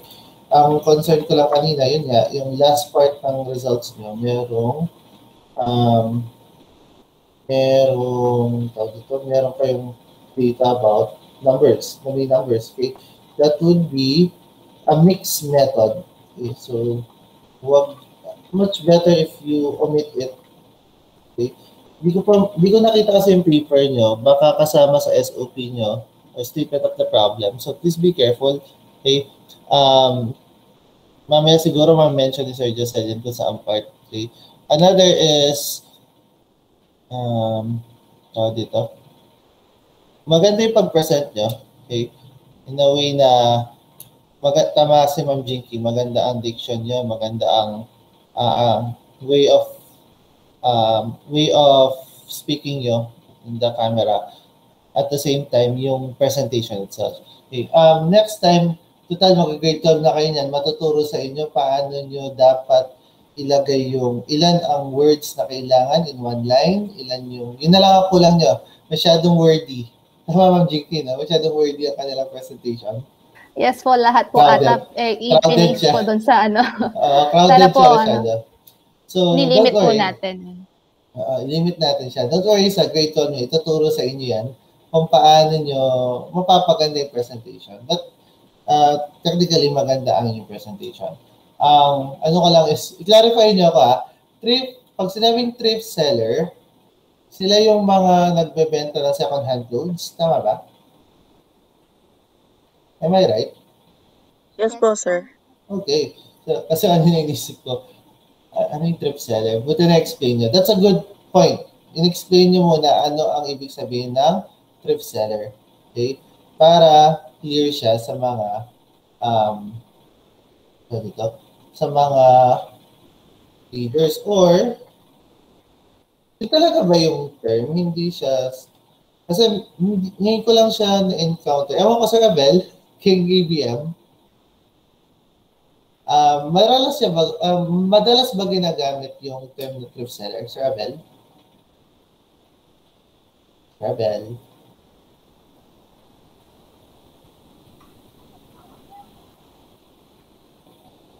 Lagi ba siyang ginagamit na term? Sa mga nabasa yung related literature, hindi siya second-hand, parang mga reseller. Ewan ko kung anong tamang term doon. Yun talaga yung term na ginagamit nila. Researchers. Thrift seller talaga. Sir, based sa dictionary, thrift is the quality of using money and other resources carefully and not wastefully. So, spending money wisely, parang ganun po yung ibig sabihin. Okay. So, let's verify muna yung term para kasi kanina, yun nga, napaisip ako bakit thrift sellers. Let's verify ano yung tamang term. I guess your ABM students, you can ask your ABM teachers regarding this one. Pwede po bang resellers? Parang ganun po ba? Pwede, parang resellers. Okay. Total nandun naman sa inyong scope and delimitation and explanation ano yung mga ginagawa nila. Kasi, ako ngayon ko pala na-encounter to with paper kasi siguro ito rin yung time na ngayon pala ako mawak ng ABM na researches. Ngayon pa lang ako naka-encounter ng ganong topic. I guess, kung yun yung term, no problem. Kung merong masuggest yung ibang ABM teachers nyo, much better. Okay? Para mas hindi siya confusing. Kasi gumamit kayo ng, tama ba, Ma'am Jinky, jargon, no? Jargon siya sa field nila. Opo, sana na-explain yung variable na yan para po dun sa intro. Na-explain siya, ma'am, dun sa intro? Tama ba, students? Na-explain po ba? Na-explain siya sa intro niya, no? Anjali Rafaela. Tama? na-explain nyo dun sa introduction, definition ng thrift seller? Tama na? Yes po, sir. Okay, good. Kung na-explain doon, no problem. Okay? Pero next time, don't use jargon sa ano. Don't use jargon sa title. It will create confusion kasi sa ating mga readers. Okay. At lagi tatandaan nyo, researchers, lagi tatandaan nyo na ang readers nyo are general. In general sila. So, if you're going to use terms, explain it agad. Okay? That's one. Last ko na lang before I give the floor to my other panelists. Ano yung significant yung natutunan dito sa topic na to? Not the research process, but rather itong ginawa niyong research paper. Itong topic na ito, ano yung natutunan niyo? Anyone can answer.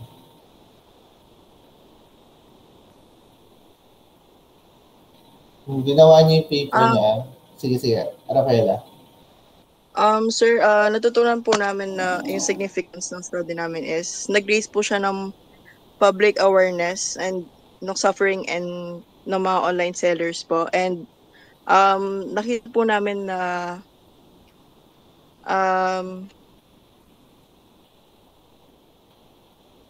nakita po namin yung mga efforts and sacrifices ng mga online sellers dahil po sa pandemic para makakita po sila.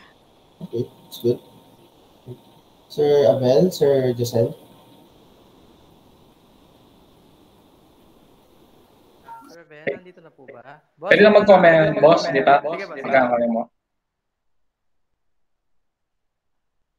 Sige po, Sir Abel.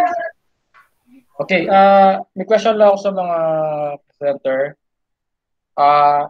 Sa perception of online trip business.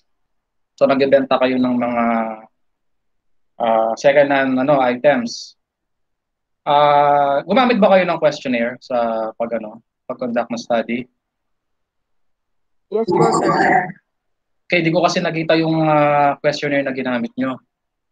Anong type of questionnaire yung ginamit ninyo? Likert scale ba o ano lang, interview type? Nag-conduct po kami ng survey sa interview po. Okay, through interview. Google Form po. Through Google Form. Yes, sino yung mga in-interview ninyo? Anong klaseng respondent? Mga business? Mga online thrift sellers po.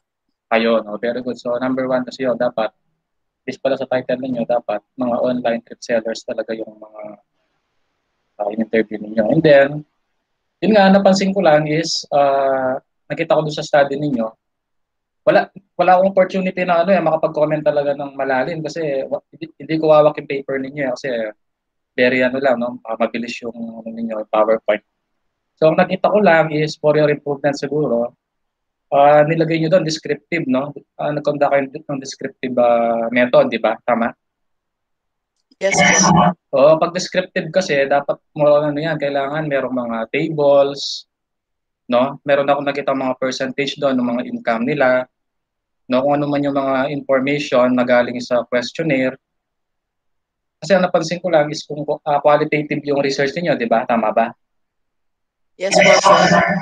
Okay, so kung Sir Vito, allow bang yung mga grade 11 sa PR1 na qualitative? Pwede silang mag-mix method? Pwede naman, no? Siguro kung pwede naman mag-mix method. So yun, boss, sige boss. Kay, quali na talaga. Kasi ang pagkakalam ko ang quantitative research is on grade 12, PR2.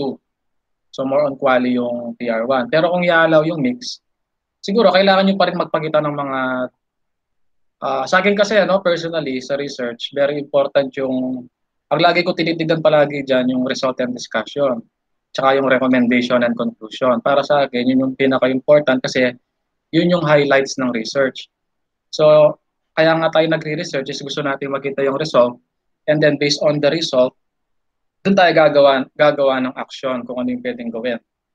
So, napansin ko lang, next time, kung descriptive type of yung method of research ninyo, kailangan sa PowerPoint ninyo siguro, pinakita nyo sa amin yung mga result ng survey ninyo. So nakita ko yung result more on ano lang sila, no? Nakasulat lang. Hindi.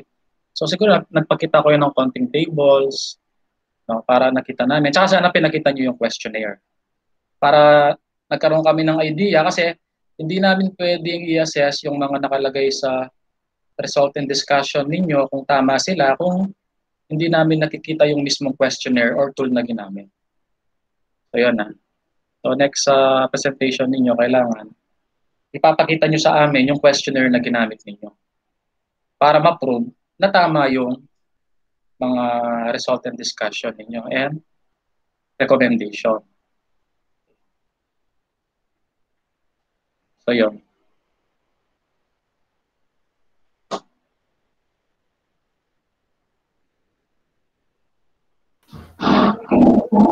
Meron pa sir mga suggestions? Ayun lang po. Yun na, next time kailangan questionnaire is very important na ipapakita sa mga panelists. Ay sa mga sa mga nakikritik sa inyo. Ayun. Yes po, I agree with Sir Abel po regarding with your questionnaires po para po ma-modify namin and ma-assess po namin if tama po yung nasa results ano niyo po na explanation. Opo, kasi hindi natin pwedeng masabi na tama yung result ng study ninyo kung hindi naman namin nakita yung yes po. Yung laman ng questionnaire. O, hindi naman po kami manghuhula kung ano po yung mga questions. How can you know na baka hinulaan nyo lang yung mga responses na yan, yung mga recommendation ninyo, yung conclusion. Kung nakita ko nga yung nakalagay sa mga ano ninyo na masyadong marami yung sa result, yung sa conclusion and recommendation. Yung ibang sinulat nyo doon parang pwedeng part ng introduction eh. Masyado siyang general. So yun. So with that po, thank you po Sir Abel for your comments and suggestions po. And tuloy po tayo kay kay Sir Josel Dizon po. Hello po, good afternoon po, no? So my dear students, congratulations on your paper, no? So however, some corrections should be made. Yun nga kasi, although na-observe na po ng ibang panelists, no? Kasi, ang nakita ko on your presentation, it is more on quantity. Alam ko dapat kayo more on qualitative, no? Kasi, based dun sa presented results ninyo, discussion, diniscuss na yung demographic profile, time and date, kung kailan sila nag-start, monthly income added, perception of the respondents, and advantage and disadvantage. So, kumbaga nag-summarize na lang ako, no? Kasi kung ano kayo, kung quantitative kayo, ito na yung inyong SOP. How may the respondents be described in terms of how may the demographic profile of the respondents be described? Tapos, kumbaga, yun na yung inyong SOP. So, ang sa akin lang, siguro i-focus ninyo, kasi parang nakikita ko kasi, kanina kasi nagtitingin ako kung ano talaga yung sinasabing online thrift. Tapos, parang pumasok lang yung target nyo talaga is online selling. Tapos biglang pumasok si clothing, no? So, parang mas maganda yata kung ilagay nyo lang sa scope and delimitation yung online selling ng clothes. Clothes yung inyo, no? Tama ba? Clothes yung inyong product, tama ba? Tama ba? So, yun yung inyong focus, no? Ano lang, no? Make sure kapag meron kayong mga sa results ninyo, dapat ang sinasagot niya ang inyong mga SOP. No, hello? Narinig po ba ako? Yes po, sir. Narinig po. Mapuputulan po kasi ako ng kuryente. So, nagbigay po ka ng 10 minutes kasi papalitan po yung contactor po namin. So, dumating po yung mga kaya nagmamadali na po ako. Yun, no? And then, ano lang siguro sa mga magpe-present, usually pag nagpe-present ko yung ng mga tawag dito, yung related studies, and then nagbanggit kayo ng mga pangalan ng mga researchers, make sure meron mga date. Tapos pag-check yung mga date kasi baka anong taon na yan. So usually 10 years, pinaka-recent. Kumbaga, yun yung recent na sa taon. No? So kung 2021 tayo, so usually sakop lang is 2011. Pataas. No, convert nyo lang yung ibang parts ng inyong paper into um, qualitative. Kasi ang nakita ko, mix nga.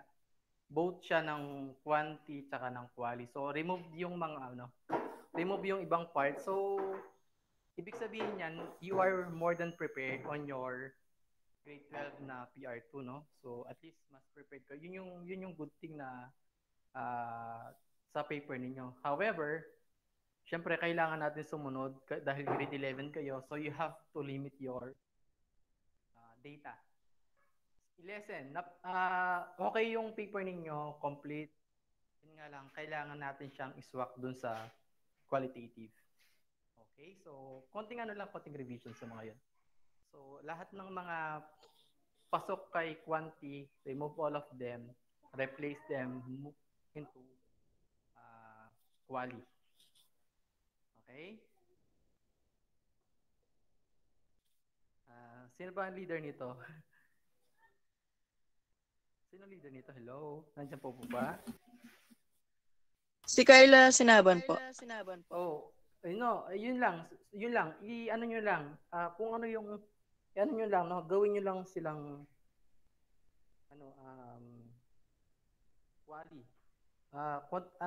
Revision, no? Tapos, sobra yung mga details na nandun. Tapos, ilagay nyo lahat ng mga nakita nyo, ilagay nyo sa SOP. Kasi yung SOP nyo, 2 lang, di ba? Pero ako nakita ko 5 kaagad sila eh. No, so yun lang so far. Ayun, so sana ma-consider mga yon sa mga recommendations ko. So at least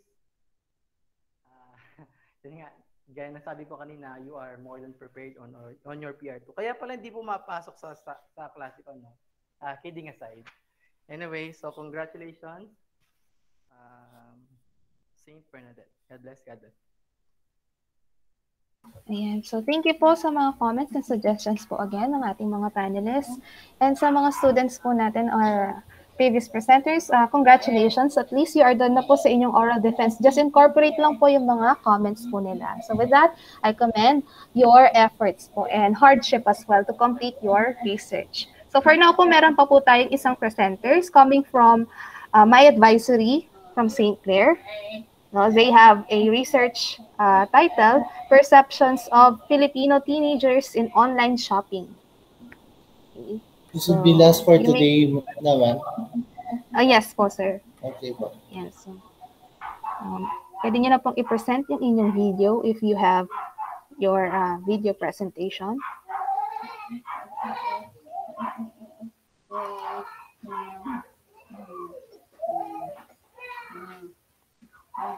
Oh, phone again yung phone ba na? Walang sound or live po ba kayo magpe-present? Live. Live. O sige. Yan. Proceed lang po kayo sa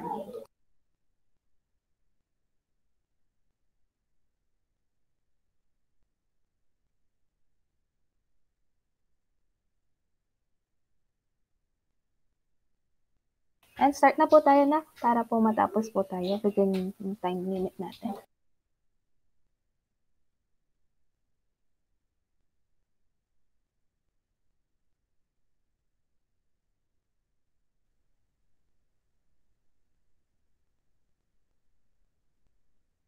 The title of our research is Perceptions of Filipino Teenagers on Online Shopping Applications Amidst Pandemic, a Phenomenology Study. Now we will going to talk about the introduction of our research.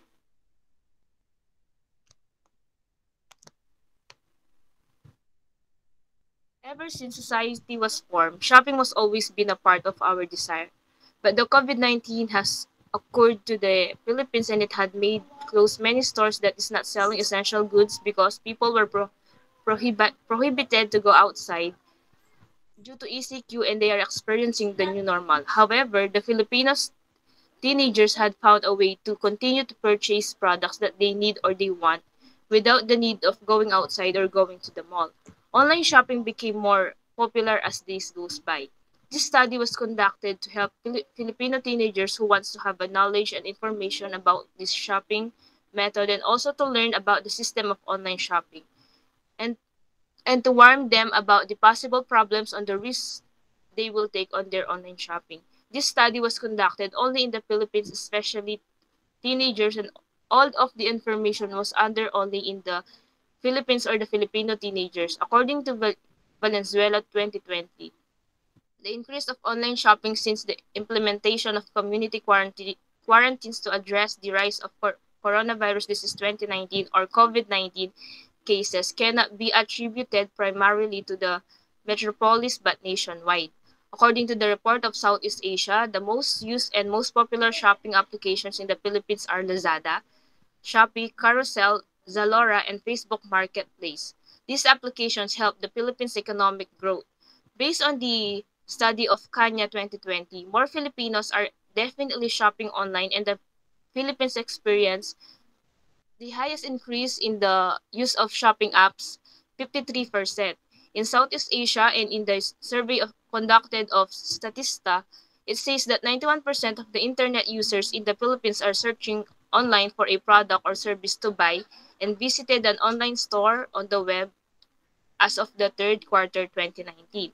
The, the objective of our research is to influence and help Filipino teenagers to experience the most convenient and the safest way to fulfill their needs without the hassle of going outside. The main purpose of this study is to show the perks and advantages of online shopping instead of the traditional shopping method, and also to make the Filipino teenagers to be more aware about the disadvantage of this shopping method for them to not waste money and not to be scammed.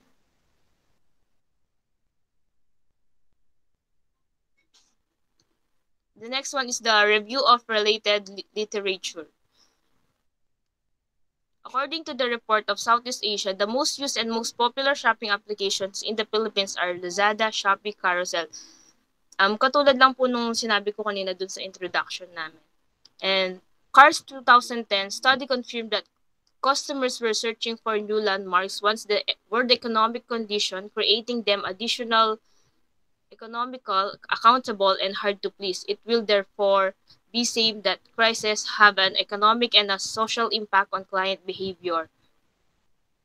According to the report of Tayo Guego A 2020, as people turn toward online stores and marketplaces to buy what they need during the lockdown due to the COVID-19 pandemic, brands could take into consideration which platforms are most visited by consumers to ensure that they still reach their target markets. And here in the Philippines, these are Lazada, Shopee, Zalora, and UTMNL, says the year-end report on Southeast Asia's map of e-commerce. According to the report, put together by price comparison website and online catalog, iPrice Group in collaboration with mobile data and analytics platform app Ani and website analytics services company SimilarWeb in the Philippines. Lazada's market share is at 59% with over 34 million visits in a month. The marketplace is followed by Shopee with over 19 million monthly visits, 33% market share, and Zalora with almost 2 million visitors. As for the mobile e-commerce apps, Lazada, Shopee, and Zalora are also Filipinos' top favorites in that order based on the monthly active users. According to the report, an active user is defined as a device having one or more sessions with an app in the time period, meaning a single person could represent more than one active monthly user if he or she actively uses these apps on multiple devices. This is according to Tayo Weho A 2020.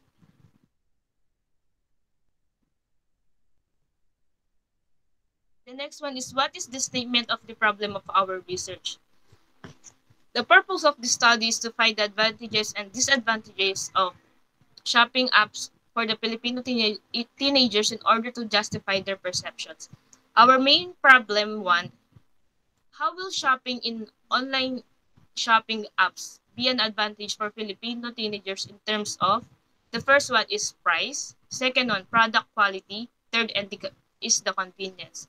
Number 2, what's the disadvantage of online shopping for the teenagers? Number 3, what are the possible reasons why the teenagers are addicted of online shopping? The next one is the scope and delimitation of our research. The research was intended to identify the perception of the Filipino teenagers on online shopping amidst pandemic. This study was conducted among the Philippine teenagers. By having this large sample size of participants, we will have a general idea about the thoughts or perception of the Filipino teenagers about the online shopping amidst pandemic. This study is only limited to those teenagers who are currently doing online shopping, since they are the one who can only answer different questions and about online shopping.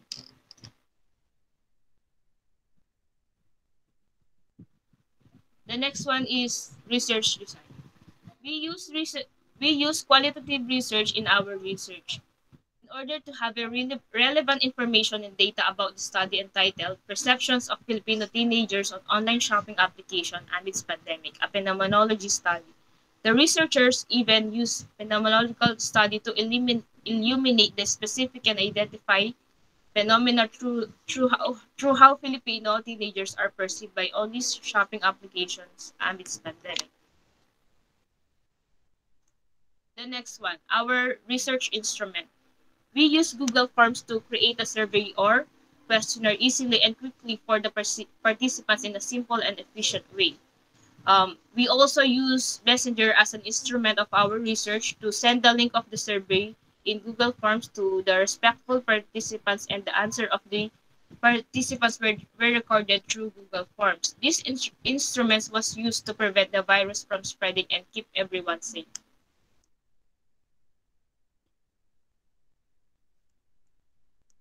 And next, the participants. This will going to discuss our another group member.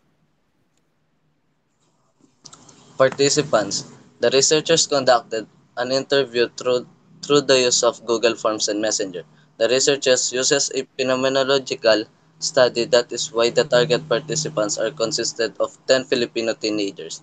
The participants are selected because they has experience in online shopping application amidst pandemic. We researcher give a survey questionnaire to the selected respondent in order for them to share their experience in buying on online shopping. This phenomenological study targeted 10 Filipino teenagers who are using online shopping apps in the midst of pandemic to be interviewed. The next one is data analysis.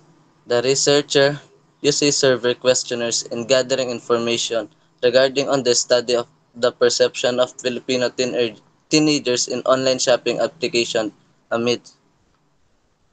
The questionnaire that was presented is based on related literature. In making the instrument, all the requirements of the good design of instrument are considered in the first part of instrument use. The researchers use a demographic profile which contain name and age. Second part of instrument is dichotomous questions. The next one is the procedure.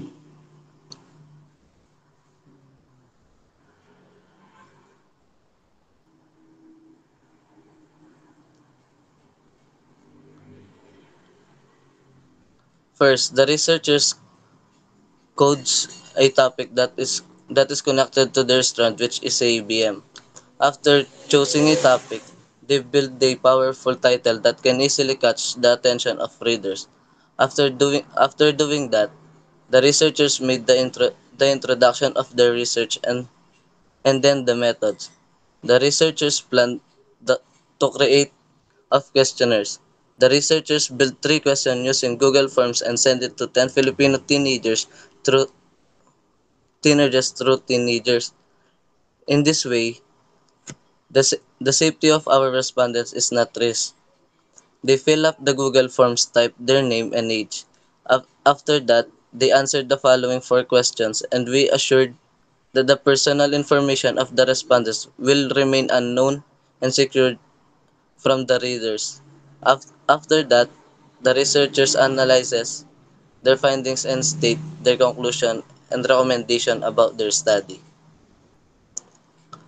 The next one is the result. Question number 1. Have you tried to shop on online shopping apps? Why or why not? All of the respondents said that they experienced shopping online because of the pandemic. They found it more safer and easier and convenient to lessen or prevent the spread of the virus. Also because the teenagers and senior citizens are not allowed to go outside and go to the mall. Question number 2. Do you think that shopping on online shopping apps is a disadvantage for teenagers? Why or why not? Some of the respondents said that they can see online shopping as disadvantage for them. Instead, it is an advantage for them because they fulfill their wants and needs without risking their lives outside. And also because in online shopping, the life of the consumer is sure and safe from the virus. Question number 3.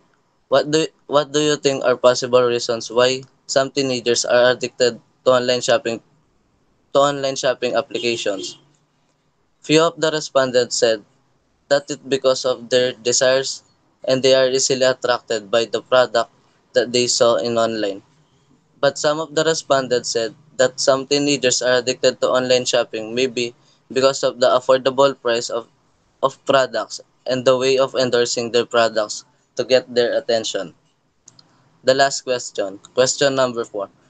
If you're given another chance to shop on online shopping applications, would you still trust in them? Why or why not?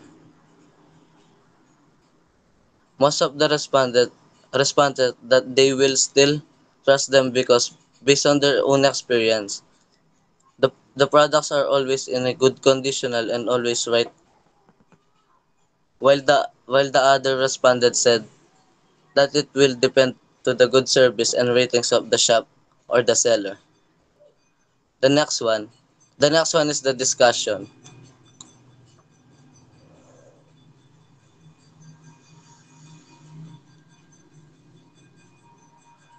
This part includes conclusion, recommendation, and appendix of study. Conclusion. The researchers conclude that according to their findings from their respondent, they met the objective or goal of this study about online shopping.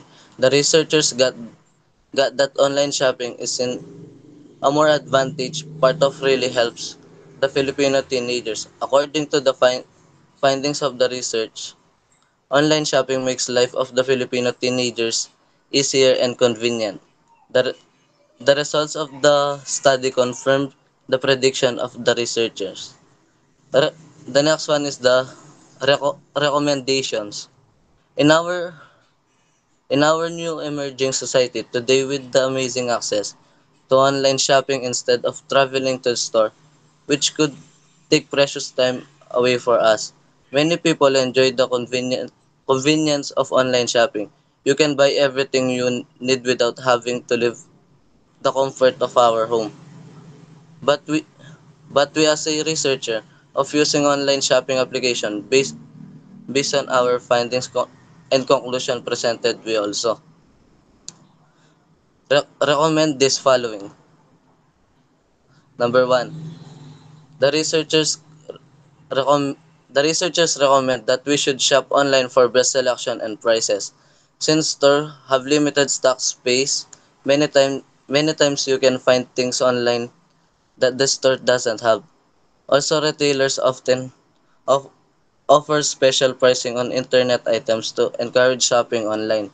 If both online and in-store carry an item, you may find the online price is cheaper. Number 2, the researchers recommend that when we are shopping online, don't forget to take shipping into consideration. Many online stores offers sales, good deals or discounts and then charge large amounts for shipping, which can ruin a great great deal. Instead, shop around for low shipping costs as well as a retail prices. You can often find stores that offer half price shipping or even free shipping. Number 3, the researchers recommend that we should always check out different sites before committing to a particular purchase. This allows you to compare prices from different online retailers. You might find that is out of your price range is much more affordable on the different website. The last one, number 4. The researchers recommend that we should be aware of sites we are using. Look for https double dot double slash huh? in the URL of the site that you're trying to buy something from. If you don't see that or no sign of any website security, then it's probably a good not idea to trust those people or site. The increased availability of online shopping is convenient. It also makes it more lucrative for scammers to trick buyers into paying for good they won't receive or obtain our personal information for financial gain. So we as researchers recommended those for your safetyness and protection against different scams when shopping online. So always remember that we should analyze critically first before you purchasing items using different sites or application.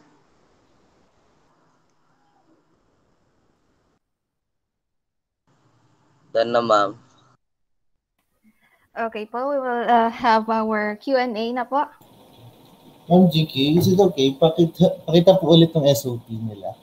SOP. Sige po.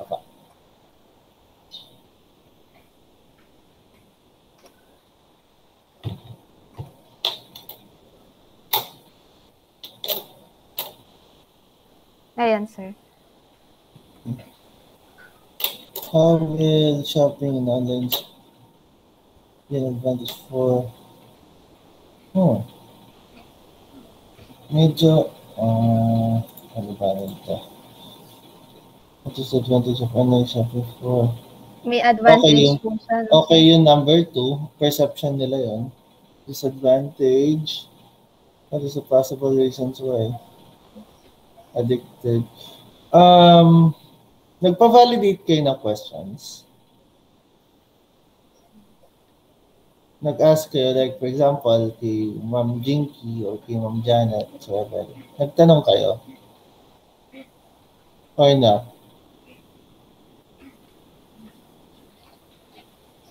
Anak, meron po ba? Wala po silang na-send sa akin, hindi pa nakapagpa-validate sa akin. Malamang po sa other teachers, baka sakali po, sir. Po kasing SOP po namin, ma'am, pina-check po namin kay Ma'am Weng. Okay. So yung okay siya. How will shopping online? How will rephrase nyo? Masyadong paulit-ulit si shopping. Nakakaano sa pagbasa. Di ba, Ma'am Jinky? Yes po. Redundancy po. Redundant. How will... Other term for shopping. Tanggalin yun. Para mapasok mo yung online. Tama. Pwede naman pong omit na lang po yung shopping para pong online. How will online shopping apps can be advantage? Tama. Yan. How will online shopping apps be an advantage for Filipinos in terms of price? Yan, tama yan. Actually, kahit dun lang, pwede na. Masyado na maraming question nyo. Kasi, tingnan nyo, main problem, broad siya, kung tutusin. Nung nilagyan nyo in terms of, ginawa nyo siya specific with regards to price, product quality, and convenience. Those are 3 separate SOPs already. Okay? Tapos, dagdagan nyo pa yung disadvantage, another SOP. What are the possible reasons why the teenagers are addicted on online shopping? That is another SOP. Okay? Tandaan nyo guys, kapag binigyan mo siya ng 1.1, 1.2, 1.3, these are separate questions already. Okay? Nagmukha lang siyang isa kasi naka-under siya sa main question mo. Okay? That's one of my comments. Tapos, yung conclusion nyo, ilinya nyo siya dito. Okay? The conclusion, like for example, first paragraph, answer yung 1.1. Second paragraph, answer 1.2. Third, so on and so forth. Okay? Para hindi nalilito yung readers. Okay. Good thing yung ginawa niya. Nag-suggest kayo ng mga dapat gawin. I myself, because I'm an IT graduate, talagang ina-advertise ko, gumamit sila ng mga HTTPS or secured na websites kapag nag-online. That is already the practice. But, tingnan mo saan nyo galing yung information na yon when regards to your SOP? Okay? Na-mention ba siya sa SOP nyo? Ang sinabi nyo lang is disadvantage of online shopping. Possible lumabas dyan na hindi secured yung ibang online shopping. Am I right? May lumabas sa ganong data? Security? Tama ba? Let's say, na-scam sila. Meron, di ba? Pero wala kayong nakalagay dito na question na what are the possible suggestions of teenagers to be secured in online selling. Okay? I'm not saying na mali yung sinabi nyo regarding HTTPS. Tama siya. Pero you should not put it unless it's within your SOP. Okay? Possible sinabi nyo is you don't need to explain it, but rather be secured on online. You use only legitimate online shopping apps. Kahit ganun lang. Huwag yun na explain yung HTTPS and so forth. Kasi hindi siya nakasama din sa inyong SOP. Okay? Tapos, lagi, title, SOP, conclusion, recommendation. Magkakasunod yung mga yan. Okay, kung ilan yung lagay mong SOP, it should be the same as your as your last two parts. And, Ma'am Jinky, yung pong ano nila, instrument. Sige sir, wait lang po. Instrument. Ito sir. Okay, instrument. Okay, ito na naman, another mistake of researchers. Hindi po instrument si Google Forms. Okay? When we talk about instruments, yun po yung inyong mga questions.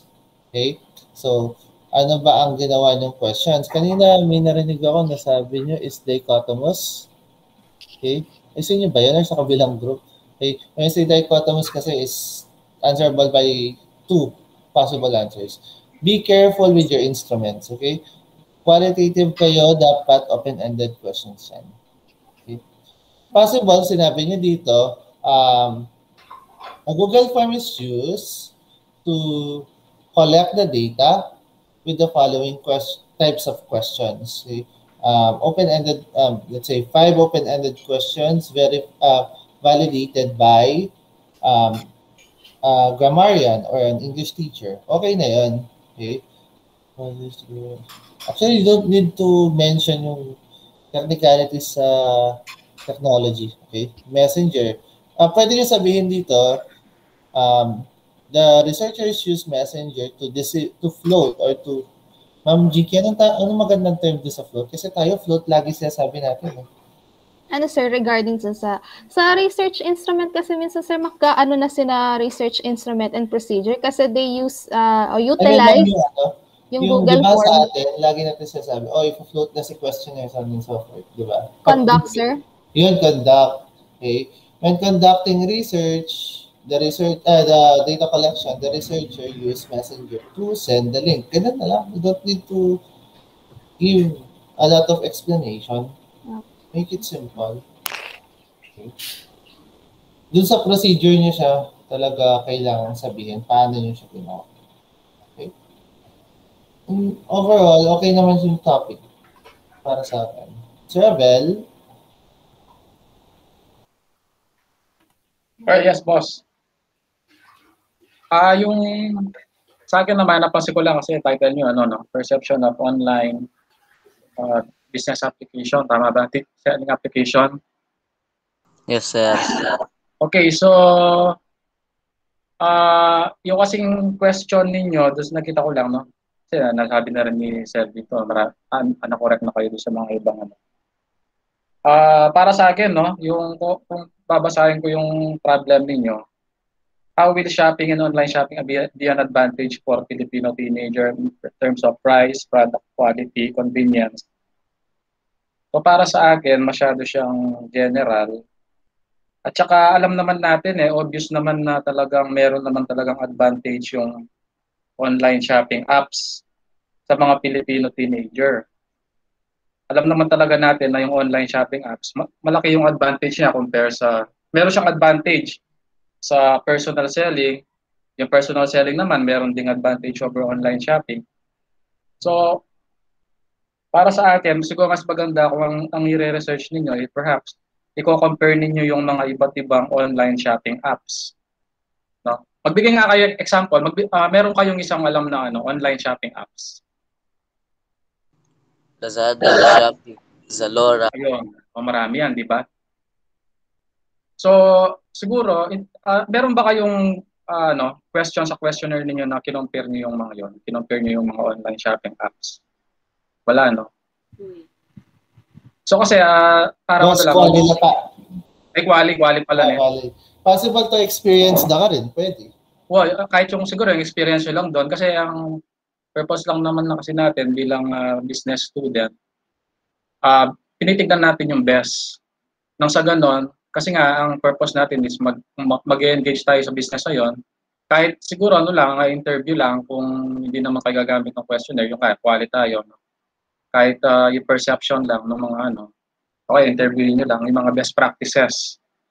No, based sa interview nyo sa kanila, ano yung merong best practices na kung saan in the future, kung kayo mag-engage din kayo sa online shopping business, yun yung pwede nyong pasukin, pwede nyong i-benchmark, pwede nyong gayahin.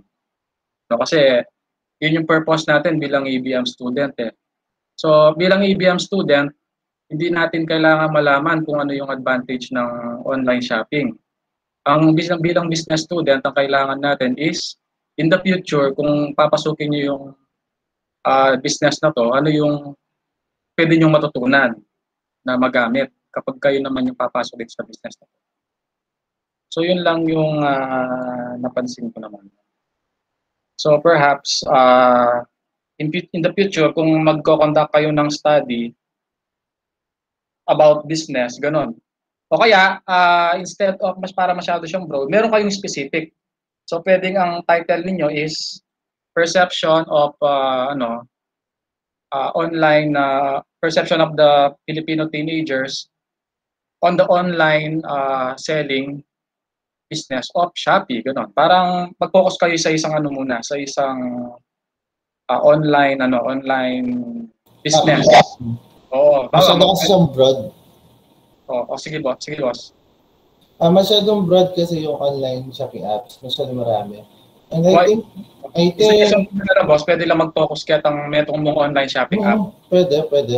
Nung Shopee mo Shopee, nung Facebook Marketplace. You can put it on your scope and delimitation para hindi na masyadong maraming changes.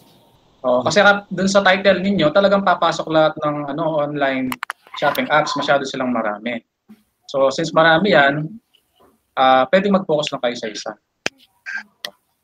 Dun din sa title, sir, mai-add ko lang po, yung Filipino, it's very broad po. Kung consider po natin lahat ng teenagers na Filipinas, since we have different ethnics, di po ba? Mga people in the Philippines. Kung Kapampangan, yun po yung mga ganon. So, para po hindi lang broad yung ating. Possible, ma'am, gawin nila, retain nila si Filipino, pero yung scope and delimitation nila, sabihin nila, possible, Angeleños, Kapampangan, para mas if they want the title na ganyan, maging specific sila sa scope and delimitation. Apo, dun sa nakita ko nga po sa presentation. Delimitation yung nakalagay. Delimitation po yun Yun yung pinakapandaraya sa research, whether quanti or quali. Broad yung title mo, tapos, syempre, isipin ng mga panelists, napakalawak. You can always say to your panelists, refer to the delimitation. The problem is hindi nyo masyadong hindi nila na specify kung yes po, wala ang delimitation. Yun yung trick doon. So kung para sa inyo gusto yung title na to, you put on your paper under the scope and delimitation part, the specifics, like Filipino, ano sila, Angelenos, sabi nga ni Ma'am Jinky, ang dami nating ethnicity. Siyempre, let's be equal to all. Specific tayo, okay, the study will focus more on the Angelenos. And we all know, Angelenos are Filipinos, so no problem done. Yan. So, yun po. Tapos na po. Wala na po ba ang any additional comments po and suggestions, sir? Sir Giselle? Ayun po. Si Sir Giselle, ayun po pala. Hello? Hello po? Hello? Yes, sir. Narinig po ako? Ayan. Ayan. Halos kasi nasabi na lahat, no? So, yun nga, too broad. Same din yung sasabihin ko before, dun sa previous presenter. Same kayo. Kumbaga, too broad. So, gawin lang siyang specific. Then, yung ibang data ninyo, more on quantitative. So, convert them into quali, no? So, meron lang some parts ng yung study. So, tama din yung sinabi ni Sir Abel kanina. So, focus lang tayo sa isa, no? So, actually, another title sana yun for grade 12. Parang comparative study. No? So, ABM, tama nga naman, ABM kayo. So, mas maganda sana kung nag-focus kayo sa isa, parang effective ba ang app na to? Parang ganon. So, then advantage. Parang yun lang yung ano nyo. Experiences of teenagers. Yun lang ang Shopee, main focus. Experience about dun sa may nagoyo na ba? Di ba? Ganon. Pwede. Parang ganon. No? Lalo na ang daming yun lang. negative sa Shopee. And So, kailangan lang more specific on your study. Eliminate yung mga broad. Then, yun nga, convert them into quali. Yun lang yung napansin ko so far. Then, may mga nasabi na nga ni Sir Vito kanina, dapat SOP, no? SOP, tapos kung ano yung SOP mo, dapat yun din yung flow or yung arrangement ng inyong results and discussion. No, kung nilagay mo sa SOP mo 1.1, dapat 1.1 din. No, so yun lang. Pag demographic profile kasi narinig ko kanina, meron kayong mga demographic profile. Kasi pag ganun, pwede na tayo mag-mix method eh. So parang is there a significant relationship between the demographic profile of the respondents and their perception? Parang ganon. So, nagiging broad siya. So, mas maganda kung eliminate na yung demographic profile kasi nagpo-fall na siya into quantitative. Okay? So, yun lang. Gawin lang mas specific yung mga nabanggit na. Kumbaga, nabanggit na sila eh. So, hindi ko na kailangan silang ulitin pa. So, gawin lang silang specific yun lang. Okay? Congratulations. Ma'am Jinky, last comment na lang regarding their presentation. Sige po, sir. Total, pwede nyo siya i-review once I posted this video. Total, mag-grade 12 na kayo niyan. Hopefully, wala kayong ibang subject na problem. Medyo crowded yung inyong yun nga, inisip niya sana, di ba? Medyo crowded ang inyong presentation. Okay? Siyempre, grade 11 pa lang, hindi pa kayo nakapag-media information literacy and empowerment technology. Pero in the end, matututunan nyo rin na i-lessen yung words, masyadong wordy. Okay? Ang inyong presentation. As much as possible, 6 lines, 6 lines na 6 words lang, 6 rule, mas madali pa ganun for your future presentation. And yun nga, sabi ni Sir Abel and Sir Josel, yung suggestion nila kanina namin na title, that can be used on your quantitative research. So, ngayon pa lang, nagkaka-idea na kayo kung anong pwede nyo gawin. And to your triple I, kung tutusin, or inquiries, investigation, and immersion, that's a research also. So, pwede nyo na siyang gamitin. Okay, Ma'am Jinky. Yan po. So, thank you po. And reminder lang din po, once you are taking TR2, no, sa grade 12 and triple I, No, wag po tayong magbabasa, no? Napaka-ano po kasi ng way to present your research, no? Kasi kung ano lang po yung nasa presentation, binasa lang po natin siya. So, it is a minus points, no? Para po sa case natin if you are presenting. So, as much as possible, we do not only read on what is being presented po sa ating visual aid. Okay po. So with that po, and I commend po your hard work and effort po to complete your study with that. And congratulations, and at least you are done with your oral defense po. And also to our respective panelists for this afternoon session, thank you po for extending your time, no? And at least nakaano po tayo before 4 o'clock natapos po tayo. With that po, thank you so much po. Any last words po or any last message po, Sir Vito? Tara mag-aral tayo dito sa Angeles City Senior High School upang ikaw ay matuto dito sa Angeles City Senior High School. Tara mag-aral tayo dito sa Angeles City Senior High School upang ikaw ay tumalino dito sa Angeles City Senior High School. Tara